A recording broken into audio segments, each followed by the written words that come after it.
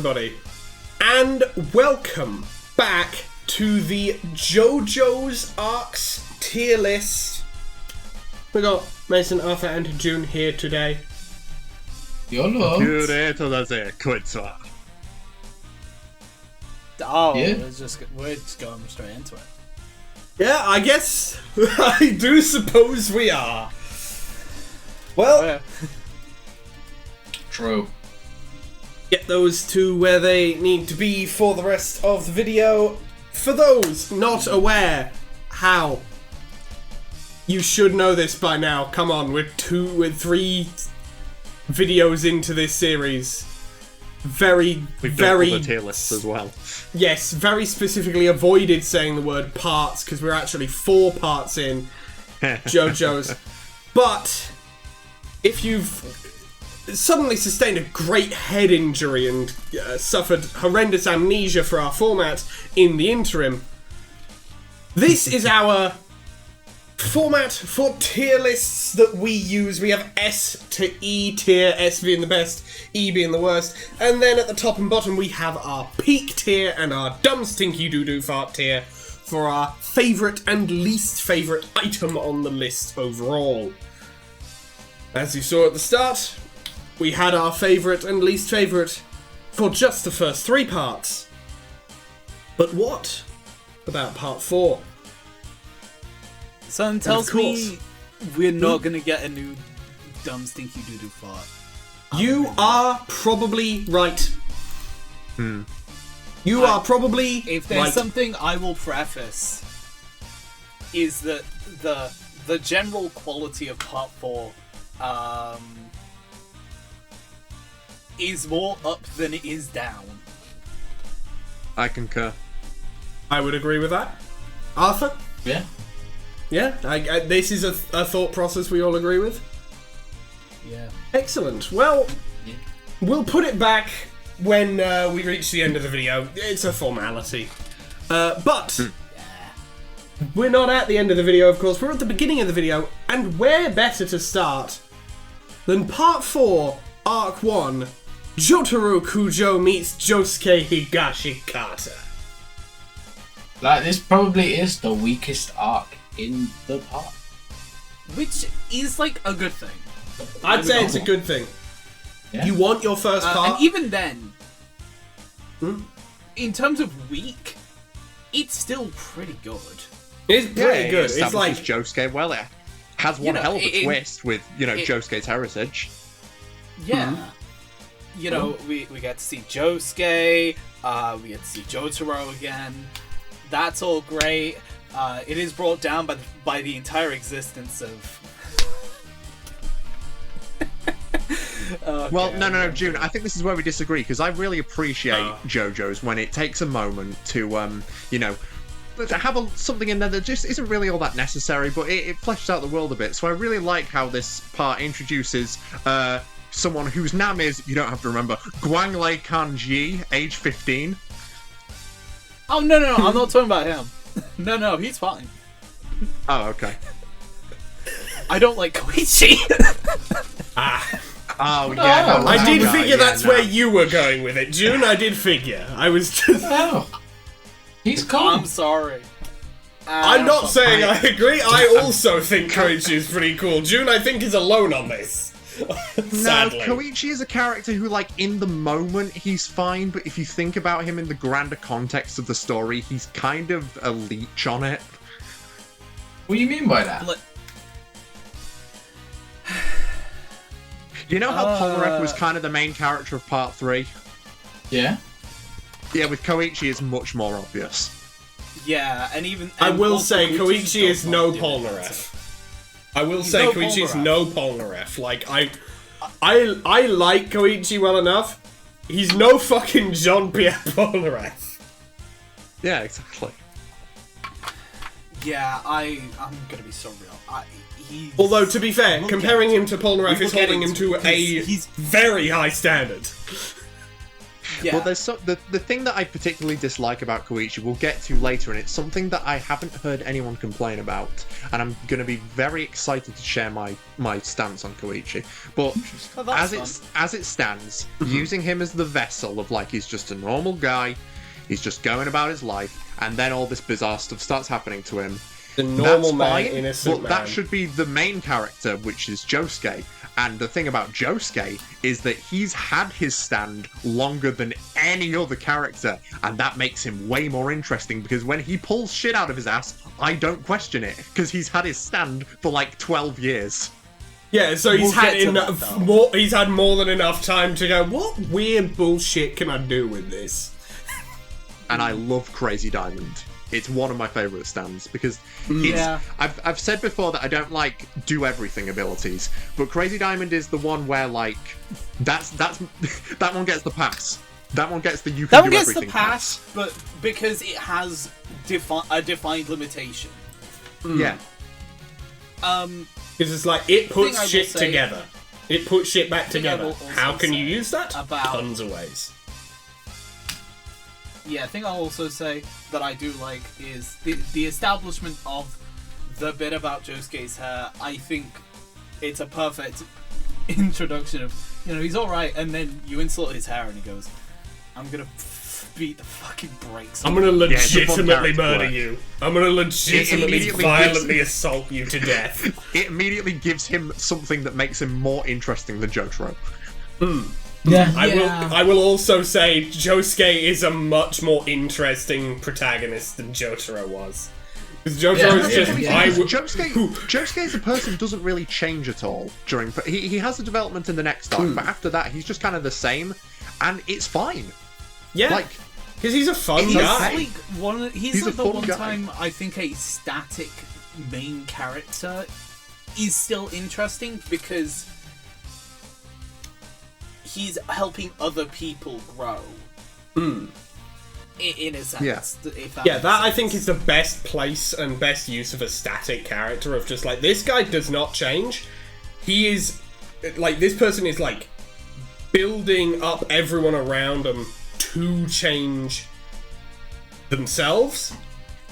This person does not need to also change at the same time and sort of tangle the character arcs up too much. and I can think of Yeah. at least one Makes for a other nice vector JoJo point. who tries to do the same thing, but not nearly to the same effect. I am sure we will have this. We'll get to that in the future. We will find out what you are foreshadowing at some future point. For now, where would we rank Part 4 Arc 1? It's pretty good. Yeah, I like give it it's like just a. Like I I'd say said, it's- I mean, It's like a Part 2 high Arc C. 1 is in B. Part 2 Arc 1 is in B. Do we think it's better or worse than that? worse than that one because that one gets a pass because that one starts with ridiculous type bullshit. That's fair. Yeah, And, like, Understandable. it's around from running. the off, it is. That's This fair. one this one's slightly normal. I'd say Put it this like would the top of C, honestly. personally. I was- I was as I said, thinking top either of C. low B, top C. Yeah, that sort of range. I mean, it could get It's into better than low bottom. B, but Better no. I'd put it at top of It C. could at be least. more Like, interesting, but really, I think there's only two as has been positions for it, and previously it's said, this here is like the or weakest. here. So I really, think it's top between C. Yeah, top of top of C. C, just above Kakyoin. Yeah. Yeah. Solid, fair enough. Next up- because the Kakyoin arc does like sort of give Jotaro sort of a moment to solidify his character, so I guess it falls in with the same Yeah. crowd. It's just unfortunate that character is just Jotaro and Star Platinum standing next to each other and going, "We are going to beat you to death." Which I mean they are. And I mean, that is an accurate description of Jotaro's personality. It's just that's not a particularly interesting personality. I am smart, Oh, and there is we are one more going to thing, though, beat I you need to to death. There is one more thing I need to say about this arc. If you were to, I don't know, see any episode of the anime or see how this manga looks at the end, and compare it to how the manga looks at the start, Big change. This arc and the next one and the next few were a growing pain when it comes to the art style. Yeah, Araki just got more and more into vogue, and it shows. And it kind of had getting shorter. And it kind of had a clashing moment for a hot second, I expect. Yeah, I mean, you can also kind of see it at the end of part 3 as well. Especially with Iggy. But that's what. Well, Iggy, I think, is a slightly different issue. Not that much different, but a little. Oof. Yes, late part 3. It's honestly probably a good thing for Iggy that he didn't make it into part 4. That he didn't survive to part 4, because I don't think the poor fucker could have taken it. Dog looks like. I don't think the poor fucker could have taken it. You think he'd know with how many he kills. Speaking of which, this next arc has a dog. Speaking of which, part 4, arc 2, Josuke Higashikata meets Angelo, the token dog dying of the part. The token dog being violently destroyed. I will say, I know Araki's whole thing is, I have the piece of shit character kill a dog to show, especially he's a piece of shit.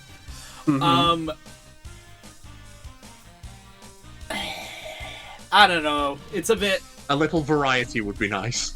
A little variety would be nice. Well, no, we could also have Joseph punt a cat. That also can happen. Yeah, he did do that. I remember that. I didn't particularly like that, but he did say sorry. What I will say about this arc's like fine. It's good enough. I will say major points for the first proper stand battle of the part to have a very non-traditional enemy stand in Aqua Necklace. Yeah. I love this stand. Yeah, it's a cool stand. It's really fucking cool. It's much more interesting than Geb. Definitely. And I think the water stand, the cooler water writing, stand. I think it's genuinely a good way to set the precedent of, the stand battles in this part are not just going to be... It's not going to be Jotaro going, we are going to beat you to death, and then they beat the guy to death. You've got to be so much smarter. This is where stand battles really came into their element. Yeah. Really started being stand battles as opposed to just punch. This part is on the whole a lot more consistently better than part 3 in the sense of the stand battles are interesting because each ability is different as we'll get into, but there's so much more minutiae details on what else can this stand do that meets the parameters of what it's doing. So for example, Aqua Necklace, it's in the water, but it's also water vapor. All that, and when it rains, I don't know. It's kind of peak. Yeah, it's cool. Stand. And on the topic of the part having something over part 3, it's also got more personality. You've got the Moriocho radio, which technically was the last episode and it permeates throughout the part, but you've got the Morio places of interest with the Angelo rock and everything that goes on. It's just it's this nice sort of through line for the part that gives it a sense of cohesion when the story can feel a bit disjointed at times, particularly around about a third of the way through. But it's these little details, and these. I mean, in the anime, they have recurring background characters because it's all taking place in one town, and it's just this nice sense of consistency, and I love it. I love consistency in stories, but there is one thing that this arc does that is not quite consistent with the story so far. You know how no stand has the ability to bring back the dead? Yeah. Yeah, that's something that everybody noticed when watching this arc, because it was literally 2 episodes in the anime after Jotaro used his stand to bring his grandfather back from the dead. Yeah, but like Loki, he didn't bring him back from the dead. He used it to like restart his heart, which is like medically a different thing from going, I'm going to punch your dead body and heal that back from the dead. Like there's nuance there. I wasn't bothered by that. I agree with Arthur. There is nuance, because if we're being real, we're comparing someone having all their blood drained and then being basically on the verge of death. And then sort of manually started back up effectively. Yeah, versus getting your innards completely destroyed by Aqua Necklace and then not noticing for a couple minutes and then attempting to heal. Like Loki, what's his name, should have died anyway, but like... Yeah. Yeah. It's a bit wishy-washy, but for the purpose of motivating Josuke and solidifying his like ambition to protect his town from other stand users, it works. Yeah. My only criticism and also Josuke double beating up Angelo and turning him into the Rock is fantastic. It's a great moment. Yeah. Legit, my only criticism of this arc is I think Angelo as like a character is a little weak, but yeah. But hey, that's why he only gets one arc. Oh, this character is incredibly brutal and has an IQ of 160, and then he just kind of gets beaten by a glove. He got gloved. I mean, they got him. They got his ass. But it is made up for by, Shadow Keicho. Yes. The progression of villainy in part 4 is a bit odd, of like, oh, this guy gave me an ability, and then a different guy that he gave an ability to becomes the villain, and then a completely separate, unrelated guy is the villain. Like I say, part 4 is a little bit all over the place when it comes to the pacing, but the sort of like details, and particularly in the anime, streamlining things helps give it a bit more of a consistent through line. Yeah. It does. I will say though, considering it's all taking place in a small town, I kind of see it makes a bit more sense in my head. It may not be, I think the part gets away with it. All I'm saying is that it's a little bit haphazard. I kind of like it, honestly. I like the sort of like semi-villain of the week a little bit to it. It's a fun time. It's kind of, I guess, a bit Twin Peaks-ish. Yeah. Similar kind of concept. Yeah, a little bit. But yeah, in terms of where are we putting this thing? Because I'd say where are we putting 4-2? B tier? Whereabouts?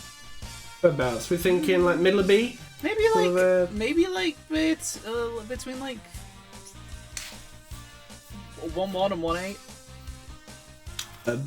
Between here? Yeah. Yeah. It's good, but it's like not. I did just notice, by the way. I think I'd put 1-1 above it. I think I'd put 1-1 above it personally. Fair enough. I mean, if we're putting 1-1 above it, you may as well put 2-1 above it as well. Well, no, because 1-1 has like a climax. 2-1 doesn't really. 2-1. Nah, I think 2-1's better actually. 2-1 be doing bullshit. Yeah. 2-1 amused me. Yeah, fair enough. We're just talking it slowly down the tier list. I think we'll leave it there because I did notice just now. Has jokes. I did notice just now, if we ignore the tiers and just put them in a fucking big old row, we got 1-4 and 4-1 right next to each other. That's but pretty this fun. part doesn't have an opponent who uses a mirror. No. Well, there's no such thing as a mirror world. No mirrors, but we do have brothers. Because next up is 4-3, Part 4 Arc 3, the Nijimura Brothers. This arc is also the beginning of another one of my favourite things in JoJo, localization. You thought Bad Company was good. Get ready for Worst Company! Oh no! The best thing ever invented.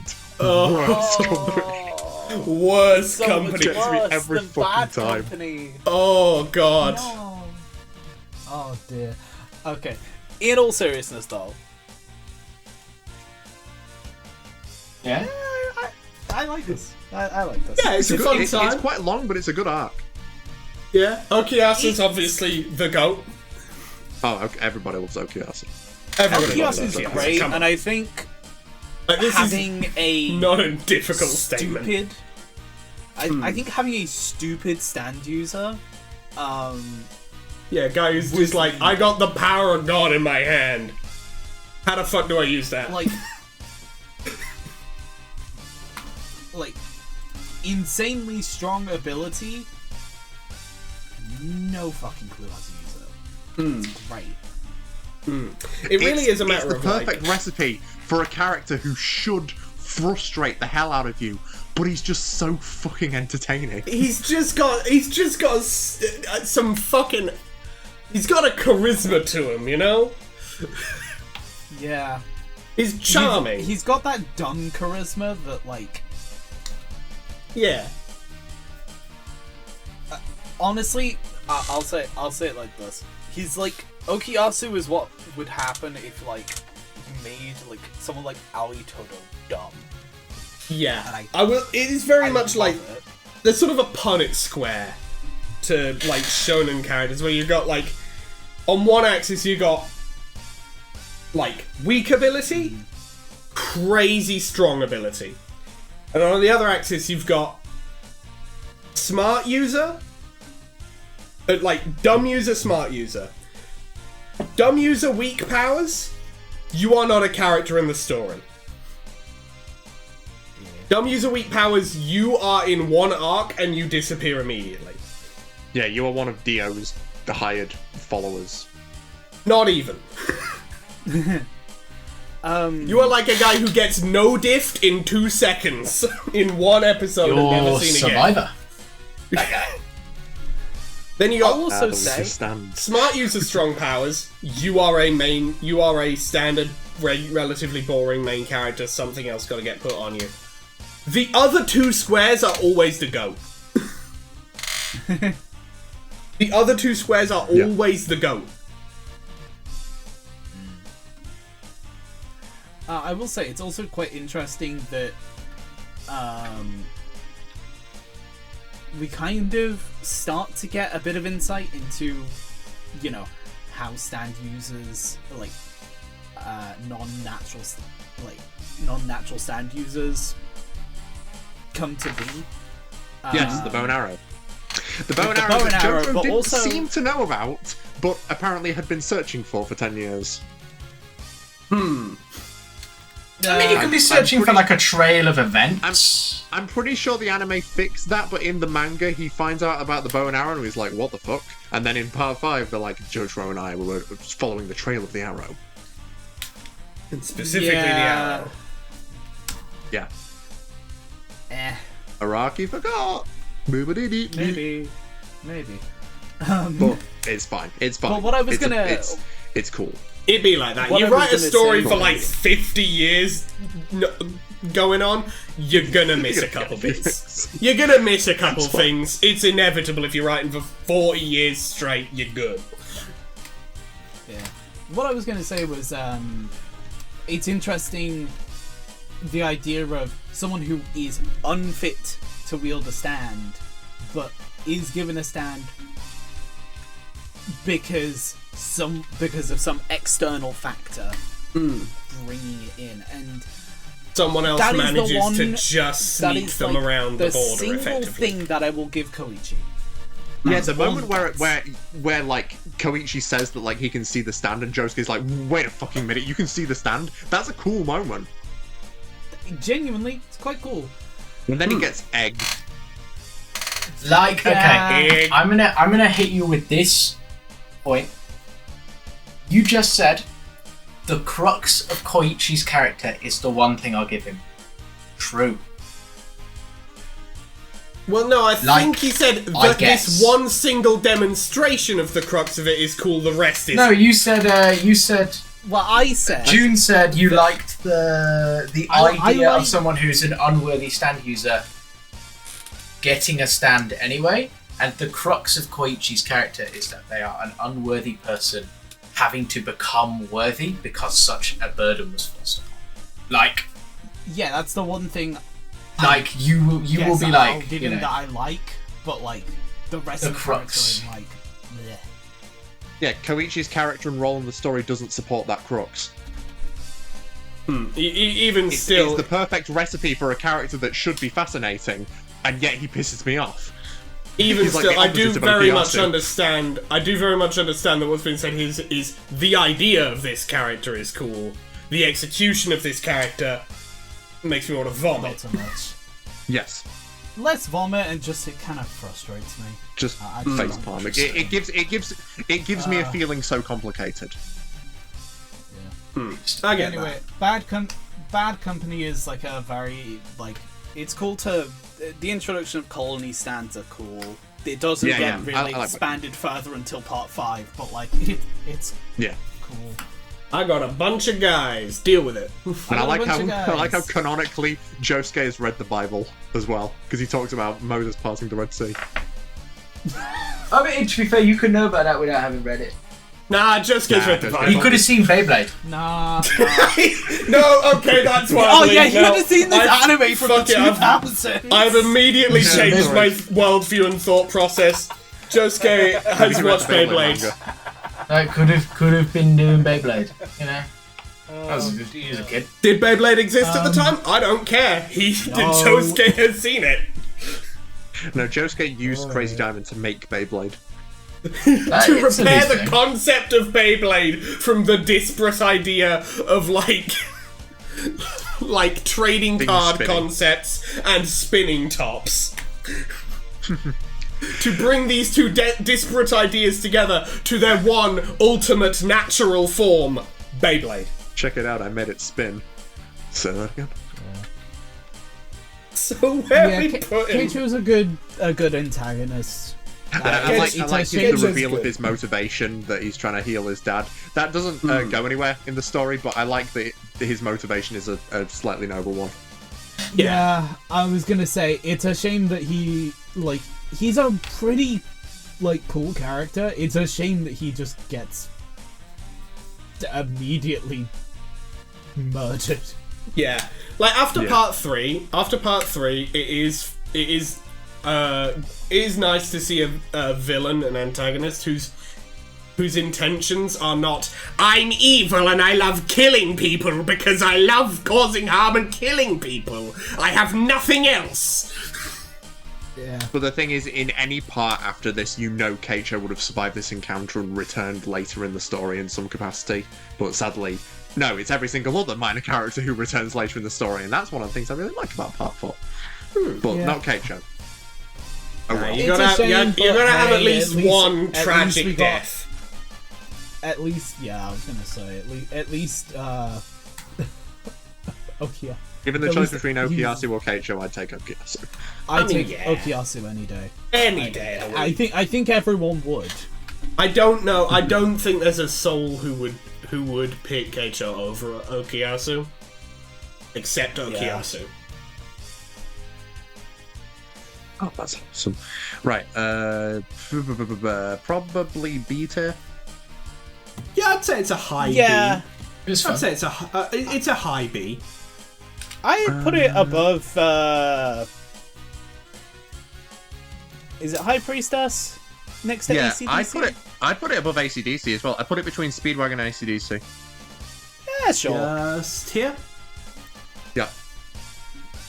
Solid. Yeah, I'd agree with that. I'll sign off on that. Excellent. 4-2 and 4-3 are directly above and below each other. That's funny. Yep. And 4-1 and 4-2 were gonna be directly above each other before we shuffled it down the list. Nah. But that is where it belongs. Next. Oh, it's a crying shame. Part 4. Arc 4. Koichi Hirose brackets echoes close brackets. Oh yeah, the chapter where the arc where the shortenification begins. Yeah, there's even the fucking chibi chapter cover which looks hideous. Oh, if there is one thing I do not like about part 4 is that they make Araki makes these characters. They start off tall, and then I don't know what fucking happens. They fucking eat the cake from Alice in Wonderland, and the art style in supposed part to be 4. metaphorical of how they're no longer a threat and how they're, but like it's just a stupid design choice, and I'm glad that the anime completely ignored it. But it could always do what the JoJonium did, which is the opposite. Check out this little picture right here. Fucking tall Koichi haunt your nightmares. Don't make him tall. Keep him short. He is the only time I'm like, keep a JoJo character short. Keep this JoJo character teeny tiny. 4'1", or however tall he is. I don't care if he's supposed to be like 5'6" or whatever. He's like that is a lie. No, that's 4 foot nothing. I forget how tall at actually is. most. I think he is supposed to be like 5'6" or something. If I remembered that off the dome, I'm gutted. Meanwhile, again, I don't care what Araki says. That motherfucker is 4 foot nothing at most. He's 5'2". Okay. I was off. No, he's not. He's 4 foot nothing. I just said this. Well, yeah, no. But he's supposed According to the be writer, who's wrong. Yeah. According to the writer, who is wrong about his own series, this is apparently a 5'2" guy. No. Well, 4 foot nothing. I mean, considering Araki can't even remember certain parts of his own story sometimes. Debatably. Again, if you're writing for 40 years. But yeah, immediately forgot how tall Koichi was and just went, yeah, that's about what 5'2" looks like, right? And drew, like, basically, like, about the arc. Josuke.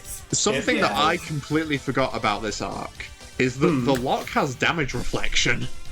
And it's not the only stand in this part that has damage reflection. Oh yeah, he does have damage reflection. It's like such a minor part of the stand. It's like, it makes sense as like a contingency to get around the whole like, oh, it has to enforce the guilt on the person. Oh, you can't just fight him, otherwise it'll damage reflection. As an arc for Koichi, it's perfectly serviceable. The reveal of echoes and its non-combatability is pretty cool. I like the whole like planting sound effects and having a very high range and like a non-offensive ability that is more about utility and versatility. I like that, and I like how it's more of a battle of willpower, and Tamami is defeated by the fact that he didn't think that parents believed in their children. I am waiting for the That's literally butt. what he says. No, I for the purpose of this arc, I like it. Fair enough. It did very much sound like you were later. leading up to a butt on that one. It's coming later. The butt is still Koichi right approaching. now, fine character. There's a little bit of, self-indulgent, like, Tamami is now his servant, and bring me, but, he's a teenage kid. He'd do something like that. I can believe that. Yeah. It's fine. It's not going to blow any minds, but it's a fine arc. It sure is there. It suits well enough. It's interesting to see what Araki's take on Eddie from Ed, Edd n Eddy is, though. Where are we putting this?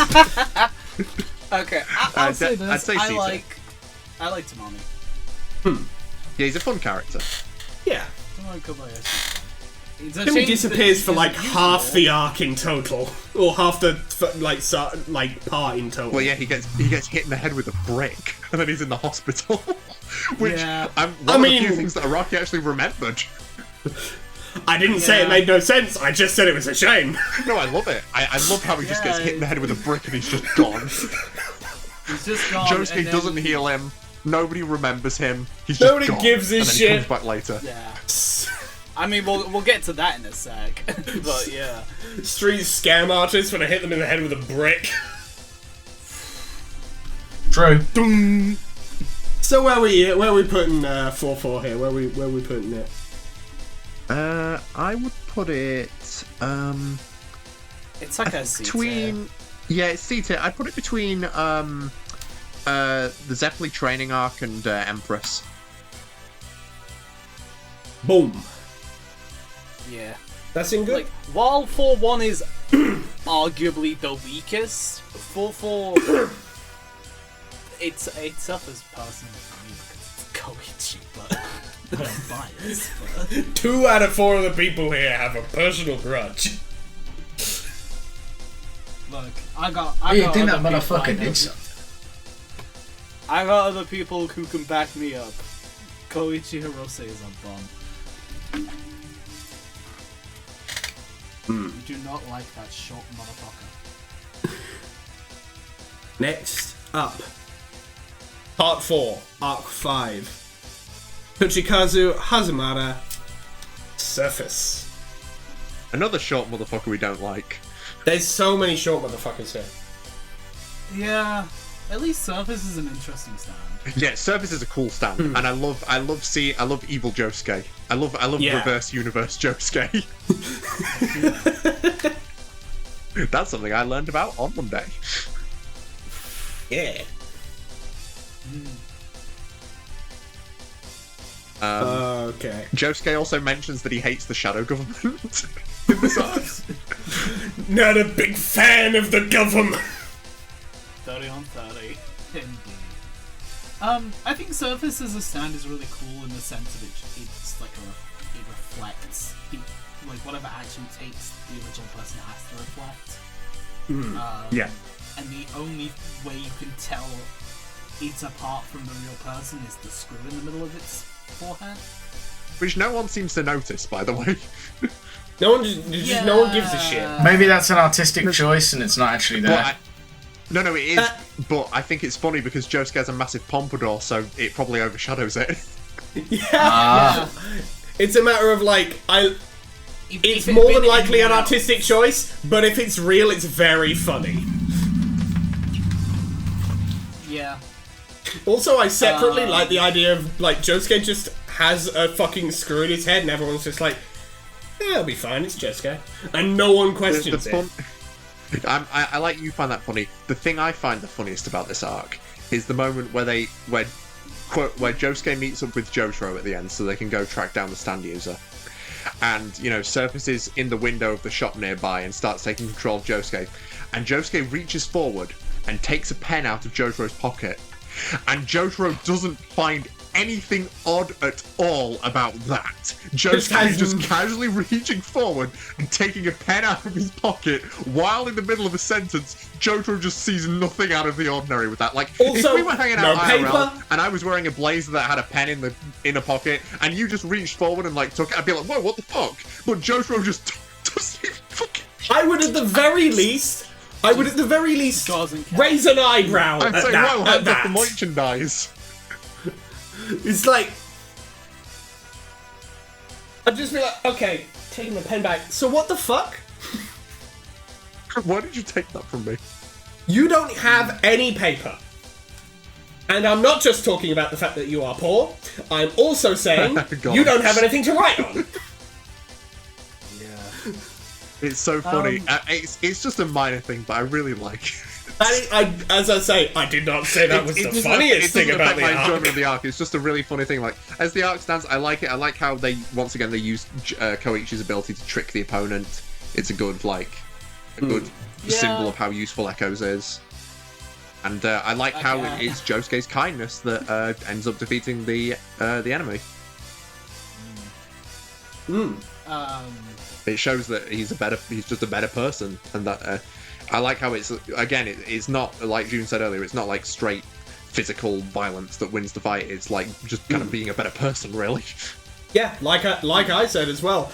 It's a nice change of pace from part 3, where pretty much every single fight ended with Jotaro going, "I am going to beat you to death now," and then doing a stand rush, and then the fight ends.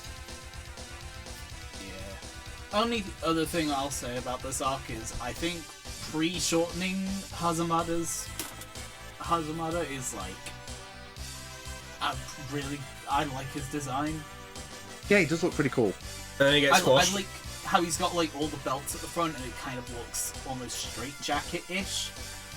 Kind of, being like a subtle kind of hint that he's a fucking loner psycho. incel. He's a fucking. He's an incel. He's fully in. He's just an incel. Yeah. Like I saw that guy going through his fucking motivation for doing this shit, and I was just like, okay, so you're an incel. That's your whole reason. Okay. Pretty lame villain for this early in the arc. Yeah, but sometimes you gotta have like a lame guy. Yeah, sometimes you gotta have it's just a fucking loser. Actually, no, it's in the next arc that he mentions this. He does have a story contribution, but that doesn't happen in this arc. That's in the next one. Yeah.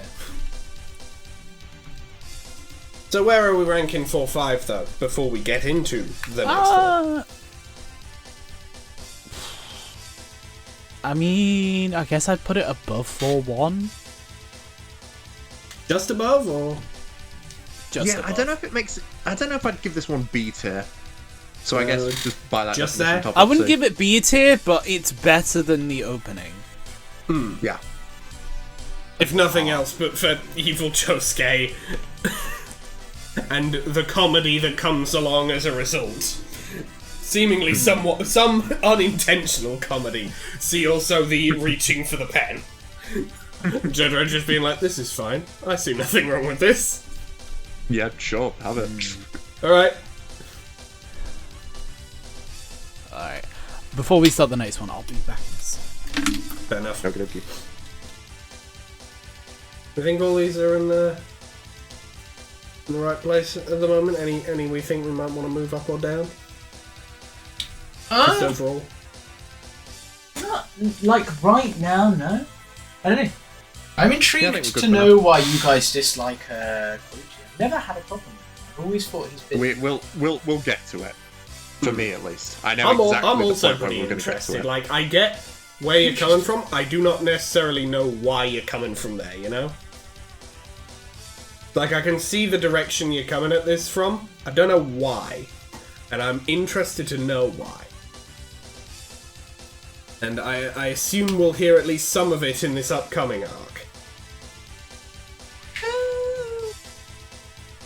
Considering Koichi is involved. The semi-low pass or like high pass cut-off high-pitched noises you're making are telling me that I'm at least somewhat correct.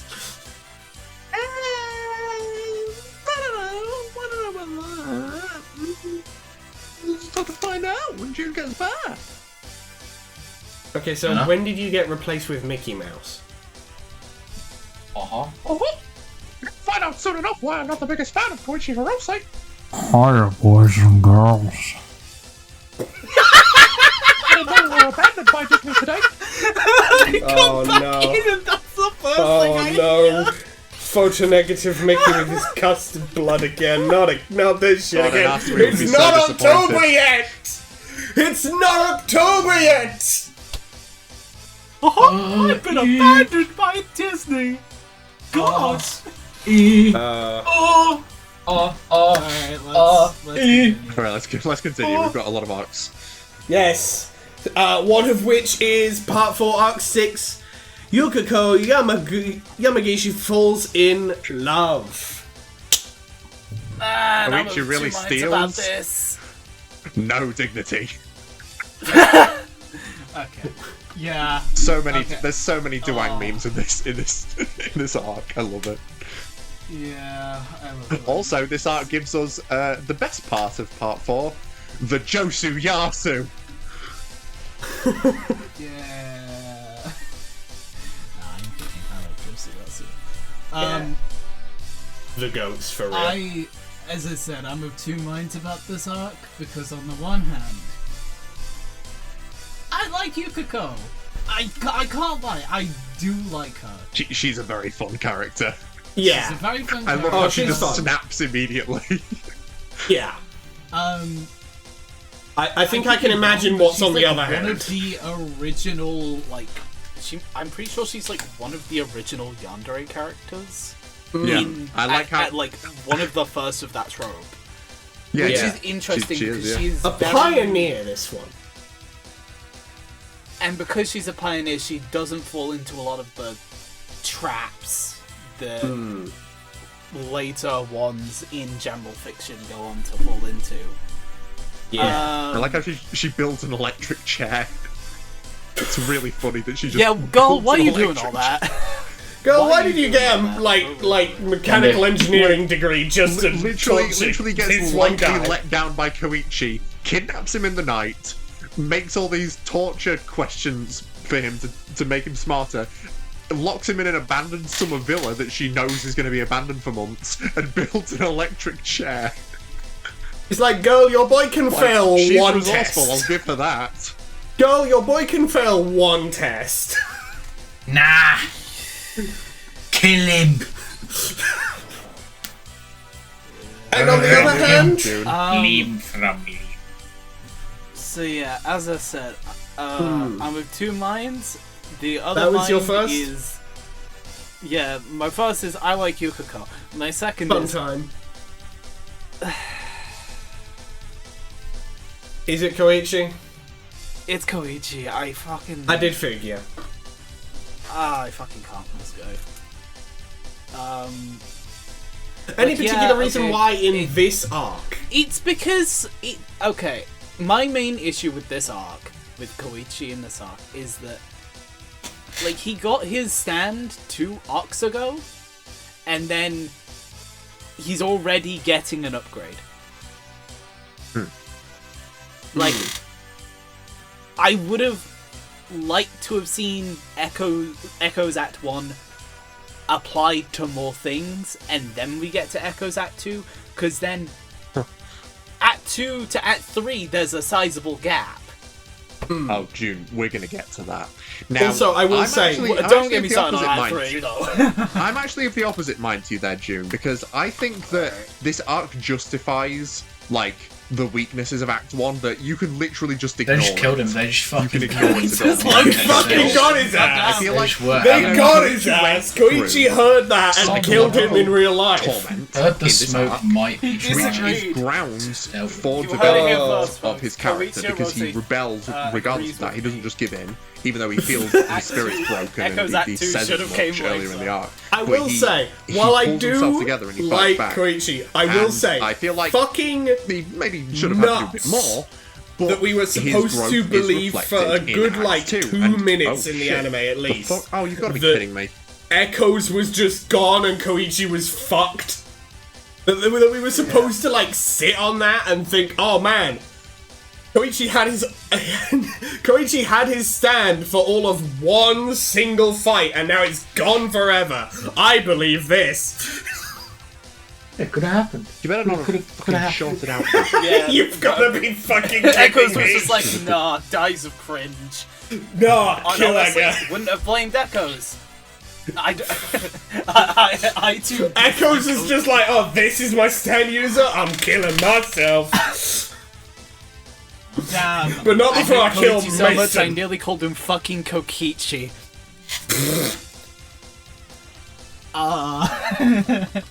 Me when I just actively slander a character that I already dislike. Which one?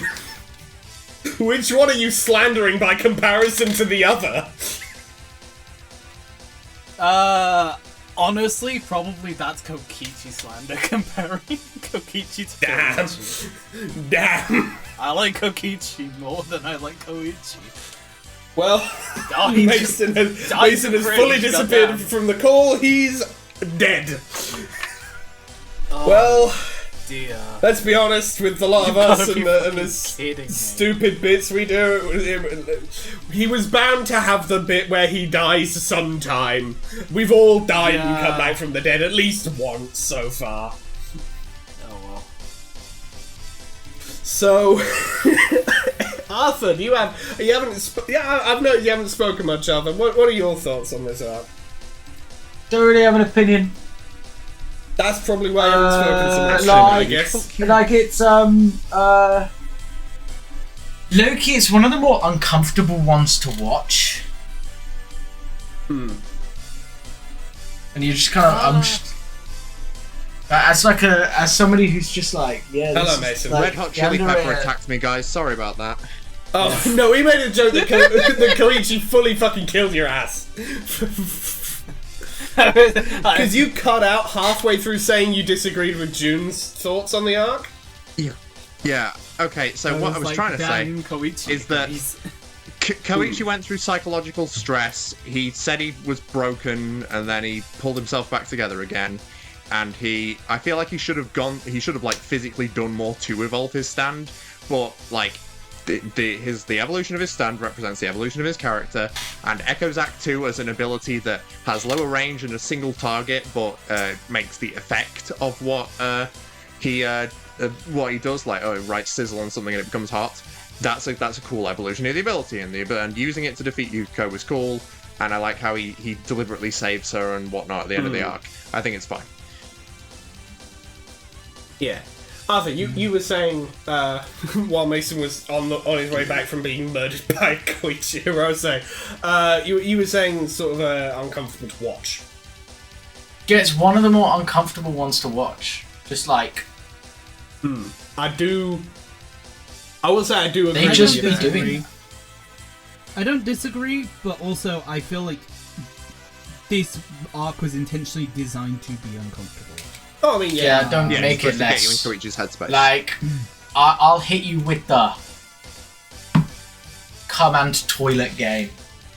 Like, true, you did design that to be uncomfortable. I am. Don't mean I don't. You know. Don't mean I can't say it was uncomfortable. You know, but yeah. It just because you've designed your thing to do that doesn't mean it wasn't a mistake. Doesn't mean it doesn't detract. I mean, well, what I'm saying is I like it because it's uncomfortable. Yeah, that's fair. I think it's very detracting. It is uncomfortable. And I'm not watching JoJo's to feel uncomfortable. This show is not cerebral or challenging. It's really, prior to this point, generically... No, it's not generic. It's actually very weird and pushing the line. But it is, like, unchallenging. And it's wacky, stupid bullshit show. When it comes to the, like... Guys... Stories usually have like a journey going on, and we haven't really done that.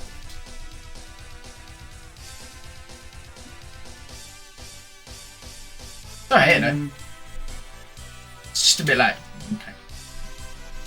Oh, you had fun with it. I'm kind of in the middle on those, where I don't think it like really detracted, but I do think it was a bit much at times. For what he was going for, you know? I think it serves to get you in Koichi's headspace and make him more sympathetic. Yeah. I mean, I suppose. Oh, fair enough.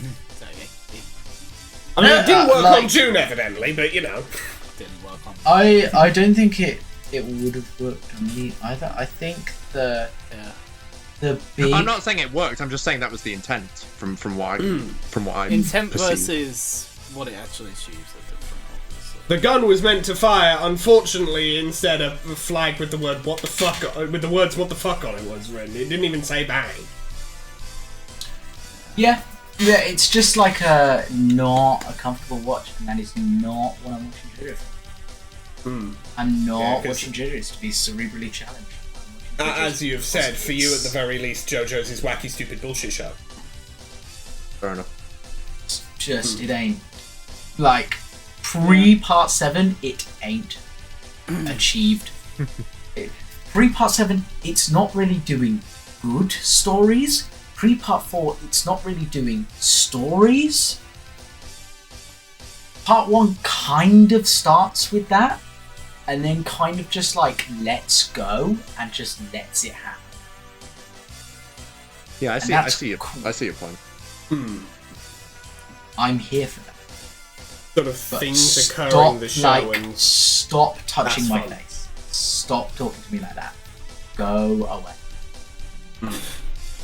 Kind of back the fuck up for a second. Yeah. But where are we putting this? Where are we putting Part 4 out of 6? It's like bottom of B, I guess. Yeah, I'd say bottom of B. Yeah, fair enough. I'd say bottom of B is a pretty solid place for it. Next up, we have the first of what I'd like to call the wacky side quest arcs. Part 4, Arc 7. Let's go eat some Italian food. S tier. I love this one, yeah. S tier. Yeah. Incredible Definitely art, right really there. fun, really I love funny. this. It's like what you want from the show. My really love- only thing about this arc is I feel like this arc should have been before the previous arc. So if Yukako and Italian food were swapped. Yeah, that's my only thing. I prefer if they were swapped, just because. And I'll get into. I can get into this more later, but there's two. Koichi, it's Koichi thing. So it spaces out the evolution more. It spaces out Koichi's evolution more, which I think would maybe alleviate some of my frustrations with Koichi. Yeah, That's fair. because like story-wise, I can it's see still that. it does 'Cause feel I like have a Koichi similar just got problem. echoes yesterday a little bit. I have a similar problem Yeah. with something that happens later in the story. So no, I can see that, but I don't think that's to this arc's detriment. But yeah, It's not a fault of this arc. It's a fault of the previous arc. Yeah, and like the I was overall just- pacing. I was just saving my Well, that's fair enough. that Yeah. thing. Regardless, I love this arc. I love Tonio Trasadi, the GOAT. Yeah. Absolutely. Pearl Jam. I love stupid little stands. That Yeah. don't do anything, but just have like a really minor ability that's just like, that's fucking neat. And he developed it naturally. He didn't even need a fucking stand arrow. just sort of happened. That's why. I mean, he's the later GOAT. we'll find out something very interesting about his character as well. That I think retroactively. How little I do are we love- talking? Purple Haze. Oh, we are talking about feedback. Yes. Yeah. Read feedback. I Oh yeah, will- no, I know what you're talking about now. I will Yes. say, I do love Josuke every single time being like, oh god, this guy's definitely a fucked up villain. This guy's a piece of shit. And every time it's just like, no, I just want to feed people. I want to give people Yeah, good food because that makes them that's what the healthy. story has trained you to expect. But then he's like, "No, I'm just a fucking chef. I just want to make good food for people." Dude, and you're like, let "Oh, me shit, cook!" staff Good users subversion. aren't pieces of shit. Oh my god, he's the GOAT. He is a great subversion of the standard formula that people have come to expect of Jojo. That he works in just incredible. Yeah, it's just like, There's oh no, no a new other guy place came than on S screen, tier. we gotta kill him. Yeah, It's no. I love how the anime adds an extra scene at the beginning of him like menacingly chopping up the food and like stuff like that, and you're just like, oh, he's a menacing villain. And then at the end, no, It's he's just like, making food for a no. dog. I want to make food. Ah, Mamma Mia. He's making dog food. Mamma mia. I also love Dickhead, the, get out of the my little kitchen. the little design detail in the sub where like his like Japanese is a little bit clunky because he's a foreigner. I like that. Some good details. It's a really cool bit of detail. But yeah, this fits into what I call the wacky bullshit side quest arcs, where it's just like a member of the crew just decides to go do something that is just decides off their own back to go do something that is completely unrelated to the plot. Like, they're not hunting down the stand arrows, they're not hunting down any big villain, no villain or like antagonistic figure comes out to get any of them. They just go and do something daft. And we will come across a good few more of these as we go. And I love all of them. Because I've said before, and I mentioned this to Mason a few days ago. I've said before on these videos, the way I view JoJo's is not so much as a standard shonen anime, but more as a manga/anime adaptation of a hypothetical ttrpg game, effectively. Because that viewpoint fits so fucking well for what JoJo's is and where it goes. And this arc is the most that yet. Or this whole part is the most that yet. Yeah. And this is the players interrogating a random shopkeep because they think they're in league with the villain. It is a random shopkeep, and the GM really does not want to start rewriting the notes for this entire town. Yeah. It's just like, no, this is a normal man. I forgot to mention it in the last part because Red Hot Chili Pepper attacked me, but it plays off what we find out from Hazamada about the whole stand users are drawn to each other, and it's like, oh yeah, this guy must be a stand user and therefore he must be an enemy. But no, he's a stand user and he's chill. He's chill. He's a nice guy. He's a normal man, regular man. He warns his customers about a serial killer. He's a good guy. He's like, hey guys, there's a serial killer in this town. Watch the fuck out. And of course, Josuke, being in that mindset, goes, he's the serial killer and he's taunting me. It's like, nah. He was just looking out for you, man. He was just being a good citizen. He was just being like... It was Tonio cool guy. Yeah, not even touched the door handle. Not that they even know there's a serial killer at this point. Yeah, not at this point. I mean later on when he tells everybody about it. And Tonio's like, I will warn my customers. Sorry. This is going right in S tier. Oh yeah, it's really a matter of like where in S tier, like what? Pull up S tier. Oh yes, S tier is just off screen. Is it on screen now? I don't think we can put it above the world in good conscience. But are we putting it above Cars? I don't think we can put it above Cars, but I'd put it above Darby. And I don't think I could, in good conscience, put it above Darby. Okay, fine. It can go above Jonathan dying then instead. It can go above Jonathan dying though. It can go above the main character of a show. I love manga the fucking absolute. dying. I love the absolute, just the four heavenly kings of S-tier. What a rip-off. Dio's World, Ultimate Cars, Darby the Gambler. Oh, let's go eat some Italian food. Good food. Let's go eat Italian food, guys. It's like the King Ghidorah image. Except there's a fourth head.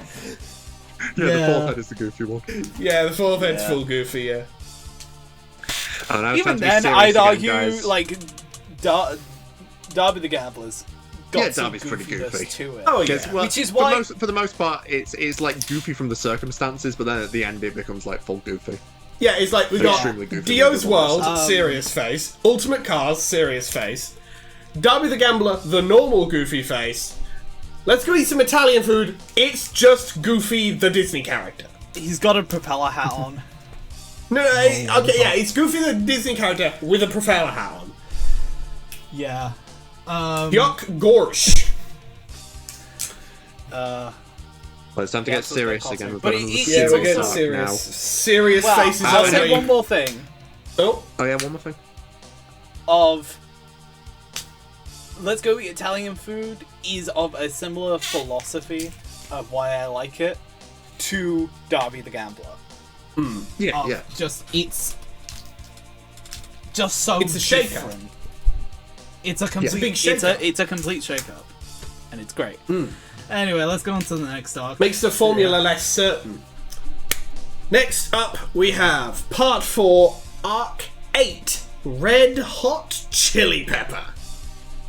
Now, I think Josuke might be having a bit of a hangover from the Italian restaurant, because in the Jojonium here, you can see he gets a little bit Italian himself. Chugged some wine like that's the stand that killed crazy. Otios's brother Keicho. It can travel through power lines. It stole the bow and arrow, and it's been sneaking around and pissing me off. And it's been sneaking around and pissing me off. That makes sense. I would say, I would agree with that. If I had a nickel for every Italian JoJo character who gets pissed off, I'd have 2 nickels, which isn't a lot, but it's strange that it's happened more than once. So, not to jump the proverbial gun, but it's like an A tier. This is like an A tier arc. Yeah, this arc is good. Yeah, it's a good time. Does this include the bit where they go to they actually like beat him on the boat? Yeah, the boat is included. Yes. Yeah, it's pretty good. This is like a solid A. I like Okuyasu's fight against Red Hot Chili Pepper and how he this is basically Okuyasu when he's most intelligent. Which isn't saying much, but I like the whack-a-mole fight and Red Hot Chili Pepper's cocky poses and Akira Otoishi's a fun character. And I like how Okuyasu solves the problem by saying, "Oh, I was going to beat both of you up." Yeah, he just so happened to get it right first time round. Pure luck. Yeah. He won the coin flip, but he was going to flip the coin twice anyway. No, he won the coin flip, but what he was going to do was just grab the coin out of the air and put it on its side and go, there, it landed on its side, fuck off. Unnecessary also, to do it, but he would. Yeah. Seeing Joseph in his current state, actually a little bit heartbreaking after going through all of part 3. He did get his blood drained out of him. I think he's doing quite well.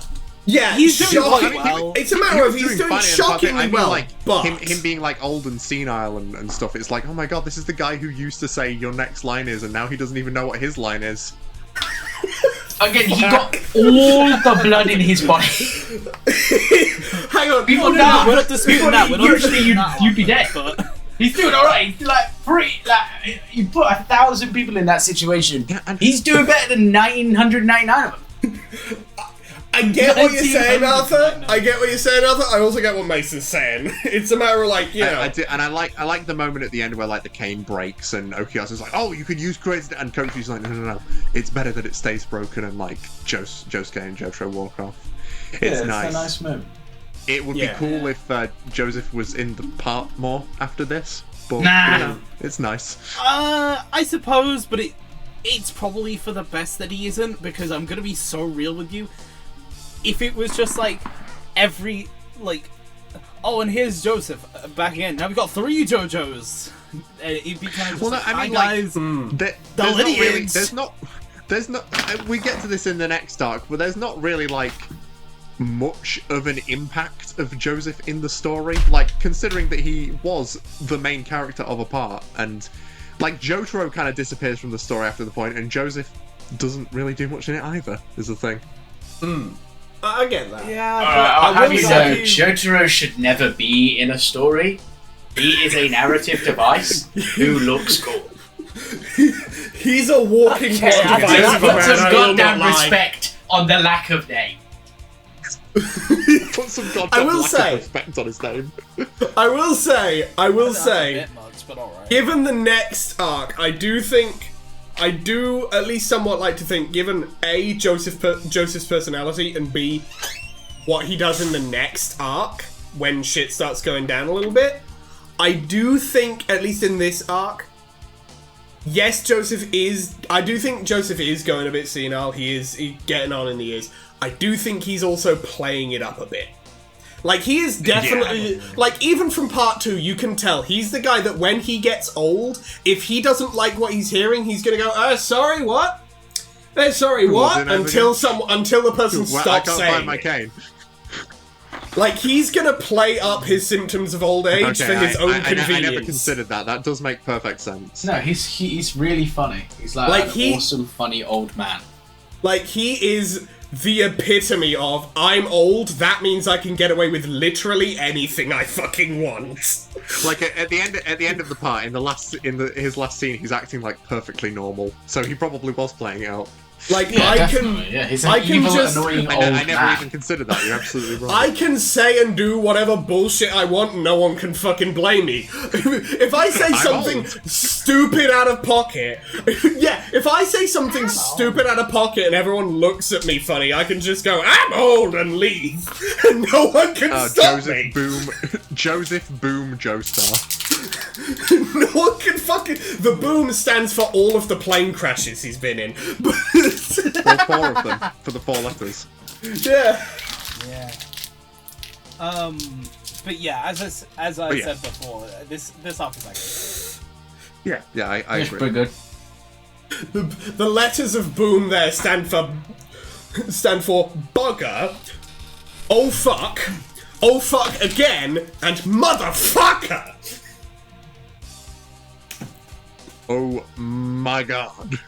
It's a shame there's no S in there, because the S would stand for son of a bitch! Son of a bitch! Son of a bitch!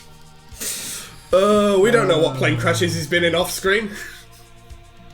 Yeah, who knows if the plane that they flew back to Japan in at the end of part 3 landed correctly. Who knows if it landed correctly? I like to imagine Unlikely. it lands on the tarmac, everybody gets off the plane, and then it just does a 180 flip and lands. No. Just It lands. Joseph is leaving the plane. No, what happens is it lands, it stops, everything's fine, and then the front landing wheel breaks off, and the nose just sort of goes into the fucking tarmac. Deltarune explosion. There is a I think this Deltarune bit has explosion. lived its life. Yeah. Let's continue before We've we circled the hear drain on this all for a good few minutes. Right, But A tier. yeah, A tier. We're in A tier. I'd say if you scroll up slightly, Let's scroll up a bit. above 327 before 24. All right. Yeah, I'd agree with that. Pretty I much. give it Yeah. Literally slap bang in the middle. And looking at Otoshi and Vanilla Ice next to each other, they're also a bit mirrored. Yeah. Yeah, Little bit. that's interesting. I mean, I was gonna say this earlier and Forgot, but like Yukako's design served as like the inspiration for Midler's design. Yes, that is correct. Yes. That is true. Heritage for the Future when they were developing that, Yeah. which was interesting. Midler is sort of like a modified beta Yukako. Yeah. Now back to circling the drain on the Joseph Joestar content, because Part 4 Arc 9 picked up something bad. This arc's funny. It's this arc's got fine. jokes. It's funny. I think It's not this jokes, also but, like, it's fine. I think this also, like, if I'm not mistaken, this also pretty much qualifies as a random bullshit side quest arc. And I do 'cause like there's not really anything for the I characters do to do like at the moment. the random bullshit side quest arcs. It's basically the It's not really a random bullshit side quest arc. Post-climax. It's like the author needs to come up with what needs to happen next in the story arc. So here, have this in the meantime. Arc. They Yeah. call that filler. yeah, it is filler, but like No, technically, right? That's Yeah. If I the think here's the author thing. is delaying, that's filler. I think here's the thing when it comes to filler, and I think this applies to pretty much everything. I think we as just in general have to stop being like so violently averse to the concept of filler existing altogether. Like sometimes I'm not you against need it. sometimes yeah, definitely. It's just a matter of, particularly when it comes to production companies in general and and general audiences, which I mean, we're talking about JoJo. I don't think general audiences describes any of this. But Who that? I think that, like, filler. Actually, no, I feel like I watch JoJo's in a really normal way. I don't think people watch JoJo's for something profound. That's fair. It's I think- just a I matter think of my you are watching. I'm watching- not talking about like how you're watching JoJo's. I'm talking about the fact that you are watching JoJo's at all. I think. It's disqualifies you from mainstream. I'm general sorry to tell you audiences. that. As far as anime goes, this is the most mainstream anime. Yeah. It's one of. Every That's fair. single alt person I've talked to knows JoJo's. That's fair. Yeah. That's understandable. For real, it's Either way. but even if it's mainstream, that doesn't necessarily, you know. Like, general audiences are like... When I'm talking general audiences, I'm not talking... I am talking, like, the most boring bog standard people in the world. Is what I'm talking Fair about. enough. I'm talking, like, the largest swath of people accessible. Like the people that, like, most Netflix series are targeted towards. Yeah. Kind of thing. I'm not talking just anime. I'm talking like all shows of all kinds. By JoJo standards, this arc is filler. By filler standards, this arc is not filler. But also, I think in general, this filler arc also is like serves the it's a purpose good. of like the resolution of Josuke and Joseph's relationship. Yeah, that's pretty much what I was going to say. It's a matter of filler serves the purpose of expounding on characters. It's like, oh no, this does not progress the main plot. Like, let's not mince words here. Going by the definition of filler is stuff that does not progress the main plot, half this part is filler. Yeah. It is also It's one of the better parts. And also I would say a good chunk of that filler is better than a good chunk of the plot progression stuff. Because the filler is fun and expounds on these fun characters. And that is what filler is meant for, and the lack of it in a lot of stuff makes that thing worse. The thing about JoJo's filler, at least, is that it serves to show different dynamics between characters, which is, it's I mean, that's what filler is I won't best lie. at. When in Joseph at the very end is like, "I wanted to look cool in front of you." Yeah. Wow, that's such a nice moment. Yeah. That's such a nice moment. It's like the one thing that I like about this this little arc. Yeah, I also like asking Baby to stand. It's a creative use of invisibility, like making other things invisible. I think this. Also, Sorry. I was going to say, I think this is a really good arc. Like, this is really good. I like it a lot. I like it. I do like this one a I'm lot. just kind of like on it because I don't know. It just didn't really click with me personally. Yeah, outside it doesn't of really blow me out the that water either. ending bit. Yeah. But I think baby stand user. Baby stand. This is a better baby stand than Death 13. I'm sorry. Like, Yeah, no, I agree with you there. Yeah.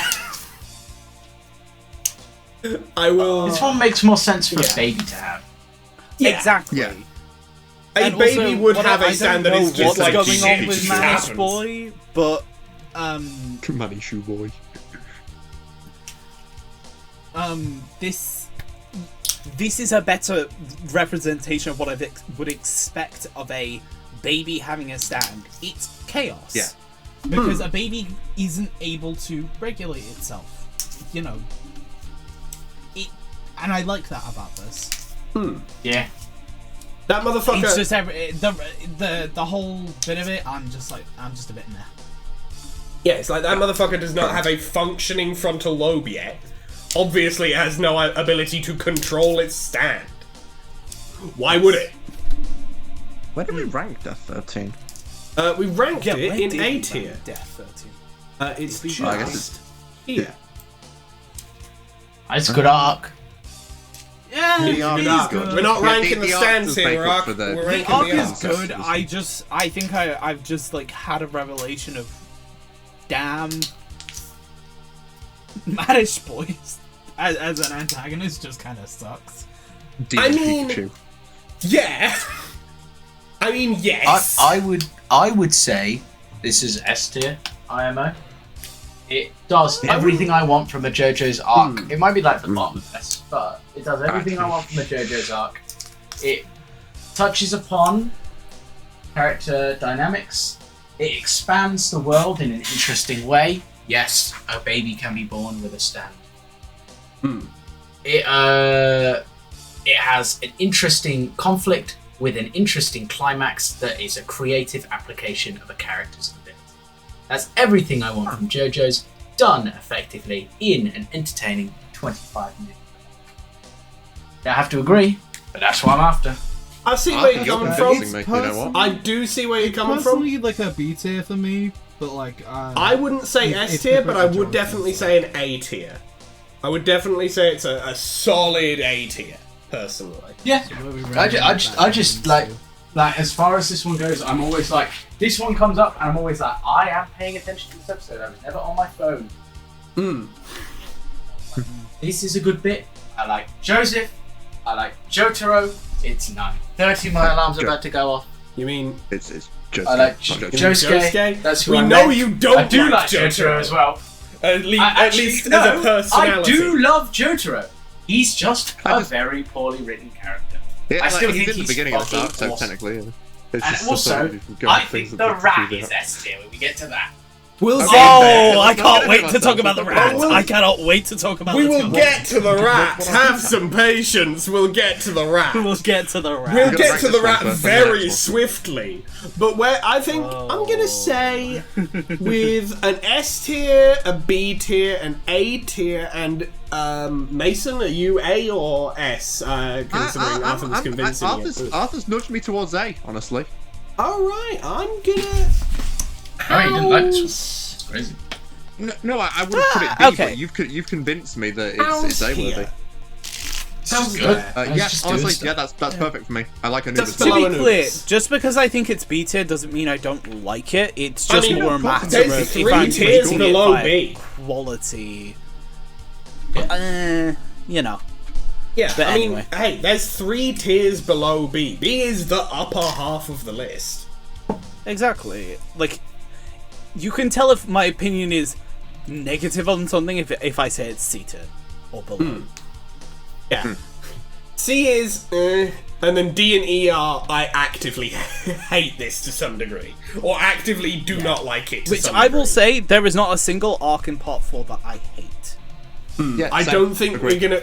Completely I do agree. not think D or E tier are gonna be getting filled up that much until the end of the video, where we're going to, like, rebalance a little.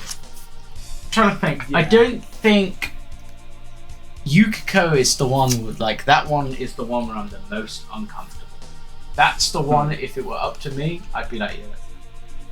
Because when I'm watching JoJo's, I'm like, this is not a But I mean, comfortable. that's why it's like bottom of B tier. Yeah, I think on getting when we come to rebalance, it is going to end up shuffled into C tier. But most definitely. but like I think at absolute most, Echoes, at least so far, is the only one that might be shuffling into the absolute top of D. And that's only from the rebalance. I would say that's unlikely. I like Like I say, it's the only one that I like might Echo. so far. I only like right. Essence because I like Tamami. Let's press on. But Yeah. let's press on so we can get to the rat soon. But it's not yet the rat. Instead, Fuck-ass it rat. is that fuck-ass rat that I hate. Love, But we'll love. find out in a Love. minute. Love with all my heart. Genuinely one of First, the though. top JoJo's arcs ever. Hey, wait, We'll get there. wait. We'll get there because first, it's part 4, arc 10. Let's go play at the Mangaka's house. Now, a lot of people criticise Part 4 for introducing its main antagonist so late into the story. I say, why aren't you criticising it for depriving us of the main character of the story, Rohan Kishibe, everybody's favourite JoJo character? Even the authors, he's the true main character of the entire series. I love his catchphrase, I, Rohan Kishibe, have a dream. I love how he defeats every opponent with facts and logic. I love how he's better than humans. I like how he is able to come up with literal split-second decisions. And I like how the only reason he loses is because Josuke literally goes into a blind rage. Josuke like- literally goes, fuck stands, I'm gonna punch you in the head with my real, full physical fist. So I straight up, I actually do like Rohan Kishibe. I think he's a really fun and I think funny he's a character. fantastic character. I mean, I think he's a he's great. right here tweaker. with me. I think he's is a the tweaker. most unwell JoJo's Like, character he in is the whole tweaker show. of all time in this Like, part. I mean- no other Here he character would have been walking around town with their back to a wall, being like, I need to find Josuke so I can kill him. He's responsible. He is. There's no... Rohan and have most of the people involved see that and go, I'm just gonna keep walking. I know Like, that I'm not guy. gonna investigate this. I'm not gonna I know ask that- if this guy needs help. I'm just gonna keep walking. He's the only motherfucker who could straight up do that. Like, I will He's the only say, guy who I would love- believe his house is burning down and he does not give a shit. yeah. we'll get there. Like, I That's a bit truly truly, Rohan Kishibe is one of the kinds of characters where it's straight up, if you told me that in some hidden part of the story that I never got to see, Rohan did, and then you just said anything, I'd believe you. Like, you could fill in the space. That's basically what the Thus Spoke...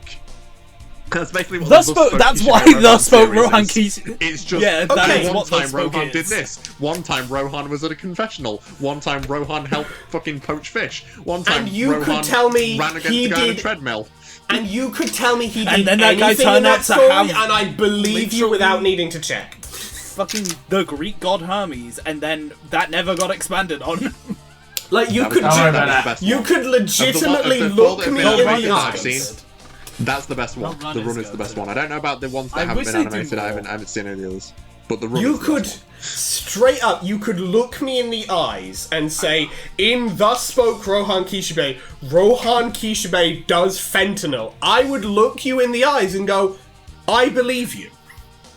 You know, it's funny, that makes sense. That's called Purple Haze feedback. No, like, just, no sounds, straight mundane fentanyl.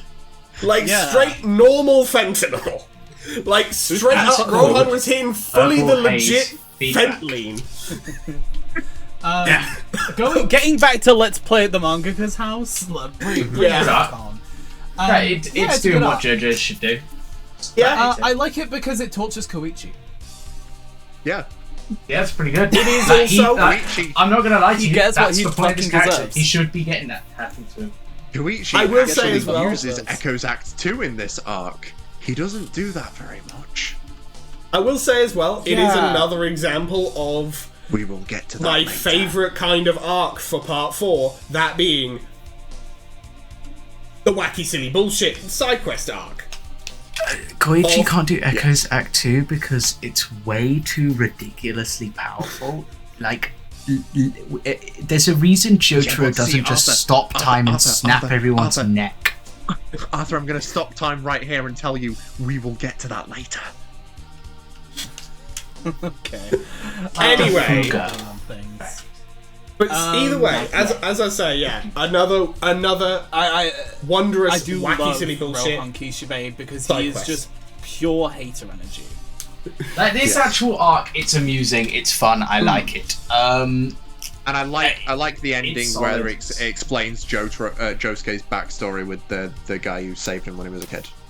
Yeah. I'm glad I'm not the only one who this is like top was of supposed to be set up for Bites of the Dust, even though that makes no sense. No, it's just his backstory, guys. It's just a guy. Just some guy. It actually works objectively way better if it's just a guy. It actually works so much better if it's just like just some normal guy, regular guy, because then it also sets up Josuke's mindset of, I just want to fucking help people. I don't care who they are. I'm like, you need help, I'm gonna do that. For real. So yeah. At the very least. Yeah, top of 80 for me. Oh yes. Let's slot this in and get talking about currently top of 80 is fucking, which one is this? I'm just gonna put this Judgment here. It's Justice. It's Justice. Oh, Justice. Justice. Yeah, no, it's better than Justice. It's like it's better than Justice. It's better than Justice. It's top of 80. I don't know if I necessarily say S. I think it's a low S personally. I personally think it's a low S. I really like it. Let's get into the real deserve. As I say, I love the wacky, silly bullshit side quest arcs. Speaking of which. Because again, wacky, silly bullshit side quest arcs. It's just anything that's not chasing down the stand arrow. I love them. Yeah. Rat time. Part 4, Arc 11. Let's go hunting. It's in quotes. So me and Arthur already agree. Hunting. This is immediate S tier. This is the best arc in JoJo's they've done yet. Okay. I'm not like I am being 100% serious.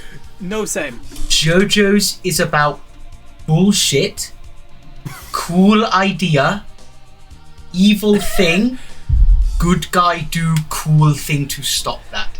The rat is that. Also wacky They bullshit got in a the rat interim. with a gun. It shoots you. You melt. They beat that by stopping time and killing it with a rock. Cool. Yeah. Now, Yeah, the funny rifle. thing is, Good job. But yeah. June, I thought you would be like not a massive fan of this arc because of the gore, because you don't like gore stuff. Here's the thing about me and gore, and I've been waiting for this arc to talk about this because this is gonna make no fucking sense, but this is how my brain works. Talk away. So I cannot handle realistic depictions of gore or visceral descriptions of gore. I just can't. They make me want to retch. It's nasty. Yeah. That shit's fucked. Oddly enough, I can handle animated depictions of gore because I'm able to like. It's not real enough for my brain for me to feel sick. Right. Yeah, that makes sense. Because it's like your lizard brain goes, that's not viscera, that's a lines drawing. and colours on a screen. Exactly. But if it's like the realistic, closest your brain I goes, get oh, that's is, viscera. Bad. The closest I get is maybe that one scene from part 6 with the toenail. Yeah, no, I don't like that either. I'm glad that the anime censored that. Well, I can only... I'm glad I'm going to be watching the censored version then. When we get to... It changes the colour of the screen to confuse your brain. Good. What I will say, I love the... I love the gore in this arc. I mean, it's It's cool. And not... It puts Jotaro on the back foot. Yeah, they got him. Yeah. He needed that. Look, the rat cube is kind of goated. Motherfuckers playing Minecraft out here. The rat cube is goated. I think it's a great little thing. And then the evolution of that to just being like two people still alive shoved into a fridge fused together is amazing body horror. Yeah. It's great. I love it. It's horrifying to think about. Yeah. But like, Because I think a little It's bit of the genuinely special sauce of JoJo's. I think a little bit of the special sauce of JoJo's is... Yes, it's wacky bullshit. Yes, it's just shit happening the show. It's got to have a little sprinkling in there of... Man, that's fucked. yeah. Man, that's like JoJo deeply, works horrifically when fucked. it's a little fucked up. When it's Yeah, a little definitely. fucked up and it's a little scary. That's- Just a little bit. sure. It needs a little seasoning. also- in it. I will say, another thing that I love about this arc is that Jotaro and Josuke just have to, you know, talk to each other. There's no banter with the villain because the villain's a fucking rat. Yeah, you're not gonna banter with a rat, even though I'm pretty if I'm not mistaken, Josuke kind of one-sided banters with it. He does does one one side. side, like banters I'm and gonna the be rat is silent. so for real. That's because he's autistic. I'm not. yes. He's Now, literally neurodivergent. you're correct. I'm gonna be and I real, was not Arthur. I think complaining. neurodivergence runs in the Joestar family. I don't think there's a single neurotypical person who's ever been related to Jonathan under any circumstances. He got the big autism. And in Josuke's case, I think the autism runs on both sides of the family. Oh yeah, But yeah. There is an intensity to this arc that not many others have, and I can appreciate that. You guys clearly love this. I don't know that I would have even put it in A tier personally, but I do like it. I like the climax of the arc in the valley where like. I like the moment where Josuke shoots at the rock to make the rat turn and then shoots it. Which, by the way, these are his only 2 kills in the entire part, and it's rats. And it's Yeah, fucking And I appreciate rats. that, because he's a Incredible. normal guy. He doesn't go around Yeah. murdering people. Yeah, he's not. the He's reason not I his love nephew. this arc He's are not his really nephew over simple. there who has fully killed so many people. That guy's a killer. That guy He just likes doing it. He just gets, He he just really gets away likes with it. violently murdering big fan. people. He's a Yoshikage killer. Let me explain why I love this arc, Mason, in like the Break it simplest down. way possible. Let me break so it down. one- Down for me, Mark. I'll break it down for you. One, goated body horror in a way that is like really horrific to think about, but it's drawn in such a way that it's compelling in a sense. Yeah, of, Araki like, does excel well, at body horror. I like how Araki the books are does used in the draw previous good arc, or body whenever horror. Rohan uses Heaven's Door. I like that body horror aspect. Yes, that as well is another good example of body horror that I like. Another thing, it's just a really fucking simplistic arc of just Yeah. Jotaro having basically a bonding session with his uncle. Yeah, and I like stand shooting. I like the concept of stand shooting. Stand shooting's great. I'm glad it didn't really go beyond this arc, outside of like the very last arc, I suppose. Yeah, well, we will get to that. We'll get to that, but point is, it's so simplistic, and the simplistic arcs are the best. It's why I love Darby the Gambler. It's why I love Let's Eat Italian Food. It's on the same level. For me, it's not on the same level, but I can see where you're coming from. Now I put this here, and honestly, partly the as a fact bit. that Jotaro gets power scaled by a rat is funny as fuck. Yeah. Yeah, rat beats. Jotaro gets I low think diff by The rat So, beats the so that world. rat could also have beaten Dio. That rat The beats rat the beats world. the world. Drop Yeah, that it just rat shoots, into like- Cairo, and part 3's going differently. He just gets shot in the back of the head and dies. There's a lot of rats around the Nile. They do that to him. Dio would Like have never seen JFK. coming. He's dead. He's just dead. He Never see it loses. coming. Yeah. That's it. Just loses. There's That's no it. coming back from He's this. lost. He died. They got him. He got his ass. He's They done. killed also that love- stupid white man with I a also gun. love that Akira They killed that Otoishi is stupid going white around British man. with the stand arrow, just fucking around, and then he just sees 2 rats. And he's like, "I'm gonna shoot those." And it just is like, Because why the okay. fuck not? All in a I mean, day's shit, work. old stealing Englishmen from shot in the rats. streets of Cairo. I think we could all pray that would happen.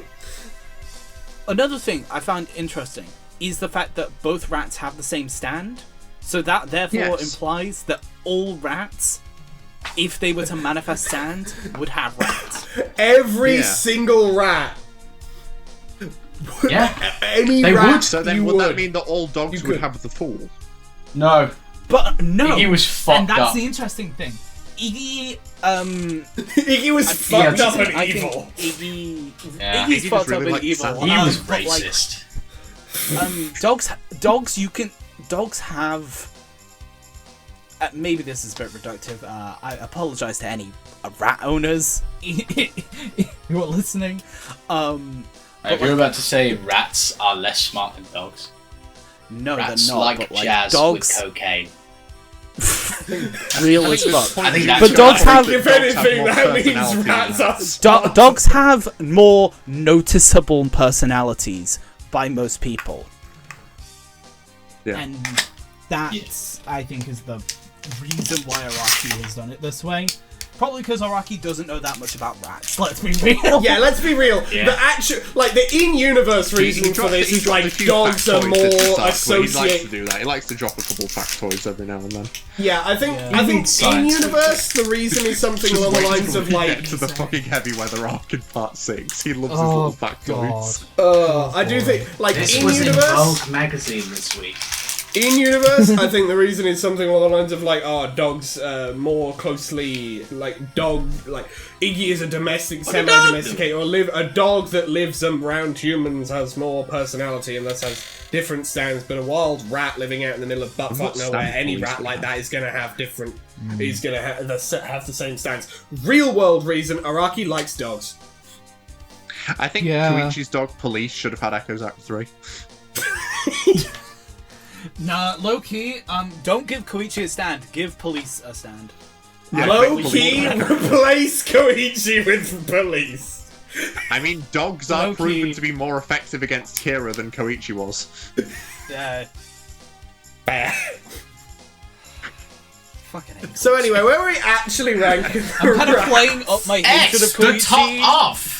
But I don't, Arthur, I know you love this arc, but I don't think we can put this above the world in good conscience. This is the it's gotta be best the top. arc It's gotta in be the the show. top. It's so I good. didn't I with love Pearl this Jam. arc. I wouldn't with this. I would have put this in B tier. This is personally. better than Pearl Jam. Okay. It's like if Pearl I'm Jam kind of was playing- killed by a rock. Okay, Right, I'm okay. playing up a bit. Let's but, let's be. let's I'm be not. clear here. I know you're not. Arthur. I do think Hang this on. arc is S tier though. A moment have of to be compromise. Hang on, a moment of compromise. I think it's S tier, not the top. June thinks it's S tier, not the top. Mason does not think it is S tier. As such, it's final rating. Right sandwich between. As such, its final is ranking shall second be from the silver top. medal. We're gonna get to my favourite arc later, and you're not gonna put it above Rat. I already know you're not. No, because No, it's not good. We are. Let's Go Hunting is goated. You just We don't will- get it. Even if I ended up Slow agreeing down. with you, which I do not know Look, that I Jason, will. You watch I'll put it like this. Just We're gonna. literally just go watch it and be like, this is so peak. I like it, Arthur, but the things Arthur, I here's look what we gotta for in do. arcs are not the same as the things you look for in arcs. We are Like- different Arthur, people. Here's what we gotta do, Arthur. Okay. We've got a Clockwork You are Orange the Mason, Rohan to my but Josuke. just Let's Some Go people Hunting. just can't understand each other. Like, We've here's just the got a thing. Ludovico Mason, but with just Let's Go Hunting, Arthur. This is the It's mission. just like, This it's is the just plan. such a solid, like... Here's the it's ma- just here's the thing, everything Mason. JoJo's done. It's solid. It is solid, but solid to me means B tier. No. Here's the thing, Mason. Wrong. Here's I the think thing, it's Mason. more than solid, but when that's you just me. when you tell us what your favorite is, even if I agree with you, I know I'm not going to be allowed to put it above the Rats. I do not believe No, I even that's would what- put it that's above what the Rats, sucks. but That's I what know hurts I my would soul. not be allowed if I did. That's what gives me a feeling so complicated. Like, But hey, anyway, you let's- don't even know. Post peak You've had your time tiering. to talk about the Rats. We've got the other half of the part to do now. Yeah, let's look Consider at the rest of the plot post now. peak Oh, yeah, I have tiering. work It tomorrow. will We're be gonna at have the top to of probably this. do this in 2 recordings. Or do Right. this in 2 videos or something. Or I'll have to do I mean, if you have to dip, Option 3 is out We'll the window, see. so we'll see what we do. We'll see what we do. 412. It's is time solid. for Who part cares? 4. what's it called? Part What's 4, it called, Arc Alex? 12, Rohan Kishibe's Adventure. Immediately not going in S because they didn't call it Rohan Kishibe's Bizarre Adventure. What does he I mean, yeah. This is the one where Raimi's introduced, where they meet the ghost This girl. is This is where it's Yeah, Oh, yeah, just yeah. the introduction This of is Raimi. this is actually quite important. I think. It's this is big. where the this is Well, where the plot important of part does not 4 mean begins. good necessarily. Yeah, I think it's quite important, but I don't like. I don't know, man. It follows immediately after the rat, and I'm like, I don't fucking care. Like, we just gonna rank Everything else Koichi's in in this part arc 4 as well. shall be ranked solely in relation to the rats. And I'm And not also disagreeing with Koichi's in this arc, which is a negative, so it's That's like also bottom of fair B tier. enough. It's like bottom of B. It really is one of them. Them. Okay, so But I like one of how them this arcs. arc has like supernatural stuff that isn't connected to stands at all. There's just Oh, an alley yeah. in Mario that is a passageway. That for the is dead, sick. and it's cool. That is sick, and it does bring it up a bit to the bottom of B tier, but For me personally. And I like how Rohan went out of his way to develop Heaven's Door. Like instead of showing the manuscript, now he just draws in midair. Yeah. Also, I'd we rank get it to above see Yukiko. Kira. I guess that's. Yeah, this is where- this is where- I think this it's is where definitely Kira better than shows up. Yukiko. Holy shit! Like, yeah, fair enough. I think I'd put it right above. I yeah, put it yeah, like there. Yeah, right there. Yeah, I'd put it. sure. just above. let me Just just above mute my which mic one is quickly, close my that one? Judgment, just above Judgment. Yeah. His Alright. judgment had its purpose, but it was kind of. This one also has its purpose, but it's a little less. It's Also, the whole, marginally like, less. Hands that drag you to hell. Pretty cool. Pretty sick. Yeah, it's neat. cool. It's cool. It doesn't do that much for me. Yeah, Kira's it's just kind of like, introduction, okay. genuinely good. Oh yeah, fantastic introduction. It's just to the the rest of the arc just kind of, it's fine. Simply is what it is. It's all just building to that, basically. It's like, here we go. This is the here we go arc. Yeah. Here we go. So, next up we have Part 4, Arc 13, Funny Homestuck Number, Shigechi's Harvest. All rise for the Josu-Yasu duo. Solid ass little arc. It's pure side quest bullshit. Well, And I love it for that. Here's the thing. It's also very much the let's introduce a character that we're going to kill so that the audience cries arc, which is especially obvious in the manga. The anime disguised it a little bit by shifting the next two arcs around, but like Araki really did just invent Shigechi so that he didn't have to kill off any of the other characters. So you don't have to kill someone in This is what I mean when I say JoJo's is not well written.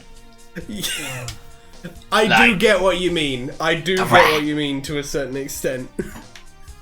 He should have just made Part 4 Jotaro and Josuke killing rats. Just more rats. Killing rats with rocks. JoJo's bizarre hunting adventure. All I'm saying JoJo's is, bizarre rat venture. look, you can't just keep doing the rat, but like Part 7 is goated for every arc being the rat. It's like, what? Why are they doing that? Okay, yeah, cool. Alright, okay, we killed him. Cool. Moving on. I thought the Steel Ball Run was a horse race, not a rat race. Yeah. Yeah, You'd believe that, but Yeah. right now we can look a little deeper. Harvest. I do love the side quest bullshit. Always I like gonna vouch for Shigechi. side It's quest a bullshit. I think it's solid funny.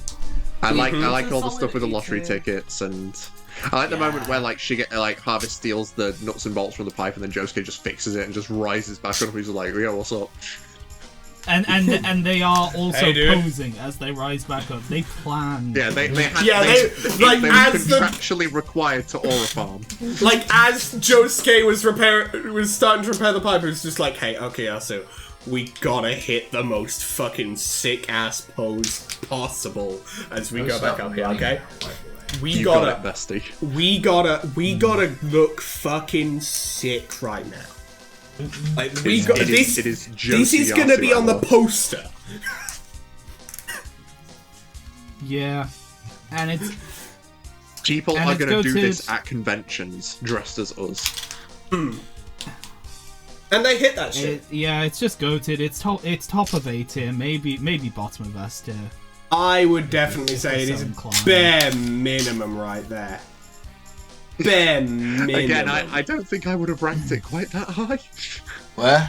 And that's why you're wrong. But you just don't have an appreciation for silly bullshit. So, where would it be? This is I've Shigechi, put it here. Yeah, where- top of A. Nah, it ain't that good. Okay. Like I'd put it. Are you sure it's that it isn't that good, or are you sure it's just that it was still during your come down from the rats? I'd put it right below the Invisible Baby. Yeah, I think I agree. I'll put it. All right, It's not as good as the Invisible Baby. You know what? I'll accept that. Actually, it's nowhere near as. Oh wait, no, wait, that's 2-4. Never mind, I don't give a fuck. What did you think? What did you think that was? What do you think I was it like, was? wait, I thought you were like, yeah, it's better than Whammo. I was like, no. That's just where Whammo gets No. introduced. That's Yeah. not. That's not the cherry part. introduction of I was like, Whammo. I could have sworn Wamu's chapter's up an ass. Yeah. It is. Yeah, he is. Probably. But that's just when he first appears. There's When not a they- moment when where I was they like, do there's the no pose. fucking way you should do that. That's just the moment where he goes aye. And awakens his masters. In fact, the only two that are But now higher it's time than for a different. the only JoJo two that are film. high, the only two from Part 4 that are higher than Whammo are Italian food and the rats. As it should be. Yeah, I think Next. that's the way it should go. Yeah. Next up, 4/14, Part 4, Arc 14. Yoshikage Kira wants to live quietly. S tier. Dead. Just Yeah, below the rats. legitimately Has no just got it. Just below the rats. Look, this character's fucking awesome. Just below the rats. He is a cool character. I put it below. Okay, hang on. I will temporarily put him just below the rats before we give a final ranking. While we explain our thought process. Okay, so here's the thing. I like how for the majority of this arc, it is not evident that Kira is a stand user. He only reveals himself as a stand user when he reveals his stand. You could suspend your disbelief for this part, for this arc, and be like, oh no, he's just a normal serial killer. There's no indication that he's a stand user until he brings out Killer Queen. It's like if you brought someone in on this arc, they would think this is a regular guy. Yeah. His regular, non-stand user. His monologue is fantastic. His character is fantastic. The Duang meme is fantastic. What a beautiful Duang. He's just doing that shit. It feels like a picnic. It's a great way for the story to intensify because holy shit, Shigechi fucking exploded. Yeah, they got him. Yeah. They killed that washing machine ball head ass little gremlin. Yeah, it's crazy. It's really, really good. It's really, really good. Yeah. Also, now I don't know if I would put it for the third time in a row. I don't know if I would have put it quite as high. I do think S tier. I don't think immediately below the rats. I don't think below the rats. Can I explain my thought process? Please do. Yeah, go ahead. Please do. JoJo's is a bizarre adventure, yeah? Yes. What is more bizarre than this episode? We've got some fucking head-ass, blonde, fucking David Bowie-looking motherfucker on my show, jaunting around, talking about some trigonometry-type shit. He's got the goddamn motherfucking theme ever on my screen. Yes, he does. That shit on down to the nines. Yeah. He needs a severed hand back. It's in his lunch bag. I need to kill that child. What the fuck kind of arc type shit are we writing here, Araki? What were you smoking? Why did you write it this way? This arc follows a perfect step. Everything is correct. Nothing's contrived. It just kind of steps perfectly. And the whole time you're like, what the fuck are they gonna do? Like, how does he get out of this? And then he goes, I'm measuring the fucking angle. I'm doing that shit. And then he gets to that point where you're like, holy shit, Shigechi got away. And it's boom. And we get the click of the theme that carries it home. It's just so watchable. It's like the rats. It is. It is a fantastic arc, Arthur. But I want to quarrel your point about bizarreness. Something being more bizarre does not automatically make it better. Yeah, I was going to say, I'm saying embodies the spirit I of the show. I've got 2 points. I know you don't believe that, but that is how it came across. And there are multiple arcs in part 6 that support my point. Now, also, I will say, if we were it. ranking it only on bizarreness, then 110's got to move down to C. That's relatively, that's semi-normal fantasy. I'm telling you, Arthur, that this arc and the previous 2 I do enjoy. I this one might even get into S tier for me, but y'all clearly have different criteria for what you enjoy in a JoJo arc, and that's fine. But what I'm telling you is that Rat would have been in B tier, Shigechi probably would have also been in B tier, and this one would have maybe made it into S for me. I'm still here high. I like this arc. Me personally, I'd probably put it, where would I put it? Probably between 310 and 31. Or no, 318 and 31 rather. That says between Geb and between Jotaro's introduction. That is where I would put this arc. I'd put it above Geb personally. Now I'm sure you'd all put it higher. I was actually just about to say. Right ahead. I was going to say, mate. No, Mason, you are jumping the gun here. I was going to put it in the exact same spot. full, but Arthur and June want it. But does June Geb wants it have one that spot higher. shit on? Like, Does that's Geb not have the word. that D? Okay, I will say Geb kind of did have that shit on though, a little bit. It did. You see, the reason I like Geb We're not more, talking about the arc. reason I Geb rank the Geb guy, or higher- like fucking Ndul had that shit on, to be Geb fair. arc. The reason I would rank the Geb arc above this arc is because it involves the cast, it has consequences in the story, not as strong as this arc, but it does have story consequences, and it has a stronger relation to the central ideology of the part of Dio's followers being devout, completely devoted to him. Geb, literally a blind faith in him. And it has a more poignant moment than Shigechi, a character who I only just met dying. Like, it hits, but not quite as hard. And yes, Kira's a fantastic character. I like Kira more than literally everybody in the Geb arc put together, probably. And this arc perfectly introduces him, and the journey that he has in this arc is fantastic. And it's a great inciting incident for what is the main plot of the part. Yes, it's great. I like that. But there are other things in this part that I like more than the beginning of the journey. Yeah, but I think this part, I think the beginning of this journey is so much more of a high than most of the rest of JoJo's. And that's Without your part opinion, 4, and I respect your I wouldn't opinion. give a fuck I'm saying about mine's JoJo's. different. That's fair enough. That's fair enough, Arthur. I'm sure we'll find things that we both dislike in time. If I can Correct. interject my little opinion, Hey, guys, June. if I can interject my little opinion, Please go right the ahead, thing, the thing you said, Mason, of the characters I like more than all the characters in the Gab arc is like exactly why I'm like just above, like just above Gab, just below 211. That's fair enough. Focus 211. 211 is one. Wamu. That one is Wamu. The one that you nearly blew up about. No, I think it's better than that. I also think it's better than 2-2 and 110. I would put it just below Pearl Jam if we're actually ranking series.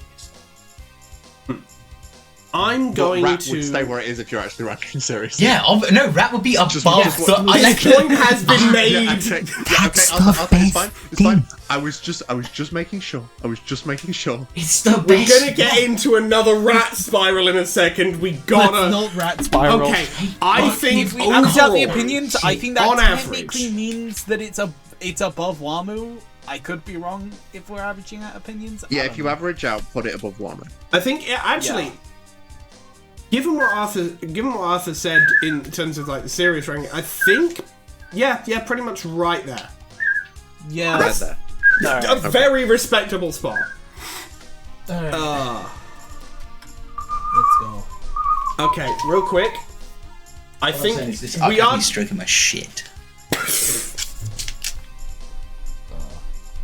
Right, so I as was just about to say, we are halfway through. So I think if we're going to do this in 2 recordings, this is the perfect like split point. Are we halfway through? I mean, Yeah. 14 out of 28. 14 out of 28. Dead center, we're in the middle. Do you want to stop now? I mean, It's I'm 10. I'm fine to stop now, It's but I 10 can and keep Arthur's It's got 10. shit to do Arthur tomorrow. needs to go to work. I gotta wake up at 5:30 a.m. in the morning.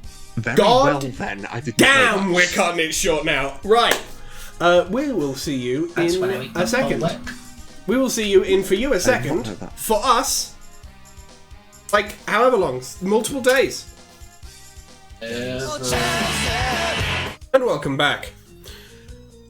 We start our second section here, post whatever I decided to do with an intermission. If I decided to do an intermission, maybe I'd just jump cut between the past and the present. But we start off. You know what our you should do? You should do the spinning rat with Freebird, just for a couple seconds. To get it through the copyright system, I will actually just get the whole song Freebird and speed it up so it crams into that 2 seconds. So it's Or maybe completely just- unrecognizable. Maybe just one syllable of chase. Rat spinning hyper faster. Cheers! Cheers! Excellent. Excellent. But we start off with Part 4, Arc 15, Yukako Yamagishi, Dreams of Cinderella. You know, I'll give this arc one thing. It made Yukako more relatable. I, too, love jaywalking. Real! Motherfucker, have you ever been in a country where that's an actual crime? Or are you just saying that? I don't know what countries jaywalking's a crime in. America. It's exclusively America. And It's just specifically America. a crime to get black people. White people do not get charged with jaywalking. I say as a person who has committed jaywalking in the United States. Yeah. Today I learned. It's J used to be a slur. I Basically. see. Yeah. I didn't know it used to be a slur. That's Yeah, it's originally car lobbying. Cities used to be way more walkable, and they're like, yeah, well, fuck you guys, I guess. Oh, yeah. Yeah, walk on the side. Of course, car lobbying. Shit means everything. So, I mean, it's 99%. Anyway, we're not here for. Anyway, we're not here for politics. Anyway, we're done with the car back in part 3. Yeah, we're done with the car. now that's real. Like, again, with the anime switching this arc with the previous one, I feel like that does improve the pacing a lot, because where it sits in the manga, this is kind of out of place. Like, you know, everybody was already looking for a serial killer, and now the serial killer has killed one of their friends, and Yukako is just kind of moping around, and Joseph's like, oh, well, why don't you go to this beauty salon? And I'm like, you guys have something more important to be doing? I feel like you need to get know? your priorities in check a little bit here. Maybe focus on that? Low-key, girlie wanted a manicure. Needed to happen immediately. It was a matter of life or death, not like that other thing, whatever it was. Yeah, the other thing can wait. Yeah. Who the fuck is Shigechi again? So anyway, yes. And like, okay, when you're watching or reading part 4 for the first time, I think it's more obvious that Shigechi is a character set up just to die. But when you reread / rewatch part 4, I think it's more obvious that this arc is set up for what happens in the next arc. And like... Yeah, I think if the two had been swap-seed in the manga, it probably would have been better pacing, because then you're like... Because then Shigechi has a minute to still be alive to sort of settle in your mind, and the foreshadowing from this arc, setting up stuff in the future, also has time to settle through what is currently 4:14. So you've got a little bit of time for things to just sit and marinate for a second. Even in the anime where those two did get switched around, in the scene where like everybody talks about Shigechi being dead, Aya says like, "Oh well, I'll make sure the customers of my salon know," which is like explicitly foreshadowing of that. And I'm like, yeah, I know that's how you do it. But like as an arc, it's just kind of there, to be honest. Yeah. Like, I don't really have anything to say about, you know, beauty standards and all that stuff. I don't really. That's not really my field. But like, I just read this arc and I'm like, yeah, okay, sure, whatever. It's just Araki going, we need to have another Yukako arc. We need to have another Yukako and Koichi arc. I need to finish this fucking romance. So yeah, I need to land this plane. On. I know Joseph Joestar is here, but this plane has to be landed. Yeah. Planes he's not so good with. like... Ships though he can handle. Now that's fair. True. Honestly, it's fine. Yes. I like the concept of Cinderella. Cinderella, sort of cool stand. It's fairy very godmother cool. type shit, yeah. Okay, I'll put it like this. this arc is kind of on the same kind of beats as fucking Tonio's arc. Yeah, but with none of the sauce. But it's got Which none makes of the sense, sauce, 'cause she's not a chef. exactly. Well, yeah. Like, it's cool, but it is also, you know, the same concept of it's a person using their stand for a business. And it's like, yeah, I suppose it makes sense that there's more than one stand user who has a business. Yeah, who's just like, this can make me so much money. Yeah. I think this is very much the least of the wacky, goofy, silly side plot arcs. Also, something I noticed when rereading is when they go to the restaurant and they actually accidentally get their bags mixed up, and then Yukako pays 72,000 yen for the treatment. Does that mean she spent 72,000 yen of Koichi's money? I'd like to believe so, just so that Koichi loses something. Oh, we'll talk about Koichi losing something in the next The arc. grudge lives on. It was never gonna leave. This is true. I'm simply commenting on the fact that it does live on.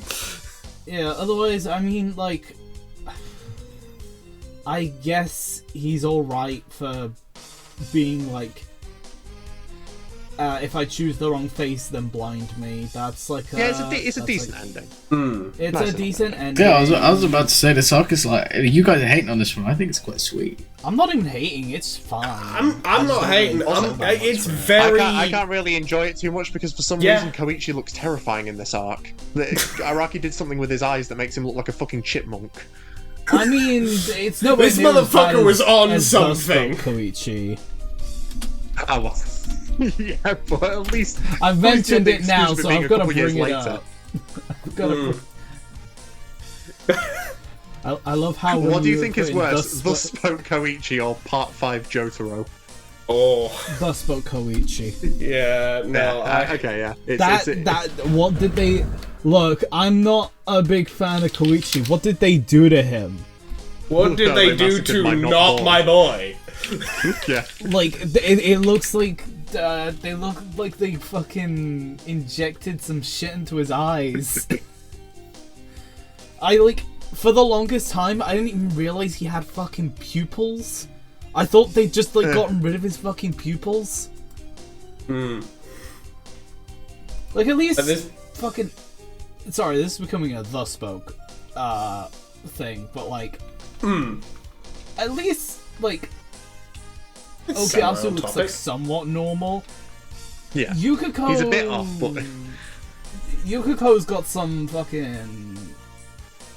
Part 8 women design shit going on. Because, I do think...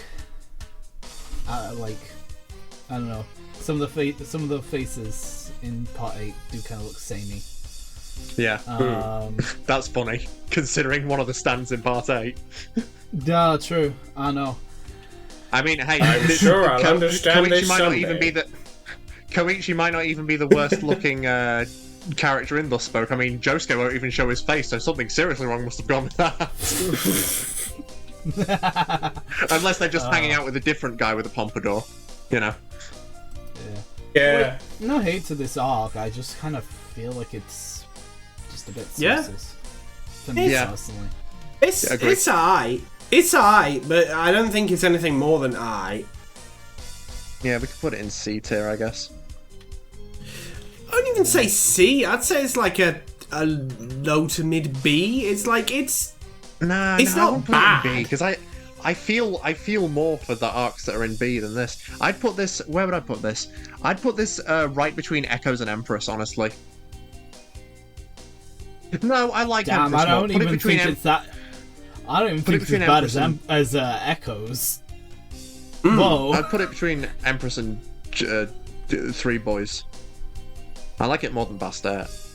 That's even lower. Well, the thing, Empress has Sauce. Empress has Joseph being cool. This arc doesn't have that. This arc has Josuke falling out a window. That's funny, but that's it. And yeah, that's it. He does fall Okay, out Arthur. of the window. That is extra points, actually. This is true. Arthur, you haven't spoke much. What are your thoughts? I just think it's like it's nice, it's sweet. I'd put it in B. I don't know. Yeah, it's like I'd say it's again. way better than it makes Yukiko a way more bearable character. That's very fair. Yeah, I'll give it that. Like she's really discomforting prior to this arc, and then like this arc happens and it becomes a real romance, and I was like, oh, that's actually really sweet. And I actually think they handle the whole thing really well. Like, I don't dislike Koichi, I'll be clear, but like they do, they do handle that pretty well, of him being like, yeah, like this is a lot of pressure and I really care for you, and if I don't do this right, I don't ever want you to feel like I'm not gonna like you for who you are, so just fucking that's pretty romantic. I don't know, I'd put it at like Fair Me enough. personally, I put it near Yukiko's original arc, but maybe like Couple a little spots I think up. it's a B tier. I don't have like a necessary problem with the writing.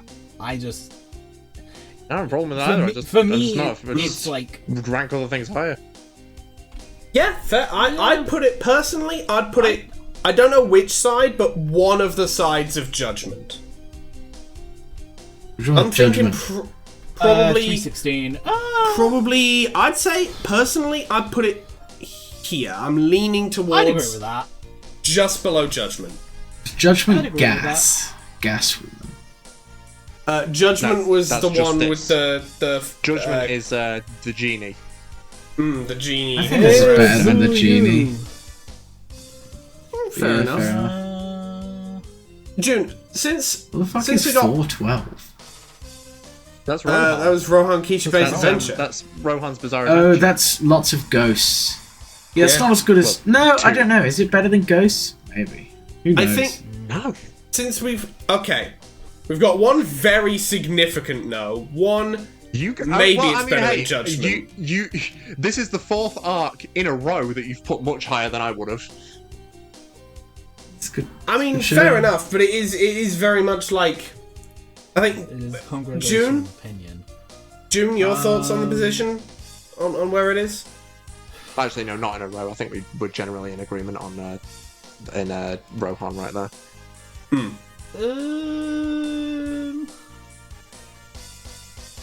Thinking a bit higher, a bit lower. I'm kind of fine where it is. Like, it's around the same level as Yukiko's introduction for me.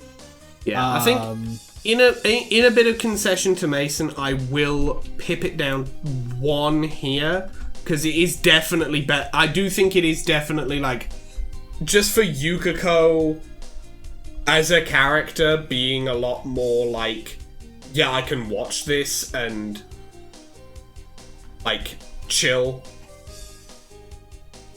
I think it does it's a shame definitely this is sit like Yukiko's just above. last arc where she's like involved in like anything. Yeah, where she's like It's funny doing 'cause stuff. I love how the Great Days intro makes her out to be like one of the main characters. Literally does not. And she has Doesn't two appear. arcs. Like, doesn't get involved in any other arc either as well, really.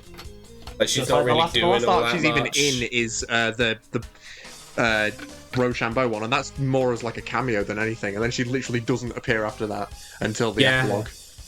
Yeah, I The think anime it exclusive would have been epilogue. fun to see Yukiko get, like, at least somewhat a little bit involved in some of the...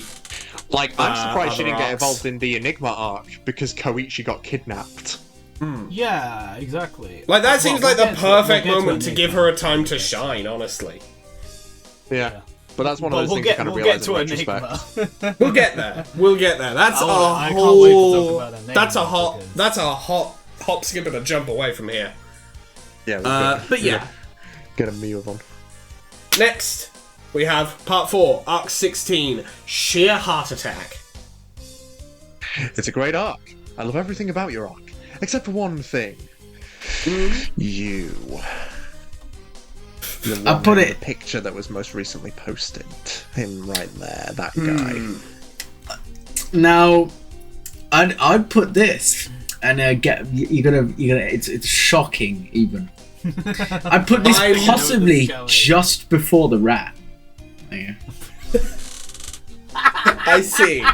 Like, I fucking knew it. and that's I like did- not even a joke. I did I think imagine it that is was the what- second You best see- arc so You Fair far. see, enough. Arthur, you see, I want to love this arc. I want to so much because everything to do with Jotaro and Kira is fucking peak. Their confrontation is like one of my favourite moments in JoJo. The like subtle references to part 3 where Kira's like, I only have about 20 seconds left and I don't want to waste that on useless chit chat. And then Jotaro fucking buckles. I'm like, oh my god, writing.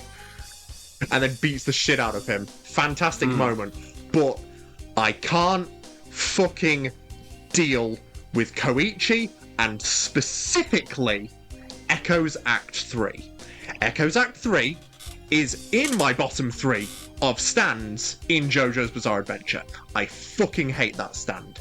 I don't mind that it talks. I don't like But what it it says says. the funny I don't mind line, that it talks. Mason. I don't mind that it has a low range with a single target. I mind that it does one thing, and it's supposed to be an evolution of a stand that could do loads of things, including the one thing that it can already do. Echo's Act 2 can do what Echo's Act 3 does from a greater range. It's literally a downgrade. But it can say the funny lines. Yeah, it could say That's funny so lines. important. So like, you know how when we're talking about how JoJo's is dog shit writing wise, that's a classic example. That's a You can't that's a use that real excuse. classic example. No, I You can can't use that actually, because that's excuse kind in of the what same I've. arc where there's the fantastic confrontation between Jotaro and Kira. It just makes the dumbass writing stand out more. Yeah, you can, no, because that's the problem with JoJo's. Is fundamentally when we get down to a storyboarding level and like a plot progression, character arcing, things like that, it's dog shit. We kind of doing the sine graph. But JoJo's does have some very, very fun, very entertaining, very hype, high energy, cool scenes, like Jotaro confronting Kira, like figuring out what's going on with sheer heart attack. That's cool. However, that's not the fundamental writing of the story, which is terrible. Still fun though. It is still fun, but I can't excuse a character's supposed development being a regression. I can't excuse that, Arthur. It's a great arc. I want to put it in S. I do still want it to be in S, but I can't put it high in S because it has the introduction of one of my least favourite things in the entire series. Because every single arc that follows this, that features Koichi, with the exception of the Atom Heart Father arc, has him use his stand the exact same way because it can only do one thing, and he never ever uses Echo's Act 2 again, even though he can, because he uses Echo's Act 1 while he has Echo's Act 2, and in part 5, in the first arc, he uses Echo's Act 1, so he can still use Echo's Act 2, but he never does!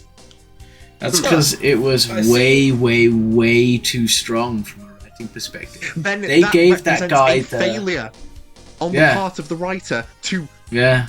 essentially say, no, don't do that anymore. No, you've got to, Yeah. if you make that choice, you've got to stick with it. You can't Araki forget Act 2 because there's an Act 3 and we all know what number comes before 2. Before 3. Fuck! I don't know what number comes before 2!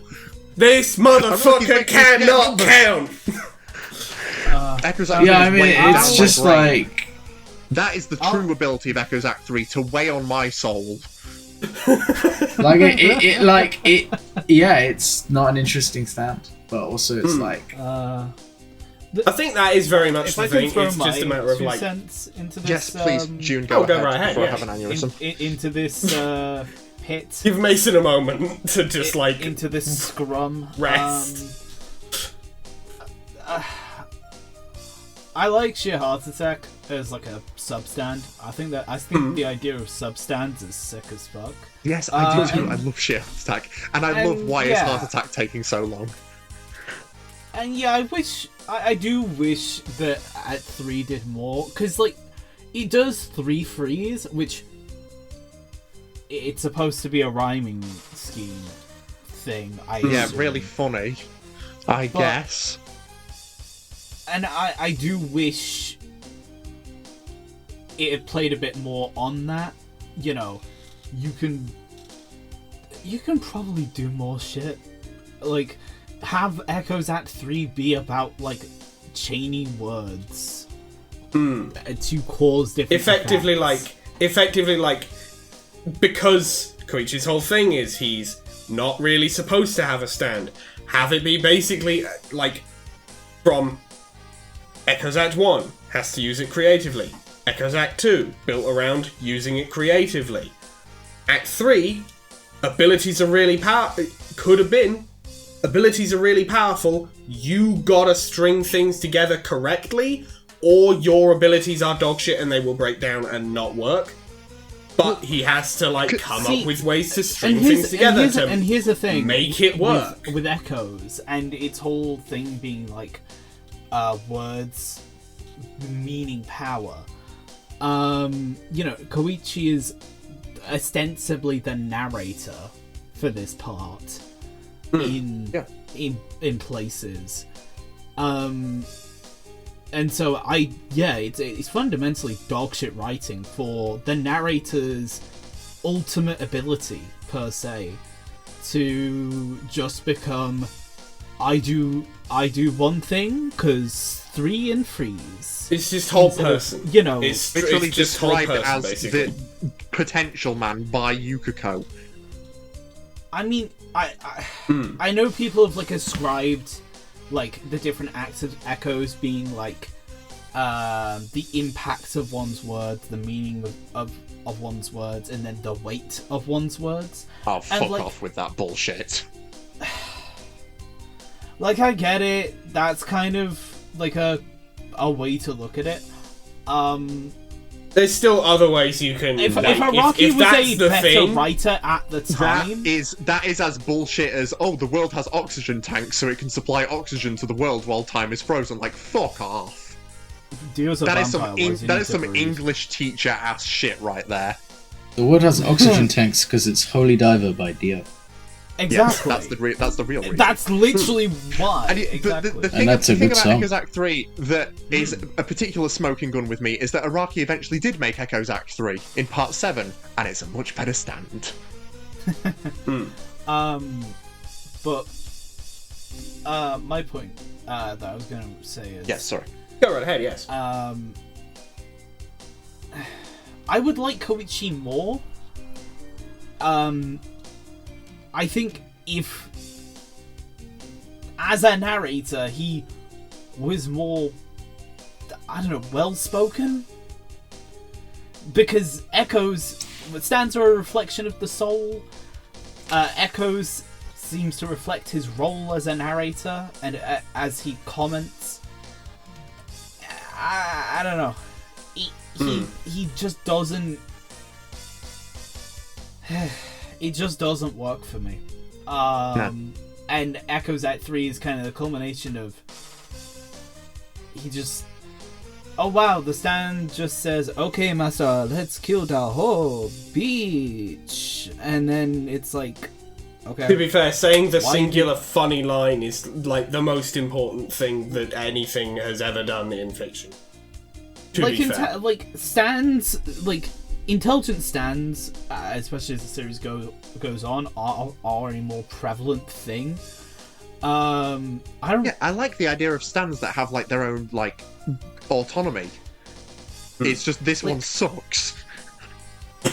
I think the problem this one's kind of ass. Correct me if I'm wrong, but it's Araki's first brush with the concept. Yeah, I'm pretty sure it is. You could potentially land. infer Judgment, but I think Judgment is was just kind of fucking around, to be honest with you. Judgment, I'm pretty sure, was just the user speaking through it and fucking around. Yeah. Big style. I guarantee it's just the user speaking through it. So then, because Bro this was would hiding be the first himself, so Polnareff wouldn't hear his voice. So this would be the first one. And I'll talk about this more later, but there's a stand coming up in 10 chapters that does this so much better.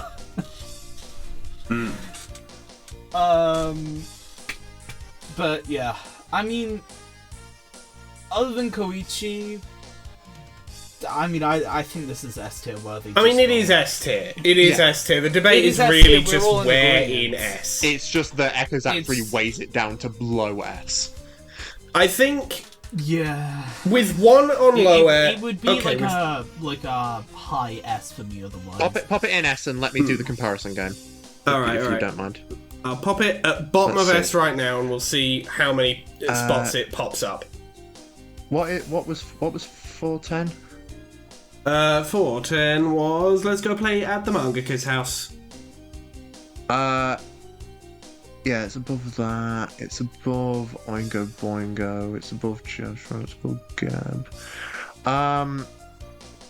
I'd put it above Kira's first arc. Yeah, fair enough. Yeah. Just there. I agree. Just above Kira's first arc. Yeah. That's solid. Yeah. Yeah, I'd say that works. About pretty much the middle of S tier currently. And then how much do we drag it up? Because Arthur thinks it should be next to Rat. I think you can just pop it on average just below Italian food. Sure. Okay. Yeah. If that's where the arrogation. Wait, Rat's not pig.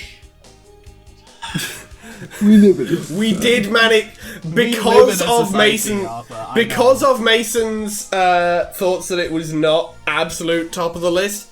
I did have to drag it down just below Dio. Clockwork Orange. Yeah, my B tier ranking of it put it in second place. Yeah. Like that's how it goes. That's because it is your opinion, but it's wrong. So wow, I didn't know you had Echoes Act 3, Mason. Congratulations. Look, all I'm saying is, guys, by the way, you guys were hitting me with the if Echoes Act 3 was good, can I just hit you back with JoJo's isn't? Look, like you guys were like, let's hit you with here's like a cool idea for a power system. Arthur, JoJo's be like, what if we're beating the shit out of people? But Arthur, this is a relative ranking of arcs within the story. The holistic view of the story doesn't matter. It's a relative ranking inside of it. Look, I got 2 points. Yeah, no, I'm just saying, like, I got 2 points. Yeah. 1, if we just go, well, it's bad. Well, JoJo's is bad, and we'd be arguing in circles all day, and the whole concept of this whole tier list series no longer functions, and we have to just stop. Because none of it matters anymore. And 2, I think there's 2 kinds of bad that are clashing here. You've got bad, but goddamn is it funny, and bad, and goddamn is it boring. JoJo's is usually bad, but goddamn is it funny. Echoes Act 3 is bad, but goddamn is it boring. I more meant JoJo's is bad, and so you can really kind of gloss over those moments that just aren't well done. Like they're very forgettable. I ain't never thinking about Echoes Act 3 when I watch this. Like, I think the most interesting thing Echoes Act 3 ever did is make that guy's watch weigh a lot, so Jotaro could say a cool one-liner. Yeah. And then I forgot he existed from there. Wasn't thinking about him. Think about Jotaro. He ain't got that weight. I mean... But, like, we are analysing and discussing our thoughts on the series. Arthur, we have to ascribe meaning to it because it is do a relative kind of ranking have to do that. Within That the story. is... We have to choose things that make one better than the other because that's how a ranking works. That is kind of the literal entire point. I'm saying, I hope going forward it matters less to you. I hope so too. He ain't all that. Just because something doesn't matter doesn't. I mean, I don't give a shit about Echoes Act 3, but I can still talk about, well, I think it would be better if it did this. I think it would be better if it was written, better. I can strive for JoJo to be written better. One sec. We got that. It's called Part 7 and 8. And like the last... Well, yeah, I'm not disputing the last 3 arcs of Part 6, but not the last arc. Kind of. Maybe? There's some good bits in there. Let us make progress towards that point. As we move on to Part 4, Arc 17, Atom Heart Father. It's, you know, he's gone. it's kind of just there to sort of transition the story into the second half, basically. Like, Yoshihiro is a serviceable villain. I like how he is totally fine with his son being a serial killer. Yeah, he's just like, yeah. It does bring up the question, though. Did Kira always know that his ghost dad was in his house? I don't know if it's funnier if he did or if he didn't. Well, when they meet up later in the party, he doesn't, like, see much out of the ordinary. He's like, yes, that is indeed my dad in a photograph talking to me.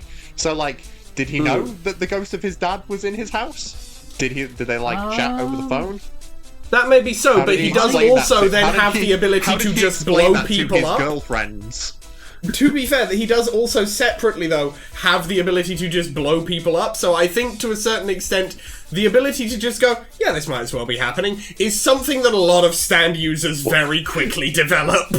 Well, no, it's not the, oh my god, my ghost dad's inhabiting my house, it's more just like, yes, sorry, don't mind that, that's just my ghost dad in the other room. Anyway, back to you opening this jar of pickles. This is why, again, I don't know if it's funnier if he did know or if he didn't. I'm erring on the side of it's funnier if he did know and had to try and cover for it a little bit. Yeah. Especially funny in Mario, considering he's got like maybe like 2% odds of having brought a stand user home by accident. Given that it's Mario. Yeah. Well, I mean, Kira probably never brought girlfriend home. Well, yeah, you know what I mean when it's not intact, yeah. Oh, when you're talking about the hands. I see. Yes, yeah. I mean, like, Kira would be the kind of guy who'd be like, "Oh no, don't worry about that. That's just my ghost dad in the other room." That's just my talking to the disembodied hand he carried back. No, with him. actually, that's funny. That's actually quite funny. Yeah. But yeah, as an arc, it's just kind of, it's good to get a bit more insight on Kira as a person, like his like the whole like, oh, he only ever won like 3rd place and stuff, like he never stood out, he made a conscious attempt and stuff like that. It's cool to get that bit of extra insight, and I think Yoshihiro is a decent character, and he provides an antagonistic threat through the stand users that he brings about from henceforth in the story and whatsoever. But as an arc, it's just kind of transitionary, and it's fine. Yeah, and tricking Okuyasu I mean, is pretty fun. As a stand is a cool idea for a stand that traps people in one area. It's a shame that it's bound to that one camera, seemingly. Yeah, well, you know, not every stand is arrow struck equal. Sometimes your stand is just a bit shit sometimes, and also he's a stand that's a little bit shit in universe, pretty fun. Yeah, he's probably not used it very much, and so someone as experienced as Jotaro would be able to find a way around it, which he does. And I think it's cool how Jotaro's like, "Hey, Josuke, give him a stuffy one-liner." Josuke's like, "I'm scared." I love that Discord did not let that come through in any degree of coherence. It was just noises. Yeah, well, I mean, basically. But also, this is another stand in Part 4 that has damage reflection. Oh yeah, it does. What's that? Yeah, I'd give it like a well, I mean, we put Cinderella in B, so I guess B. Yeah, I'd put it in middle B. I quite enjoy it. And I was gonna say, where would I put it? Arthur, any thoughts? I don't. I'd put it. I was gonna say real quick. Put it above Angelo. 4-2. I'd put it above 4-2. So I was gonna say as well. It would be It is nice and interesting to see. The Duang Gang, as I sometimes refer to them. Yeah. Hanging out and doing shit. Just chilling. Although they're not really chilling, they're trying to find a fucking serial killer. They're on the clock. They're on the clock, but like, you know what I mean. But yeah, I like the little investigative stuff. Even when they're on the clock, they're still kind of chilling a little bit. Yeah, and then that's just them.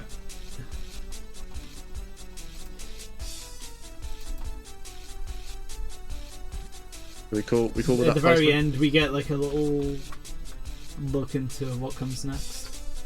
Well, Indeed. I believe that might be our next arc. Well, yeah. Indeed, Even though it's kind of two separate chapters that were just kind of spread across time, but that's fine. It'd be like that. Is Arthur back or? I have no clue. Yes and no from the absence of a response. Oh, there we go. There he is. Sorry. He's been summoned. That's okay. He's been summoned. We've been talking about Atom Heartfather, the one with the ghost dad. Who the fuck that? We have put it here. Who cares? Not about Yoshikage, Kira. Dump it. Well then, we're moving on. Nah, I don't remember him being. He didn't have his aura. Skip. Oh no, he didn't. He certainly didn't. Well, it's a good thing we were done talking about it, because next up is part 4, Arc 18, Yoshikage Kira's new situation. I've got to say, first and foremost, Shinobu and Hayato are separately and equally two of the most hilarious characters in JoJo's Bizarre Adventure.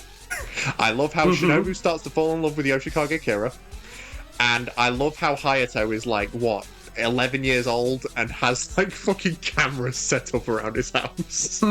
Also, I think it is very funny that Has over the Yoshikage course Kira switched up?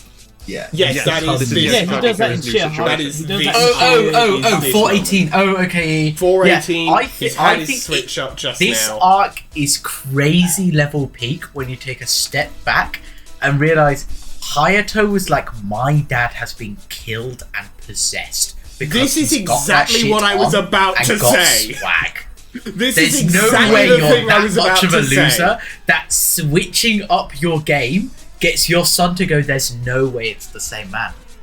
That's the only possible explanation this for motherfucker me, has to a be. rational human with no knowledge of the supernatural. And also an 11-year-old. Also an 11-year-old and that guy's son. Say it in this arc. This is true, but it is still funny that this is what happens over the course of this part. Is Hayato just goes, there is no way my dad has pulled his finger out and he's not even grown. got eyes, you can just see his nostrils, and it looks like he's got a little face. Hold on. But it is just intensely funny. Of just like, this 11-year-old is like, there is no way my dad has pulled his finger out and grown and changed as a person. That's gotta be a different motherfucker. That's gotta be a whole nother guy. Like, literally, he went to work this morning and he came back, and that is not my dad. There is no fucking way. Nobody has Let that much swag. me get a better close-up on this. Could not possibly have had that shit on that hard and still be my dad. That's It's a whole bit. Looking at it here, It's me. Hi, looking Tom. at it here. June, could you get that into a photo editing app and just hue shift it pink? Because that's gold from Tumblr. He's got a code. Yeah. That's And That's a like, this is the moment full right image. It's like a fucking snail. fucking like. Well, yeah, love- that's my point. It's like that's all we I know, see I of love it. Hayato. That is a completely forgot about strange little creature. And then like he's not seen again until fucking The second part of Yoshikage Kira's new situation, which is after Yeah. Janken Boy. yeah. Yeah. Fucking. We got sort of consolidated.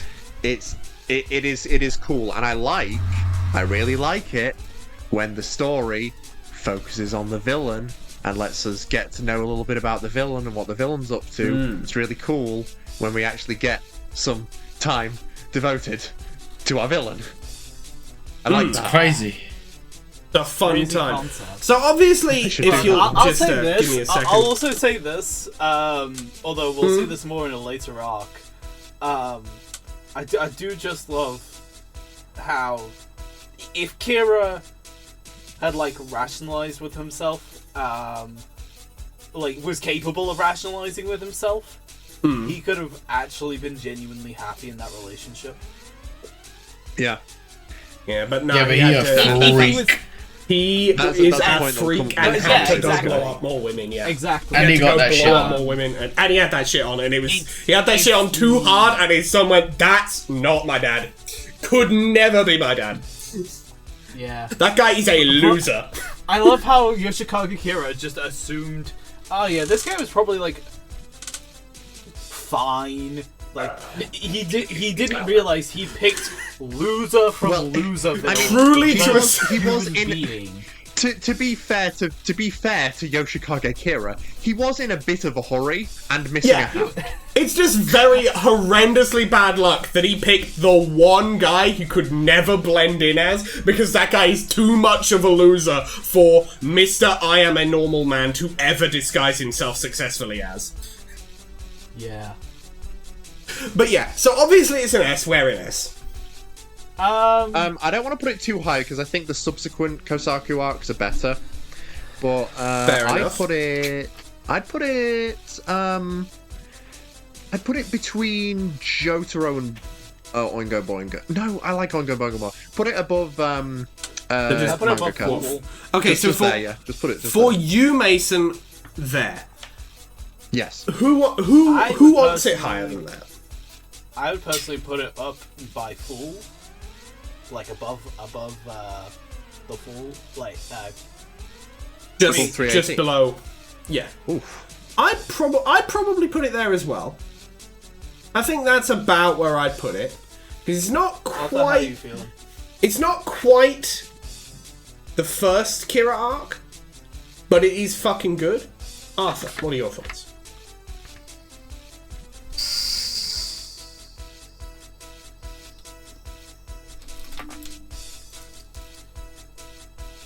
Snake tier. It's tough. Just, I mean, that's the thing with S tier. It's stiff competition wherever you're looking. Like, some of these are an intriguing order to me because I definitely think this is better than the Full Ebb. I don't know if I think it's better than Oingo Boingo, and I don't know if I think it's I don't know if I think it's better than Jotaro in the prison.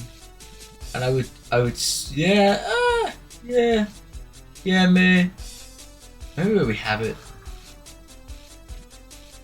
Okay, Yeah, so that's maybe one up. Yeah, I was just about to say. So 2 votes for just above Geb, 2 votes for where it is.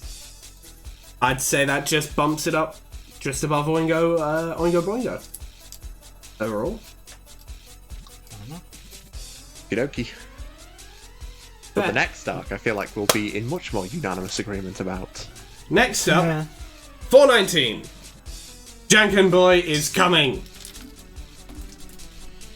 Like, I didn't remember this. Are you kidding me, Arthur? Okay, Arthur, this is my rat. This is the rap for Mason. This is Mason's Interesting. Okay, maybe not to the same extent as how you feel about rap, but this arc is hilarious. This arc is amazing. This random fucking kid walks up to Rohan Kishibe and goes, "I triple dog dare you, rock paper scissors," and Rohan's like, "Ooh, opportunity to beat the child. Fun." They play. He wins by cheating. Kid's like, Rohan's like, "Alright, I'm gonna get rid of your stand now," and kid's like, "No, fuck you, I'm gonna kill myself," and Rohan's like, "You know what? You're not so different, you and I." And then You're decides not to so jump different, you into and the I. truck, and then luckily they survive. hilarious It is on arc. some fucking Looney Tunes shenanigans. It's so funny, and I love that this is like, yes, the nefarious old man in the photograph is going to create new and deadly stand users for our heroes to face. Rock paper scissors kid literally doesn't interact with anybody other than Rohan. I mean, to be fair, if I'm not mistaken, if he wins, he basically with Rohan. If I'm not mistaken, Rohan was famous, and he believed that if he was able to defeat him, that it would make him like a person of great importance. He was a kid with a god complex, basically. Oh my Fair god! enough. No wonder he looks like chopped light Yagami. Like really chopped. I'm not gonna lie. There is some real bad shit had to happen for Light Yagami to become this. Like turbo levels chopped, but I do see No, it. it's just like Yagami as a kid. Even lighter Yagami. Like, although, oh yeah, I forgot the anime makes him white, makes his hair white for some fucking reason. Yeah, well, you know, the anime has fun with colour palettes. I prefer them. I prefer the coloured scans. I'll just say it. Well, the I'll original just say manga it. was in black and white, so Well, yeah, I know. But, it's no, in- no, I mean, no, that's why the I colour know what you're saying. scans is like, you know, they the have thing. fun. We didn't get blue Giorno in the manga either, in the anime rather. Okay, but my hot take is I like pink Giorno. Over blue Giorno. And that's coming from Well, someone what a who hot doesn't take. like Giorno. It is not part 5 yet. Yeah, we'll gang. get to that guy. It is Yeah, not we'll get yet to part that 5. Any book. Colours notwithstanding, the definite S tier for this arc. Yeah, I don't know Wow. what he's talking about. I The template is like- uncanny. I did not It's remember like a this B kid. tier. For me personally, it's like a B tier. Yeah, I'd say it's I'd call it a low to mid A. I liked it quite a lot. I wouldn't necessarily It's say like a S. high B tier, to be clear. Like, for me, the Looney Here I Tunes thought we'd finally shenanigans. agree on something. I'm sorry, it's now that's- too fucking goofy. It's I really did so like goofy. the I'm sorry, there's also full the Looney rat Tunes I of it. I liked The the rat full Rat isn't good because it's goofy. It's good because it's good. fucking cool. Goated See, body And horror. it's got like, yeah, exactly. Like- It's got like the evil. You know what? I'm Mason, feeling you're not right just so about much now that poking the hornet's my- nest myself- right now as I'm hitting it feeling with a quite bat. Like the myself and the three of you in regards to part 4 arcs in particular, we have a very sort of Josuke and Rohan relationship of, you know, sometimes people just don't agree. Yeah. Look, Yeah. I feel like No, you missed the part where, like, I'm where with at the very Arthur. least, Rat June and all I the have way. both gone, we did like it. I just don't know if it's S. Oh, I also like the rat arc, but I would have put that in B. And look where it ended up. Yes, because all three of us agreed it was S. Yeah, like I said. And so like then 2 of us I'm- agreed it was top I'm of S. Josuke and you three are Rohan. In this regard, in regards to this Whoa. particular Well, topic. it's Some 3 on people 1. So just don't what if agree. we're Josuke? What if we're the Josuke's and you're the Rohan? I mean, hey, Josuke was in the rat Okay, arc then I'll and be the better Rohan is character, in this fine. arc. True that. I'm on Mason's side. Rohan's way cooler. Anyway, look, if you put a gun to my head and asked me what I thought about this arc and to like describe something I liked about it, I would probably tell you to shoot me. So I detour, I guess. Okay, so That's incredibly funny. Now, Arthur, awful thing to say, but incredibly funny considering a picture I'm going to post in reference to the next arc. We'll get to that in a moment. That Right. arc also sucks, by the way, if that's the paper with the gun. No, that's later. look, we're gonna get there. Actually, you know what? Actually, it's not that bad. But it. Okay, We'll get this to is Enigma in a this is bit. what real filler is, where it's like we're not developing a character succinctly. We already knew Rohan was an asshole. We're not doing anything to explore anything in the world. We already kind of knew this was going to happen, and it's going to continue happening with like random stand users. It's not a particularly incredibly intriguing concept, nor is it an incredibly, out there stand idea or battle. This is like, for me, this is what people think about when they mean filler. Ain't nothing lost if we remove this, to me. I think personally, I mean, it's fun. If nothing else, it was fun. And B, it is literally the first of these new stand. Here's the thing: I don't disagree with you, Arthur. So. I also pertain that it's filler, but like, I wouldn't have ranked this as high as Tonio, and I feel like Tonio is also filler. It has more of a purpose, but still, you could kind of remove it and not really lose anything. But I'm still ranking it high because I like it, and I would have ranked Tonio high because I like it. So Tonio is exploring this. It's the first time we see a stand user who's doing kind of literally a utility stand. Everybody else so far has kind of been doing some bullshit, which is a huge revelation for the world of JoJo. It's like, that's huge going forward, because that's more stands become like that. It has a huge impact. Furthermore, it's kind of a driving presence for the fact that Mario is this generically good community and fosters good and kind people, and good and kind people flock to it. This guy wanted to make his restaurant in Morio because it's a nice place, which is kind of what we need to make Yoshikage Kira and what he's doing feel so horrid and out of place. Rock, paper, scissors boy ain't doing all that. He's not really thematically theming. He's not really themes and suching. He's just... That's fair, Arthur, but that point that you've brought across is kind of countered by Angelo, Otoishi, Paper Guy. Like, Kira isn't the only bad person in Mario. Like, I think he's separately, just super evil. That's a great concept, Arthur, but I'm afraid the story doesn't support it. But no, we have like two other particularly evil killers. You've got the... what's his name? The rock guy, Angelo. Yeah. And you've got the Red Hot Chili Peppers guy. And those guys are also evil. But they're like... We were low-key setting up Part 4 when we were doing that. Like, Part 4 wasn't real until Yoshikage Kira gets introduced, because Araki doesn't really have things planned out while he writes. Yes, correct. It's very, very clear up until we get to, like, Part 7. When he actually writes a plot. And even then, like, low-key, he twitches things up. Which is fine. Like, you do what you do. Yeah, he absolutely does. But, like, if we look at this, and Araki is a bad writer, and I stand on this, but Araki does know how to do your odd themes and such. Rock Boy from Part 5 at the end. What's it called? I am a rock. I am going to tell you something. You've got like that. You've got like in Part 4 this whole thing with the ghosts of the past lingering, being unable to move on. It's kind of fun. Memories in a small town stick a little longer than more tight-knit communities. It's a fun idea.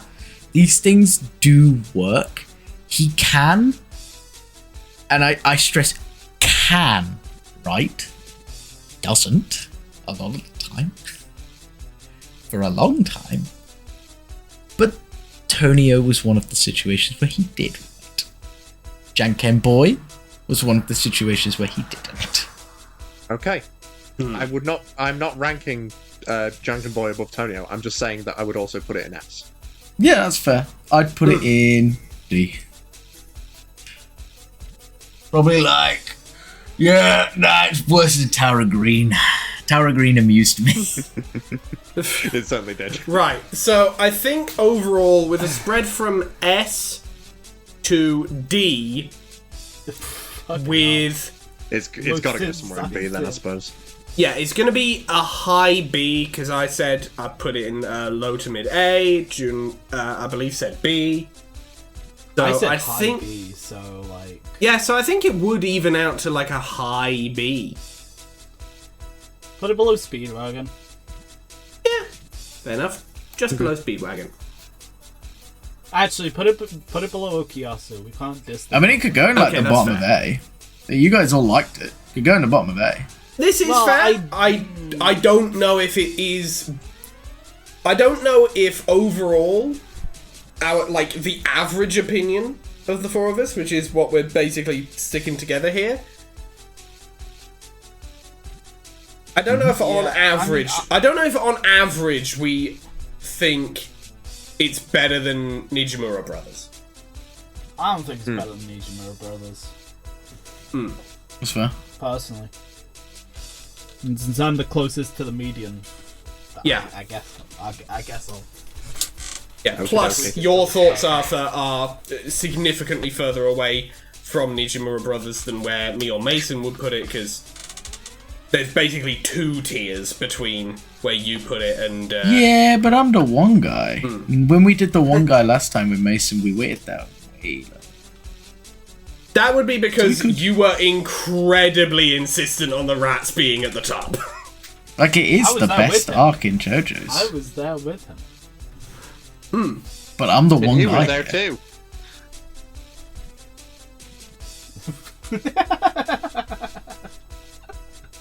If we're not at least close to unanimous about the next arc, I'm actually going to start throwing things.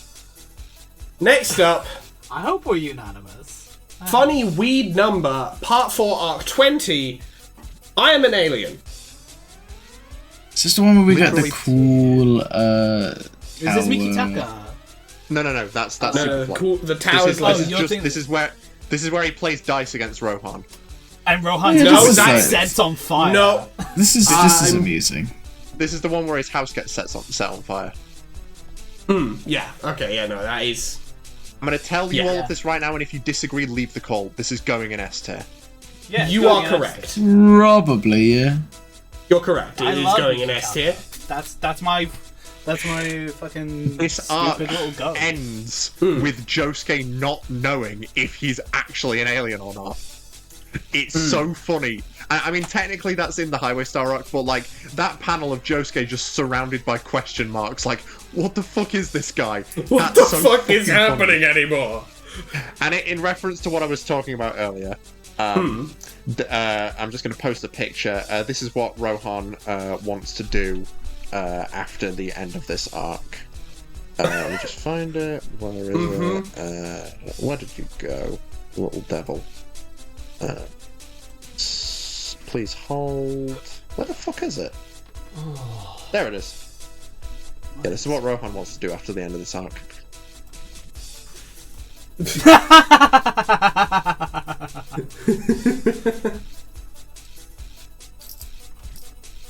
I don't know why, that's reminding me. I swear at one point I saw this edit of like I think it was Josuke, and it's that one like screenshot of him with his mouth just fucking like almost cartoonishly like large. And like someone had stuck a gun in it. Is it when he's about to pull like the water balloon, the glove out of his mouth in Aqua Necklace? It might have been. I saw an edit of that. I saw an edit of that where he pulled like 4 that were all different coloured tied to each other and had the fucking that might have been a YouTube Josuke move. taking All up I a new can remember career is in someone circus work. edited it so like it was like a still, and he had like a gun to his mouth, and I'm like, Jesus. Damn. But yeah, this arc is peak comedy. Rohan Using an Kishibe alien to made cheat that at one. dice. Yeah. And then Rohan's house burns down and he doesn't care because he wants to find out how I don't Josuke- care if my house. It is I don't truly give a peak shit. characterization of him just being like, I don't fucking care if my house burns down. I want And you he dead. stabs his own finger off and doesn't react. No, Rohan Kishibe I is hate the you. goat, actually, and this Just is like, an I incredible hate arc. your bullshit. Your bullshit. This one I could go don't give just a below shit. the rat. I think High praise, Arthur. I do think This one is incredible. just below the rat is where I would put it. Also, Mason, would you also put it just below the rat if you could? I mean, Come on, we're supposed to be unanimous, Mason. yeah. I'd put it just, well, I mean, if I were ranking it, the rat wouldn't be there. But yeah, okay, it's just below the rat then. I mean, if I were ranking it, it would actually go just below Yoshikage Kira's first appearance, because he's the goat. Fair enough. I think Okay, if I were jokes to be aside, entirely where it is, genuine, I would put it like right below Let's Go Eat Italian, because Let's Go Eat Italian is not as funny, but it has the same sort of like center of like, oh, this is something that I enjoy. And it has a bit more of like an impact than Funny Alien Man, whereas Funny Alien Man just makes me go, haha, Funny Alien Man. If I'm being candid, I agree. Just below Yeah. Italian food. I was God, I was being candid when I said just below the rat. I would just have 414 higher. That wasn't. Okay. I would just have 414 higher. Oh, so you were saying? Oh, so you were saying episode. you want Yoshikage Kira to be dragged up to between the rat and That's what it was, because we were talking about our own rankings. I see. That's the end goal. I understand. I see. My main goal is to blow up. Make it a rat. So I guess weighting out our average then would put it just below Cars. Yeah. Yeah, just pop it just below Cars then. We'll sort out re-rankings, just like shuffling stuff around when we finished with we've put 428 on the board. Fair enough. We'll look at re-rankings and relitigate some stuff once 428 is on the board. But we ain't there yet. It's 421 Highway Star. Now this one. This one I like quite a lot. I do like this one. I think the episode Highway Star Part 2 of the anime is like in itself probably one of the best episodes of JoJo. Yeah, it's pretty good. Like the arc on paper is good, but the episode adaptation of it, of like once you get past like the end of the alien arc and the like setup in the previous episode, this particular episode, I think it's like episode 27 or something, is great. No, 29. I just fought Hedy with Rohan. He's just crazy. He's just got that shit on. Rohan's great. I love the confidence with which Josuke uses Crazy Diamond. I love how he's literally flinging himself all over the place, and it's like, yeah, this is fine. I can do that. It really speaks to his expertise with Crazy Diamond and feels his no experience. G-forces. He's just so fucking cool in this arc. Yeah, he is. And I like the use of Koichi as a supportive character, you know, doing research on the stand user, going to the hospital and helping out. And he does, you know, even though it's not particularly interesting, he uses Echoes Act 3 to help Josuke, and I like that. I think this is probably my favourite use of Koichi in the part. And also, there's the funny line. It's like, I mean, and he says the funny line. Using Echoes Act 3 is essentially an interrogation technique. Was kind of funny. I'll give it that. Yeah. And I like the confrontation with Yuya at the end, where Josuke has his little speech about Crazy Diamond, and him healing Yuya so that it's not cowardly to then beat him up is just so fantastic as a character moment. And then he punched him out a window and goes, it feels like I just put on new underwear on New Year's Day. Yeah. Yeah. Such a goof that gentleman. I will say. I love that he got 3 girlfriends. Yeah. That sucks. He's greedy. How did you manage this? How did you manage He's 3 so people? lame. How did they do that? All 3 of these fuck with you. All 3 of these women love their men. I'm gonna be real. I think it's the motorcycle autism.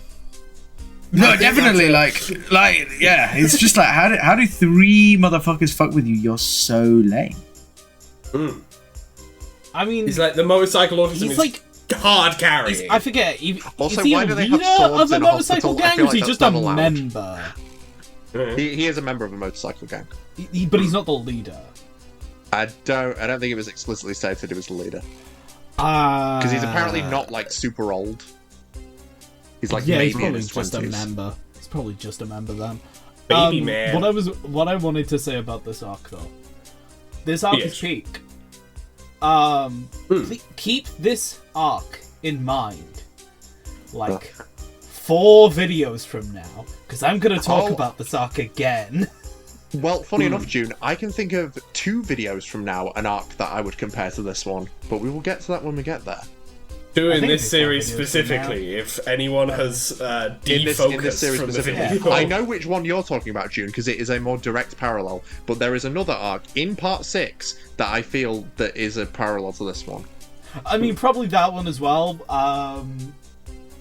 But we will get there I have. But this arc is peak. I said A, just off the dome, and then I realized no, I actually like this more. This is an S tier. This is an. I think this. I also would say S is somewhere in S. Arthur, are we all agreeing? Like an A tier. I don't think everything is an S tier. I think it's a really good arc. It's got some really good moments, but like. Okay, I can. Am I going back to part 4 to watch Highway Star? No. Okay, so 2 S's. An S, an A that turned into an S and an A. So I think a low S is a good spot. We think bottom of S? 410. I put it above 410. No, I put it above 410 at least. Yeah, fair enough. I like it. Also, I think we'll leave the it. funniest moment of. Now, which one of you cuties is on your period? It's me. Yeah, that edit job is very fun. It's why me. didn't Josuke just use Crazy Diamond to fix the first phone? Dude, it's a joke. I can't believe how many people complain about that. I'm like, guys, that's the joke. The joke is that he got a second phone instead of just fixing the first one. It's called a funny But also, gag in Josuke's defense, this if you were comedy going, action manga. 70 miles an hour down a road, you would not think. You would just grab another phone. You would not think, oh, I should just repair the phone. If you're like if your brain's going like a million fucking miles a minute, you're not gonna have like perfect thinking. You know, but even then, it's like, oh no, they did a gag in this action comedy manga. I could never they assume don't do that. that right here. Across part 4, they don't do across jokes part here. 4, Josuke only killed 2 people and they were rats, but he did ruin the lives of 2 other people. He did absolutely fuck shit up for two random individuals. Yeah, I bet they deserved it. They don't go into probably. the backstories, but I've come up with my own backstory. Yeah, they definitely. I totally didn't. deserve My sources and I made it the fuck up. My sources, I made it the fuck up, and man, those guys were like really mean to like children. Children. Yeah. They kicked Shigechi before he died. Yeah, they were like really They just like actually killed generally Shigechi. mean to like That various cats actually and the dogs. real culprits. Yoshikage Kira was the fall guy. Yeah. High key. God, They I never watched found the the fuck body out of that because movie. Fall guy Yoshikage Kira. High key. guy I'm just trying to live a normal Yoshikage. life, but I'm a fall guy for these 2 random I would motherfuckers. read the fuck one out of a failed fic where massive Kira promotion in his does not job, have a the other one didn't stand get and he married to his just girl, is and now I've got to incredibly take the unlucky. fall. And now I've got to take the fall a week or Played 2 in the by past. Ryan Reynolds. Nah, played by Ryan Gosling. Ryan Gosling! Next. Part 4, Arc 22. The cat likes Yoshikage Kira. I love how the narrator says the words meow meow. Yeah.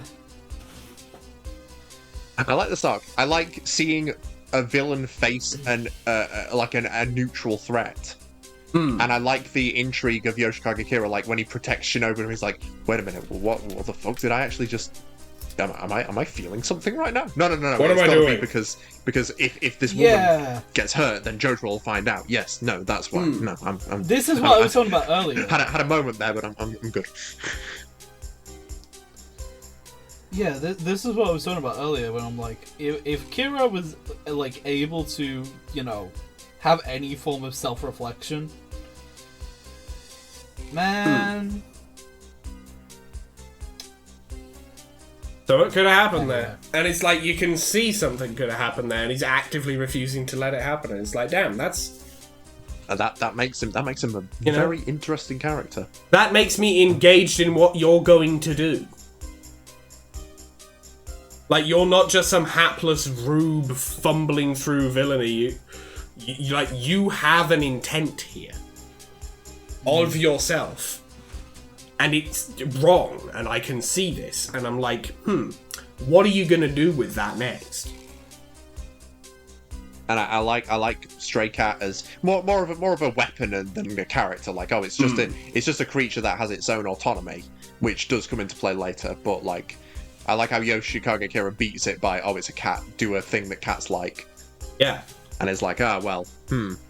Yeah. I think I'll let this be for now.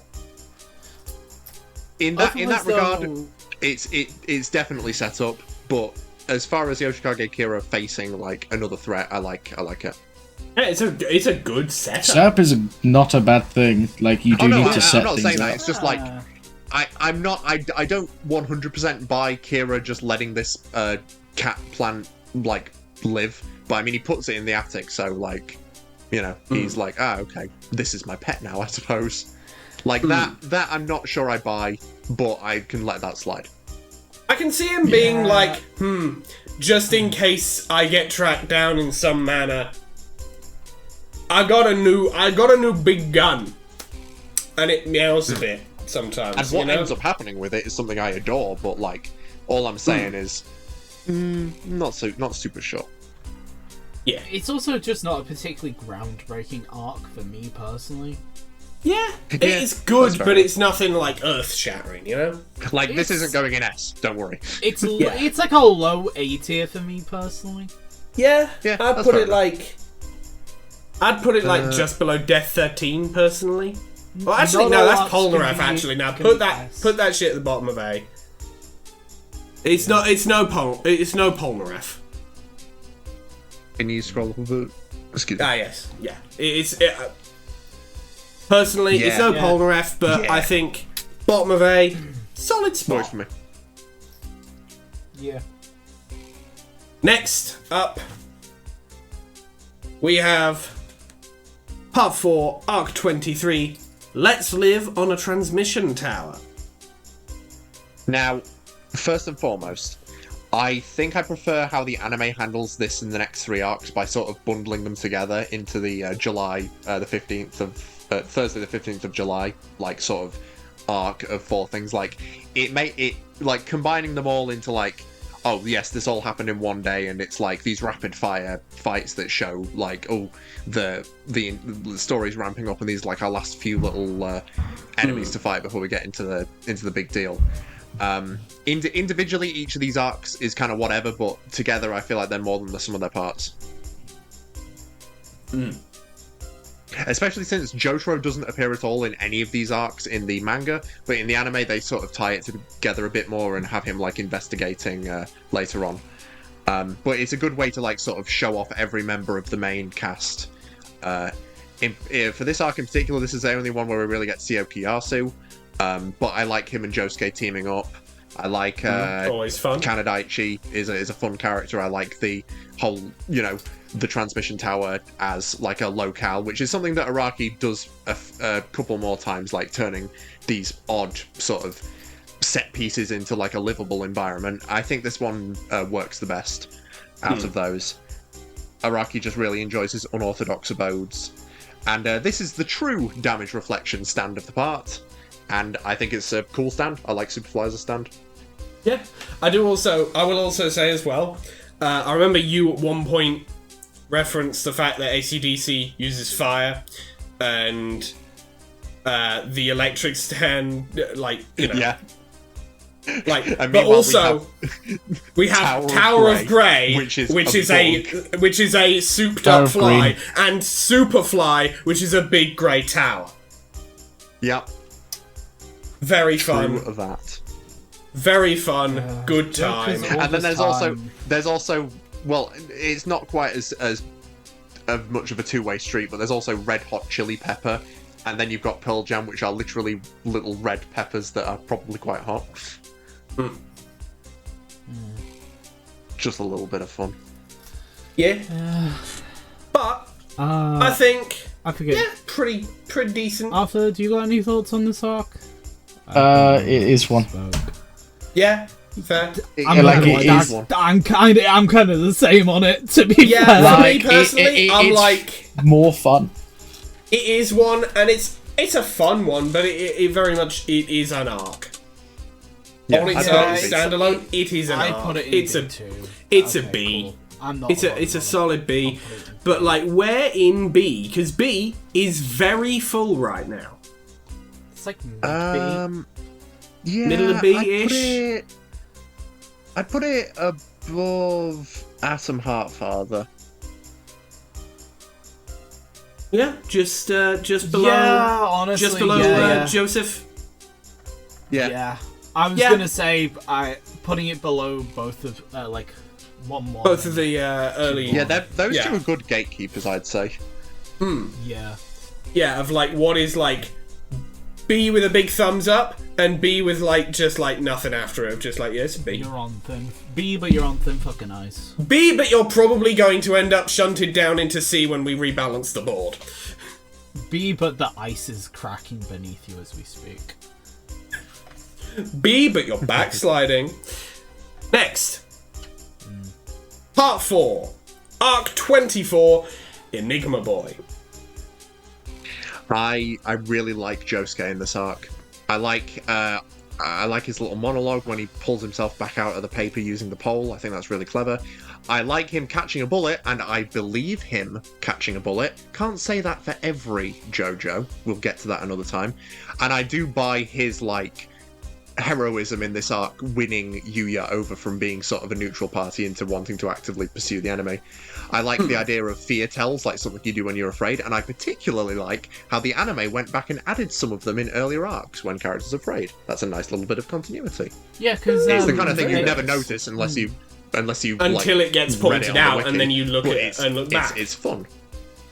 And I like, at the end, the guy's like, "No, I just like watching people when they're scared. I'm not a bad person." And Josuke's like, "Fuck off." Fuck off, And mate. turns him into a book. fuck off, mate. Fuck off.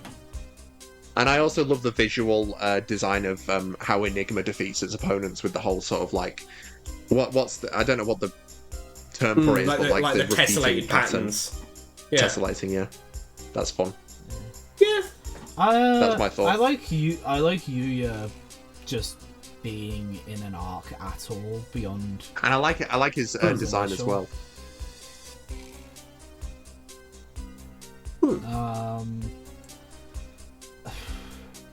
I forget what his name is.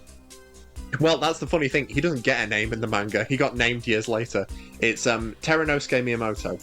That's the name of the enemy stand That's user. it. Yes. Yeah. Teranosuke is like a character. Like seeing Fairy Tail, wanting to see people's Fairy Tales is cool. But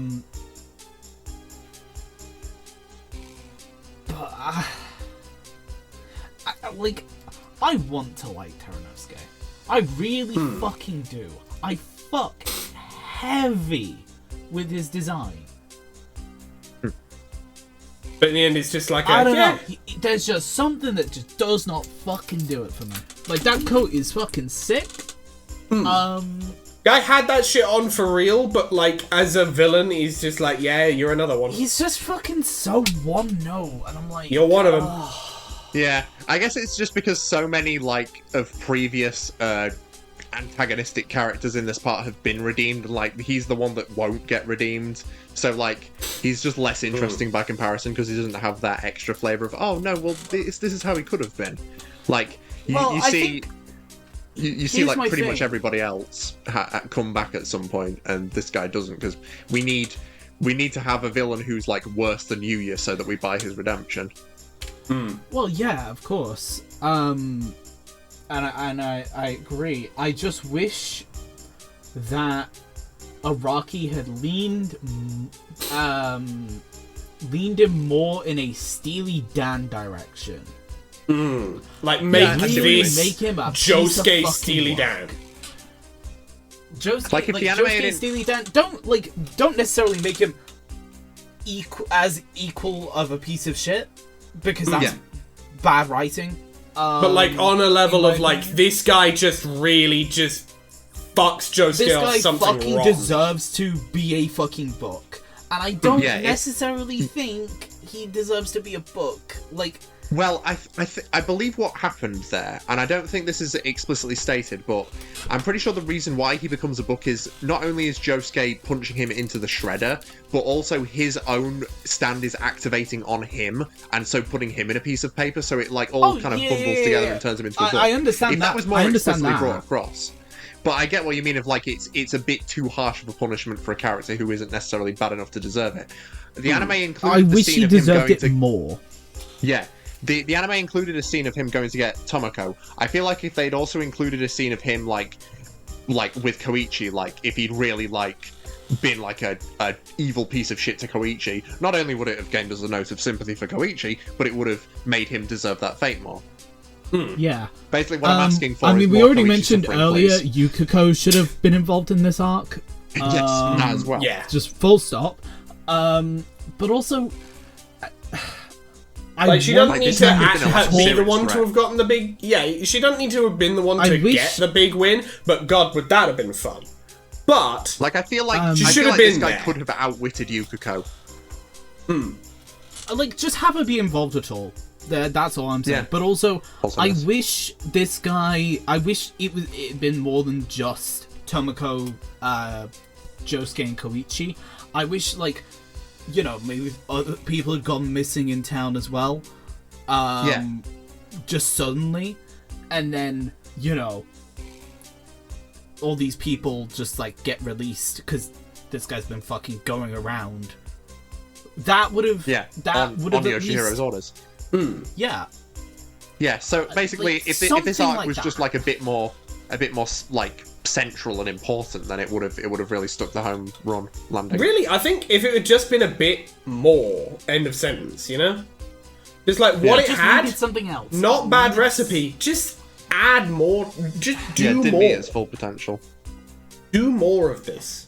But Like- you can fucking say that about a lot of fucking... Yeah. This is true, but I think with this one, it's very much like one where it's like very evident that it's like you've got a good base here. Just keep stacking it on itself here. Just build on this. Just do this For and me, more. it's like a C tier arc because it has so much more potential that it could have tapped into. Yeah, I concur. That's fair. You've convinced me with that. Arthur? Yeah. I'm gonna take that as an agreement of this is definitely like Yeah. lower than B somewhere. It's definitely Yeah. It's like Janken Boy level, like yeah. Look, I man, think that- it's between the good bit of the show. I think my placement I put this is like here. Yeah. Yeah. Yeah. Which, I will iterate again, it's a fucking shame. Yeah. Because I Yeah. want to like this fucking arc so Like hard. if this had been like a 2-episode arc, like the Rohan arc or like the Yukiko first arc, like if it had enough content to spread across 2 episodes instead of just being 1 episode, basically, like it would probably be up in A tier at least. But also just more implications, or, again, making this guy, like Josuke's Steely Dan, again, not as shitty as Steely Dan, because, like, that ruins... Because Araki... Well, I know Araki didn't want to top Steely Dan. Yeah. It's basically just like in make the this next part, somebody I who remember him saying that in an interview. somebody who just like Right. deeply infuriates Channel some Josuke of that to this. energy. Like, Yeah. Someone you We want don't to see need a- get. punched We out. don't need at a the end. multi-page Dora, but something that makes him more deserving of being turned into a book. Yeah. Yeah. Like, because Angelo deserves to be turned into a fucking rock. Like, we Yes. can all agree on that. Oh, of course, yes. I don't know. I need more. I need more Yeah. to be convinced, like, book is a deserved fate. Does this guy deserve to be an inanimate object? I'd say, I really... You haven't given me a reason to be like, yes, he's an inanimate object. Run him out of town, like, I don't know. That's like the max I'd be willing to say, yeah, he deserves. Book is... Yeah, like, scare the shit out of him and then he runs away into the hills, never to be seen again, you know? Yeah, give him a taste I'm of his own talking medicine, in see how he circles feels now. being scared. Yeah, Yes. no, I agree with And I so agree we with your shall point cut of the circle, open and move into the next arc. Part 4, Arc 25. My dad is not my dad. Now, the anime did... Incredible arc. Yeah, the point at it which... is. The anime put this basically at the end of the July 15th, and I fully agree, because, like, going from this into Cheap Trick, and then into Bites the Dust arc, not as good as going from this into Bites the Dust arc. This little bit of story is fantastic. I love the moment where Kiro's just like, fuck it, goes to an apartment, blows up a guy, and then has like that slow-mo after image effect in the anime. So cool. I like in the anime they had Jotaro investigating that, and the scene with him and Hayato in the bathroom is like, as JoJo scenes go, one of the most pants-shittingly intense scenes in the entire show. The moment Honestly, where he's like, that... Jesus Christ, I have to kill him, I don't have a choice, and like, it's like the voidy purple background and Killer Queen just manifesting, and like, you don't see it happen, but you know what's about to happen. I was gonna say, that scene makes me viscerally uncomfortable, but in like a... God damn, you have set this scene well. Yeah, this is a fantastic culmination of this like side of the story. Yeah. Like the whole how would you describe, like, that whole scene with the two of them in the bathroom. Yeah, like the whole time where you're Like, just sat there waiting for the tension to break and Kira to just end this kid. It's so... I will say it is a really good piece of writing. Yeah, and I really love JoJo. this is a win to the soundtrack in particular. In Kira's basically his Kosaku theme, Another Face, Same Mind, they include sound effects of like running water and like draining, like basically a draining bath, which I'm pretty sure is in direct reference to this moment in the story. Oh yeah. Excellent arc. Arthur, anything you wish to say on it that has not yet been said? Nah, it's good. Yeah? Like, yeah, we have put it succinctly. This is one of the better arcs of JoJo's. Shuffling He it wrote up. this. It's definitely Really? the best tier. But where? Yeah. He did write it. I'd at least put it above 414, like 414 is currently. I'd put it also maybe above 110. Personally, I think just for the sheer execution of that tension alone, I want to put it, and it would be by a fraction, above Sheer Heart Attack. Yeah, no, I agree. I agree with it. No, By the skin of its teeth, above Sheer Heart Attack. Arthur, would you agree with this? No, but that's a fair place to put it. I would put it just below that. That's fair enough. So we're around the right area. We're around the general agreed area. Pretty much a general nice. agreed We don't area. get that It's very just like often in this a tiny little like is it or is it not? It's definitely, like, in terms of how much we like it, it is definitely very, very close to Sheer Heart Attack. It's just 3 sets up, we are playing 1 set semantics with down, the and placement. it's like it's. Yeah. If we could put these Essentially. exactly side by side, I would put them exactly side by side. As in, like clearly on a level. Oh, 3 hours left. 3 to go, starting with Part 4, Arc 26, Cheap Trick. You know how I was talking about echoes at 3, and there being a stand that just does this the idea of like autonomous stand that talks just better. Oh, I guess Anubis would be the first case of that. No, yeah, actually, the sword. Anubis. No, Yeah. I knew I was forgetting Summer. Anubis does it really great. Yeah, However. Anubis does it good. Cheap Trick does it. However. Sadly, echoes. Oh. But yeah, Cheap Trick. Rohan Kishibe being the fucking fucking tweaker of all time. I love how he's directly responsible for that guy's death, because he was like, I've just got to know. And then he fucking died, and it was like, oh, whoops. Piss. Fucking Tweak Trick over here. For real. Such a fun little character, little gremlin. Little fucking... I'm just going to talk to you and make you go crazy. I'm going This to shit's be just solid. all of the fucking, like, shitty ass thoughts most people have in their And heads. I love how nobody bats an eye at Rohan doing the Macarena on his front yard. I mean, why would you at this point? His house burnt down. It's Rohan Kishibe. His house Like, very loudly, If my quite house recently. burned down, I too would be tweaking on my front, in front of my house doing the Macarena. Like, let's not mince words. Quite loudly, Rohan Kishibe recently let his house burn down because of gambling with a teenager. Like, as far as Rohan's neighbors are concerned, as far as Rohan's neighbors are concerned, that guy could just like you can never expect what Rohan Kishibe is going to do next as his neighbors, and you can never see him do something and be like, man, that's weird. I should go check on him. Why would you bother doing that? It's Rohan Kishibe. He's clearly doing it for a reason, and he will chew you out for interrupting him. Yeah. Yeah. But Just I let him do the Macarena.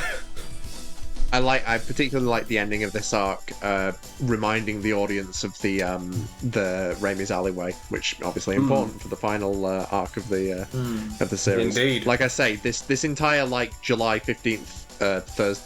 I always get it backwards. Thursday the 15th of July, clump in the anime really does a good job of reminding the audience of all the important players and pieces, and this does that.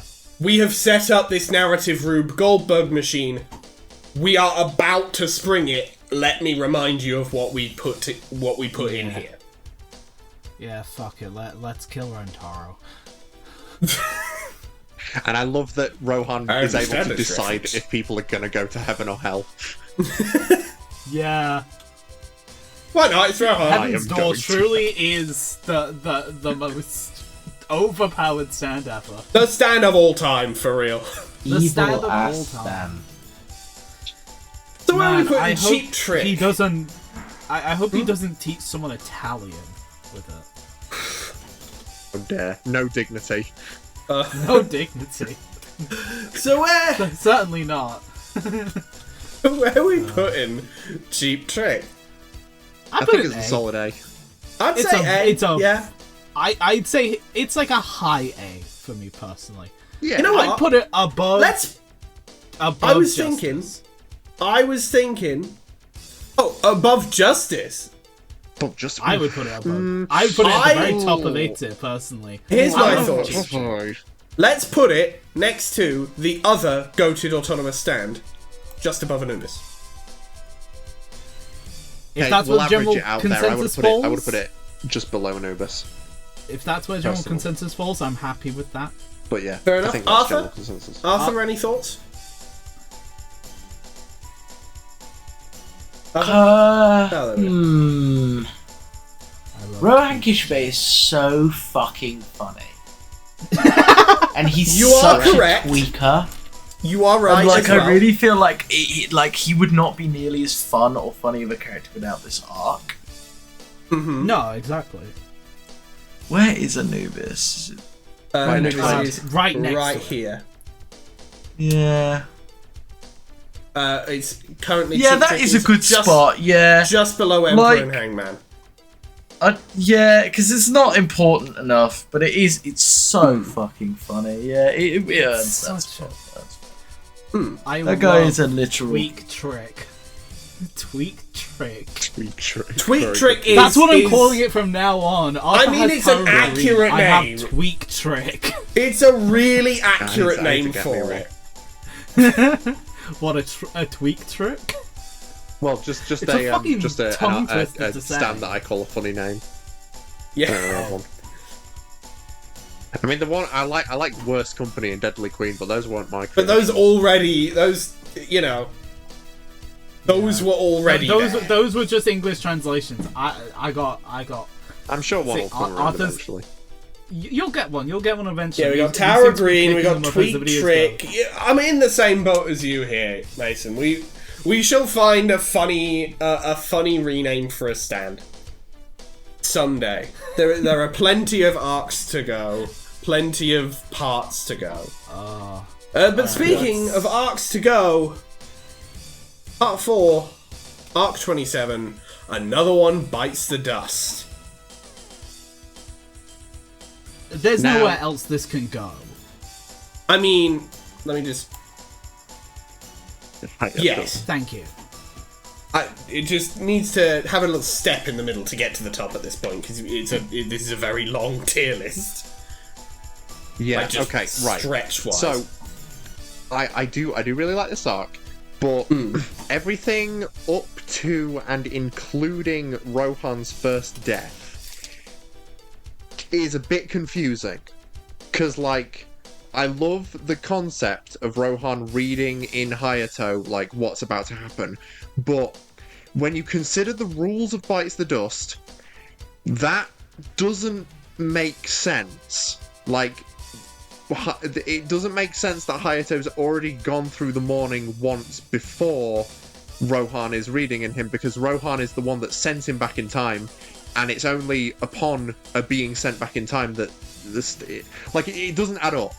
Is what I'm saying. That first chunk of the arc doesn't add up with how the stand works. Think about it. When somebody finds out that Yoshikage Kira's identity, they blow up and Hayato gets sent back an hour and only he remembers it. But Rohan reading in Hayato is what sends Hayato back. So how did Hayato already know that stuff?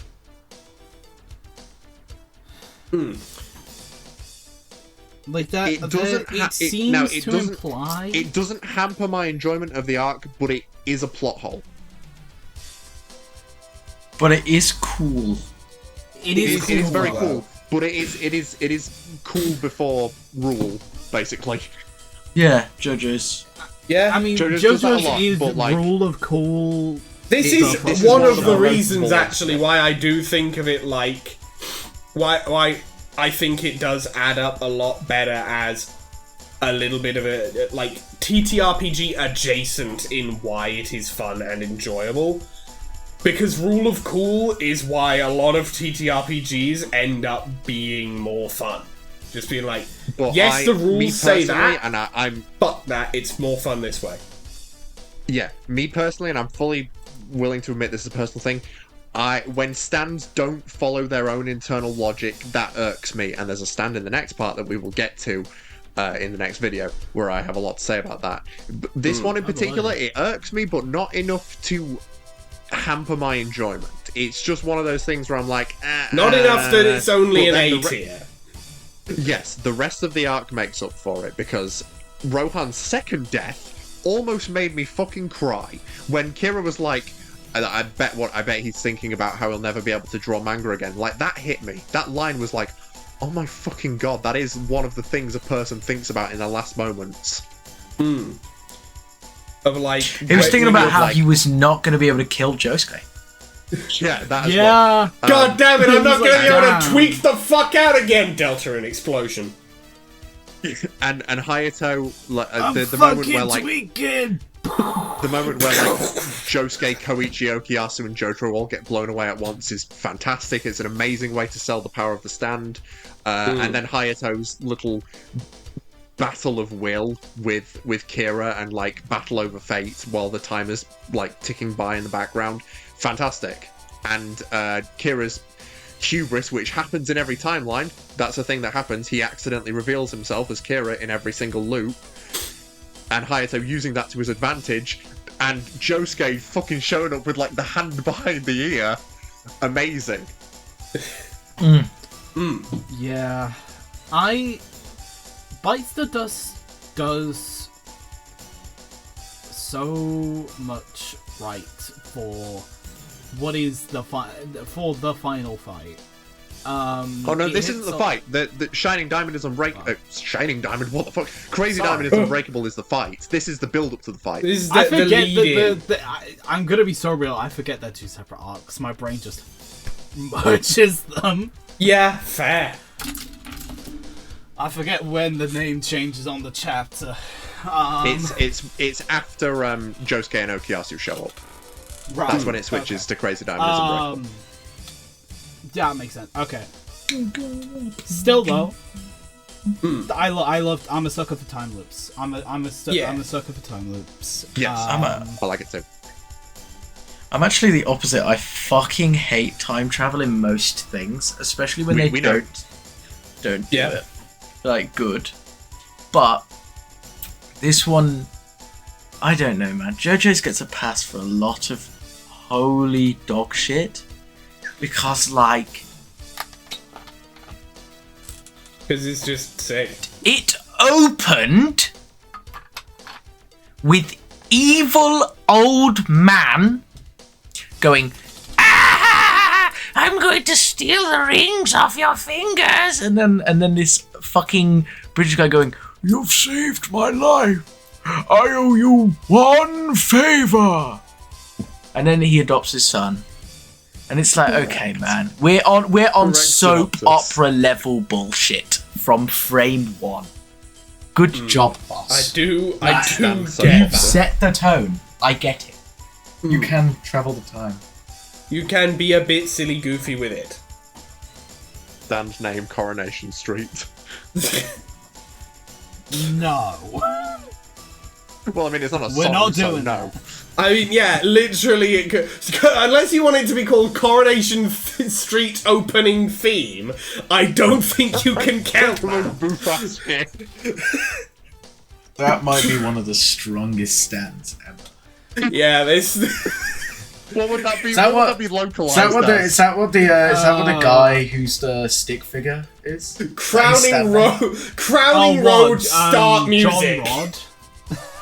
Is that John Rod's true? John John Rod. Lyne's real stand That's name. John Rod's real stand name. Coronation Street Opening Theme. I took John one Michael. look at. I took one look at John Rod and was like, God, I need to catch up on JoJo Part 9. What the fuck happens that fucking John Rod shows up? Who is this I'm on guy? that Rodler. So anyway, yes, where in S tier does another one bites the dust sit? I think it's just below Derby Gambler. I was about to say, if you say just below the rats again, like This one isn't just below the rat, but just to let you know. This one isn't just below the rat. that's fair. I put it with You know, Derby. I do I put agree. it with Derby. Yeah, you know what? Yeah, no, yeah. I put it right there. Yeah, I'd say that's pretty much the perfect as long as spot. my goat Derby stays somewhere. Derby stays winning, I'm except fine. against Jotaro. Real. Well, yeah, of course. Derby Senior, my goat. I don't know why. I just love that fucking arc. It's so fucking good. I mean, It is. It's really good. It's like the damn good part 4 arc in part 3. And Exactly. speaking of damn good arcs, Yeah, I would put this just below the rat. Yeah, I put this just well, below. let's Let's put it get just started, below the shall we? Let me at least Let's let announce Alex it introduce first. it. Let me at least announce it first, because our final arc that we will be discussing today, aside from any relitigation we want to do, is part 4, arc 28. Crazy Diamond is below the rat. Unbreakable. fuck's sake. Yep. That's where it goes. Right. Okay. So I'll put it there to complete the joke while we talk. I want to be 100% real with you. As of right now, having not read parts 7 and 8 in recent memory, this is my favourite fight and arc of JoJo's.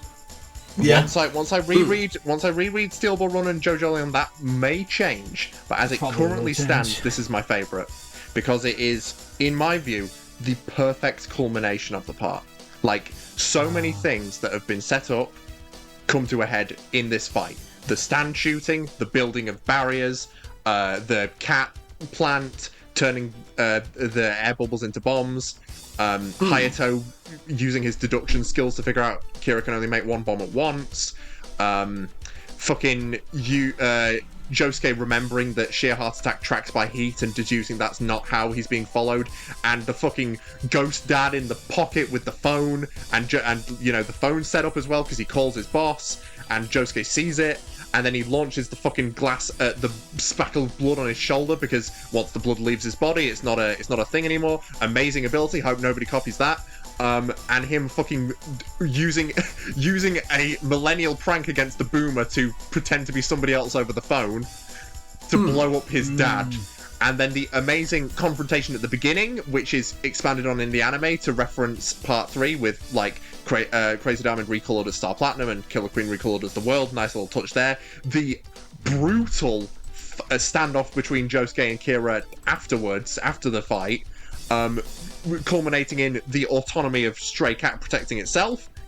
Okuyasu comes back to life. We love that. Nice little scene with him reminiscing on Keicho and Josuke being like, "You fucking idiot," while crying. And then Kira gets cornered.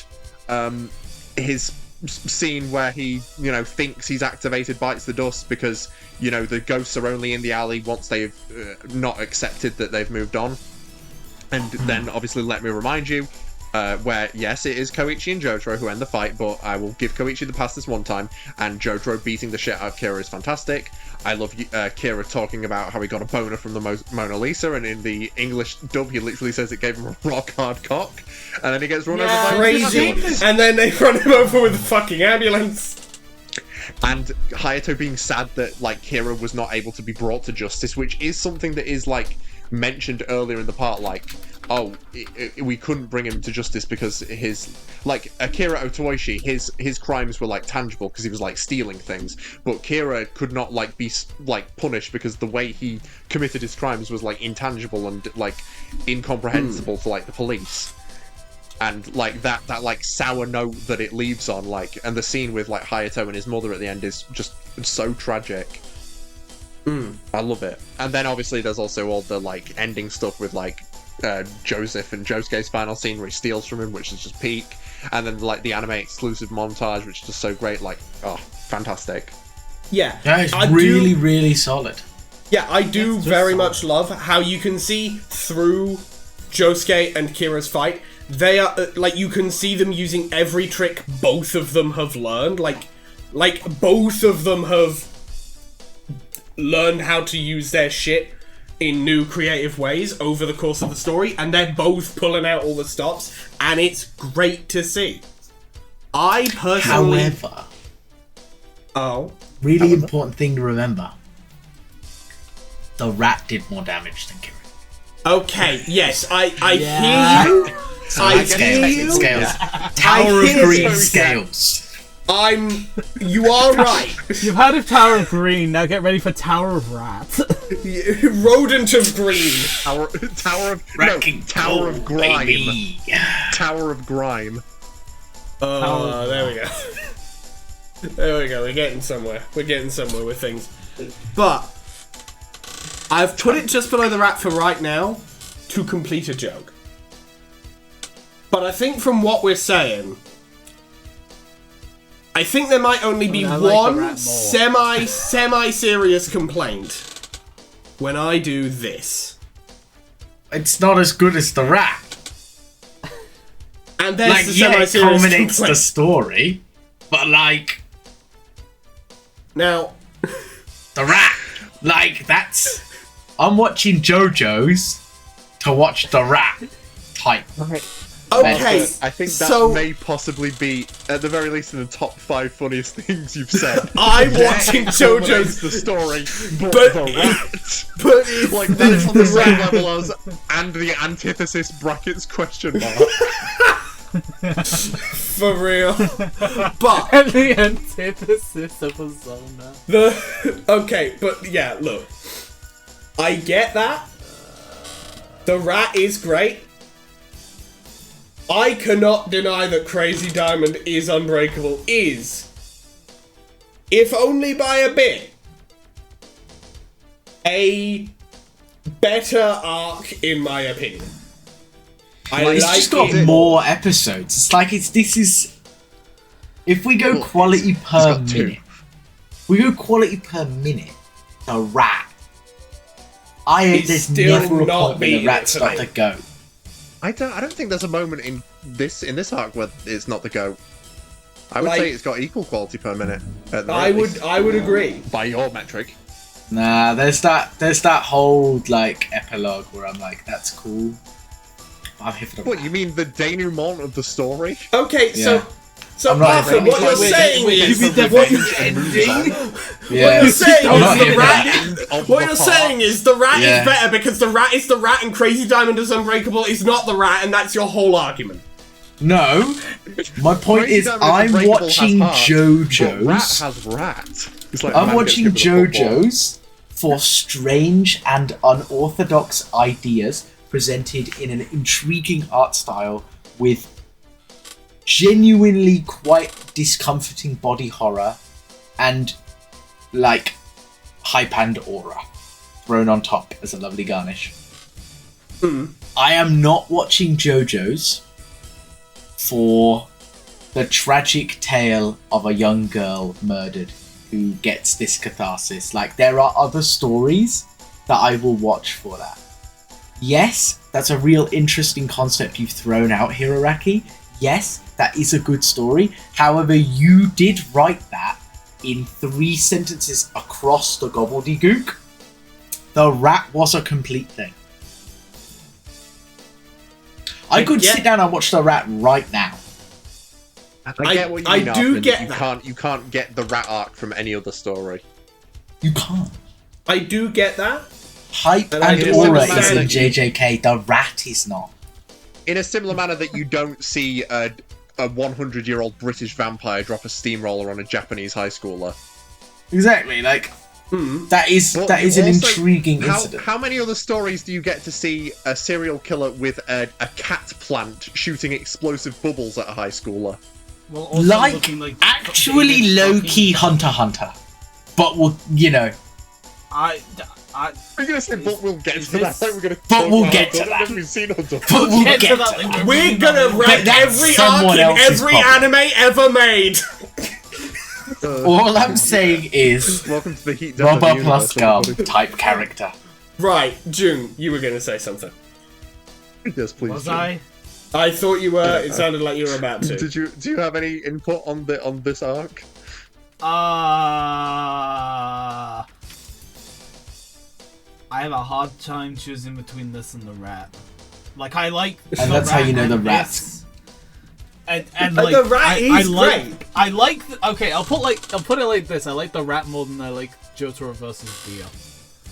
I agree. But also, I don't know if I could argue between these two arcs because I'm like, I like them for different reasons. Yeah, these are two different wavelengths. Let me sell this to you. Let me sell. Okay, let's hear the pitch. You've watched a whole show, a whole season, 28 arcs behind this culmination to make it as good as it is. The rat had fucking nothing. You didn't know about that motherfucker before it walked in, and it had that shit down. We didn't need a season to give a fuck about the rat. It's there. It's doing it. It speaks for itself. It is a self-contained, incredible 20-minute story that is all JoJo's does. There. Perfectly. I don't need to know Josuke. I don't need to know Jotaro. They characterize them in that episode entirely. They do. What if they? It's literally perfect. There's nothing wrong. Arthur, please. Arthur, something they having gave, nothing wrong doesn't make it perfect. I've just Right. had a crazy Actually, it fucking does. No, Mason, Arthur, June is saying things. I've had a crazy fucking thought. Go on, June. What if they gave "Let's Go Hunting" to Fujimoto and he wrote it as a one shot? Like, that's what I'm saying. It's like Fire Punch. It's like Goodbye Harry. It's like it just does what it needs to do. It's a one note story, but it's not one note. It's a complete thing. It's a symphony in an instant. It's the motherfucking rat. Okay, so to- it's a symphony in an instant. It's the motherfucking rat. Kind of bars, not gonna lie. Kind of goated. I think. Shirt. I think in that 2-sentence beat, I think I might have been sold, and I'm not the one the pitch was being made to. That was a pretty hard bar. I'm not gonna lie. Be real. I'm so sorry. I was kind of sold from the start. Yeah, I'm so sorry, Mason, but I do think I heard have the to words, do I'm this. gonna sell you this, and I'm like, okay, I'm being catered to. I'm sorry. And I'm literally Yoshikage Kira's #1 glazer, by the way. I mean, I knew this was going to happen as soon as you put the rat that high. I said as much in the last recording session. I said, I know what my favourite arc is, and it sucks because it's not going to rank as high as the rat. I said those words. It's not, and I'm so sorry. And I'm so sorry that my hands are Not as good. Go watch the rat right now. Well, I am can't so 'cause it's sorry, late, but Mason. I'll watch it tomorrow evening. I'll do You that. must. I am Allow sorry, your but volume of JoJo and fall asleep reading Let's Go Hunting. All I will say once again, something having no problems does not make it perfect. Because I don't think there are any problems with Highway Star, and I wouldn't call that perfect. Okay, but look, I'm sorry, man. My hands are tied by the phrase. It's a symphony in an I instant. still It's the needed to watch motherfucking rat. the I show can't. and know the characters. I'm arguing with the Rat Council as the #1 not member of the Rat Council. So I know the where I'm Rat not Council wanted. will decide your fate. The Rat Council will decide your fate, and your fate is second place. Sorry, accident. I mean, hey, Everybody you're in on the audience, podium. I just hope you understand. Okay, you don't have to agree. You just have to understand. Those who know. I'm so I glad, do- Arthur. I will say, I'm so glad someone appreciates Let's Go Hunting as much as me, because on my side, I was going crazy. I can't wait to talk about Part 5. I'm so excited already. Mason, I do can't see wait, where you're 'cause coming none from. of them are going to be as high as the rat. They're not. I can't wait to talk about Part 5. I can't wait to fill out the so lower tiers. excited It's already. so fun. I can't wait to fill out the lower tiers of this tier. There are 2 arcs in Part 5 that might make S tier. I'm And gonna we'll learn argue what those against are it. another time. Other than I'm so excited for Part 5. I can't wait already. right. Oh, this is gonna be. A Other fucking than- debate, but anyway. Other than having done the foregone conclusion and moved the rat to what will be peak tier once we have finished It's this a stage. rightful fucking place. A symphony The in Rat an King. instant. The Rat King. It's the the rat that makes all motherfucking the rat. rules. But before that, are there any other arcs in here we would like to relitigate, that we would like to move up? Bro, We've I done don't something, have the energy. 14 should be decently higher. and we will then be rebalancing the list Here is to introduction. That's shuffle the a only couple thing I'm things like out. low-key a little be like. It's like I can 14? be convinced to move it above. that's like better than Satana. That's better than Bites. The, That's not Santana, that's Straight So. Put that's it above Straight So. Yeah. Better than above Straight Straight So. I think it's better than Sheer Heart Attack, by the way. I'll put it next to Sheer Heart Attack for now. I'll agree. I think- because I So could I go was either gonna way. say Here's higher to introduction. tweak mode. But it is Personally, I could go either way. I think Kira Arc 1 is more consistently good, whereas Sheer Heart Attack has like higher highs and lower lows. No, I agree. Yeah. I think I could go either way on it, and we've got go on. Yeah, and we've got 2 votes Put it above Sheer for Heart Attack. above. So yeah, There we yeah, go. we've got. I'm going to be 100% honest with you. I legitimately, I do not have the energy to sift through this tier list and re-rank anything else. Oh yeah, no, that's very fair. That's very fair. It's like, video if you want. are there any other really strong thoughts? That's it. That was my, really all I'm that was my searching for only here. opinion. That's It's very alright. fair. We'll fill the Obviously, lower Tower tiers of when we get Green. through. Why is that in D tier? Just below the rat. But Just below the rat. Just, Well, I mean, we had a new tier in vertically that's speaking, just below the rat It is tier. quite literally below the rat. If you go up in a vertical straight line, it is below the rat. It is vertically Just below below the the rat. just below. Just below the rat. couple of lines. Just. Just below the rat. Just below the rat. Yeah, I don't really have anything else I'm particularly strong. Yeah, I think. Opinionated about. I mean, I've said my piece about Ko's introduction. Everything I else think just makes sense. only a little bit of Well, rebalancing I'm fucking- gonna do. Dumbass Alessi back in Dumb Stinky Doo Doo Fart tier and put the rat in peak tier like you want to Yes. so badly. Yeah. Put the pedophile You in like the rat so place. much, don't you, Squidward? You like I the think rat so much. Before we round out, I will just do a little bit of rebalancing. What do we think our cut-off point for B tier going down to C is? Probably. Okay, drop the bottom 3.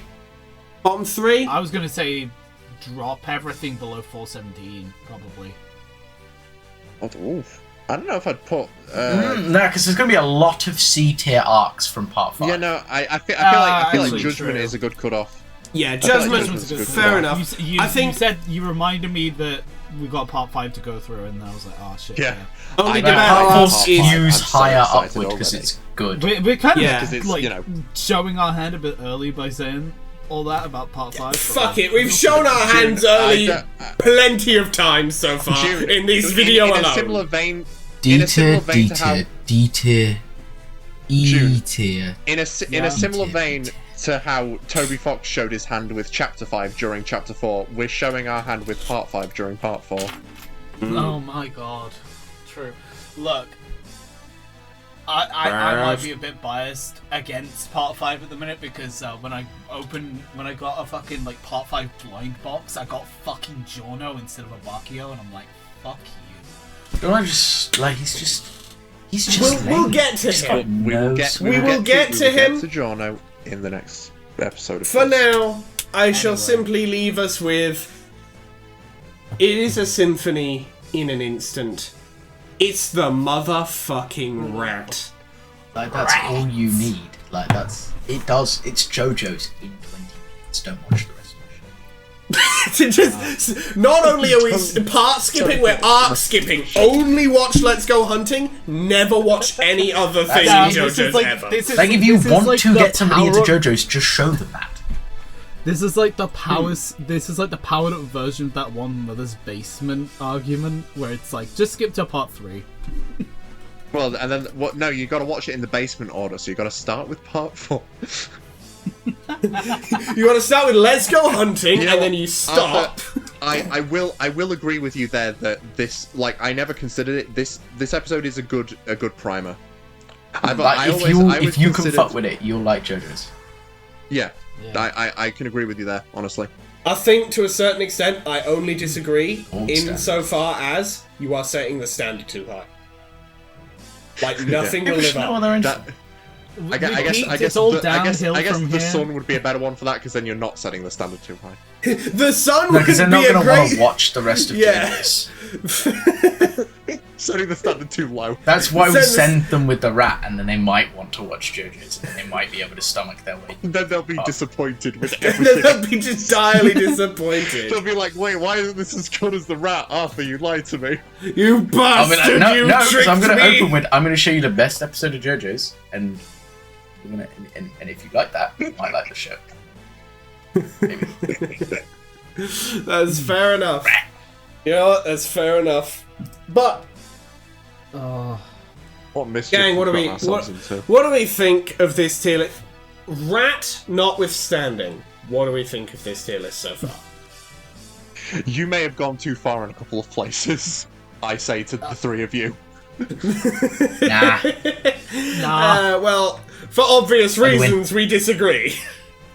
Yeah, like, okay, I can meme about it all day. Yes, if this was purely my ranking, it'd be different. But the point is that we're having a debate, and I think we've definitely had some debates. Certainly Some have. one-sided ones, but we've had some debates.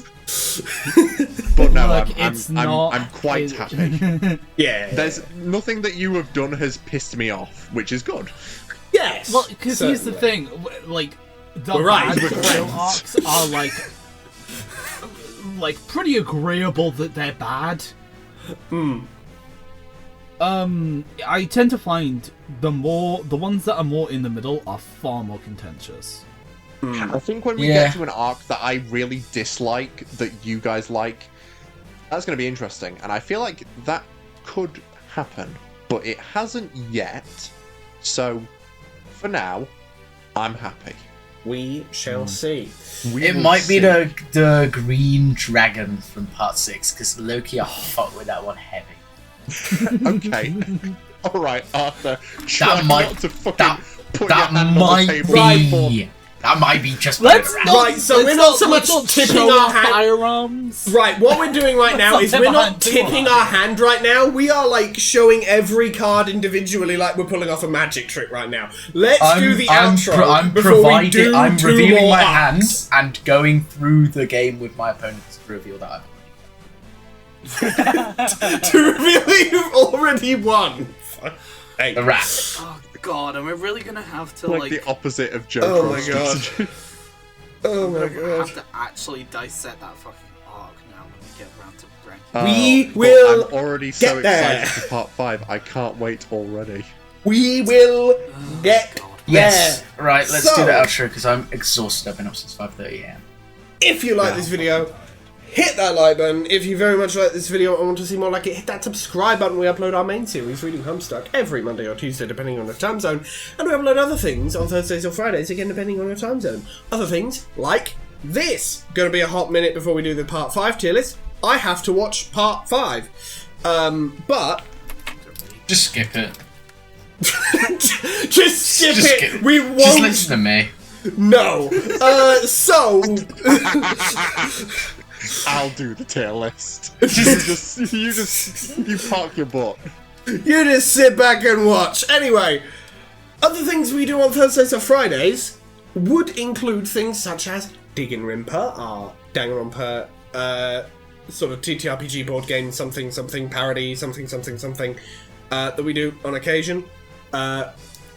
Getting things ready for Chapter 6 of that, rounding it out. We have Dicey Deeds, our TTRPG show for general TTRPGs that we're not making up on the fly like Digginrimpa. Also, room for card games, room for like war games, stuff like that. Just like if it is on a table and maybe involves dice, you can expect to see it. Dicey Deeds. I'm gonna run the rat. We are going to be forced to play need to play through Rats, the the board game. plot of JoJo's Part 4 Arc 11 Let's Go Hunting, but there's like a third person here as well. They dragged It's a betraying Koichi rat. along. Ally rat who turns against the party. Oh, okay, I know what my character is then.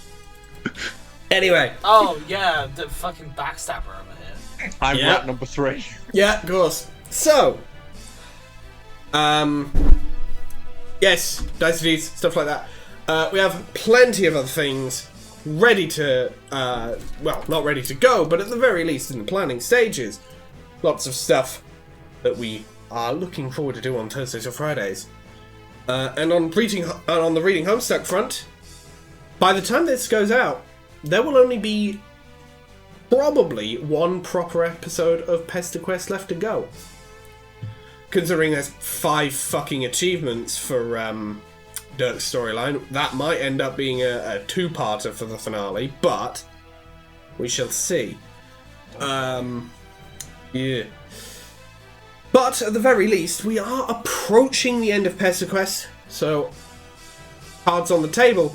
After PestaQuest, it will be time for Hive Swap proper, the main point-and-click adventure game that it is. Looking forward to that. We're playing a game? What are we, a fucking gaming channel? Yes. Oh no. Oh no. Oh no, bro! But that will be coming soon. Not quite there yet. Got Dirk to get through in PestaQuest, and then the finale. And we've got some fun ideas planned for the finale. Shan't tell you what they are yet. You'll have to wait and see for the video itself to learn what they are. But for then, you can follow me on Tumblr. I post things there sometimes. Usually it's like reblogs or stuff for our Writing Homestuck series when we make those. But you can also send me asks, send me DMs, send me whatsoever you choose. YouTube does sometimes eat your comments, which is very frustrating for all involved. So, if you wanted to send me something and YouTube said you could not, you can send it to me over on Tumblr and I'll actually be able to see it. You can also follow June on Tumblr and on Instagram. June. Yeah, you can follow me in those places. Cloud Tools. Yeah, baby. I'm tired. Yes. And you shall soon enough. You can also follow Arthur on Twitch. Arthur? Twitch. Twitch.tv/PENNEDRAIG. That's Pendraig. I need to set up my Deltarune save so I can play Deltarune Chapter 5. Yes. Yes. Yes. Yes. It'll happen. Yes. Yes. It shall be done. Probably my next day I'll be streaming is like Thursday. That's good. So That'll be the day this comes out. Good. Yeah, that'll be like hours before this came out. Damn. Oh man. Alright. Sorry, gang, you missed it. The VOD will be there on Twitch though, so if you want to watch it back, maybe I should do Friday then instead. Yeah, I do Friday. It is Friday. Hooray! We did it. You can now, once you finish this video, Friday at what time, Arthur? 6:30 GMT, which is UTC +1. I'll say. Fair enough. Maybe 7. So 6 p.m. UTC +1, 7 p.m. That's sort of a evening range UTC +1 time zone. Arthur will be streaming, so you can go check that shit out when, well, after this video has fully concluded. I will say, I when you said Twitch and then nothing else for several seconds, I was fully ready to just be like, okay, Mason. But yes. Speaking of Mason, do you have anything you wish to say at the end of this? Here, Jojo's Arcs tier list. I wanted to say thank you all so much for watching. We love making these. We hope you enjoy watching them. Yep, I'm glad I got to talk about part 4, and I'm just really, if I don't think there's a word that encapsulates it so well as fascinated by your thoughts on part 4 and some particular arcs therein. Yeah, and I mean I think I've said it, one might say too many times in the past 15 minutes, but I'm so excited for part 5. I already can't wait. So I'll have to read that, hopefully in a more timely manner than I did for part 4. But yeah, that's going to be a lot of fun. And yeah, PestaQuest is nearly done. That's crazy. That feels like it's gone by in a flash. Yeah, look forward to us having very strong opinions about Dirk Strider in that last episode, and then having very weird opinions about various categories of some mystical means or another in the finale. You'll find out what that entails. And, yeah, so you've tipped the hand a little bit there, man. I was vague about it. That's alright, barely anyone's going to watch this video anyway, so it'll still be a surprise. Yeah, they're going to be too excited about Arthur's stream later today, right? Yeah. But yeah, that's going to be fun, and whatever we do next on our Thursday/Friday upload will hopefully also be fun, because I like having fun with my friends. Hooray! Yeah. Yeah! And with that... Sure, right. And on that note, to symphony in an instant, it's the motherfucking wrap. We will see you in the next video. Later! To be continued. Ah!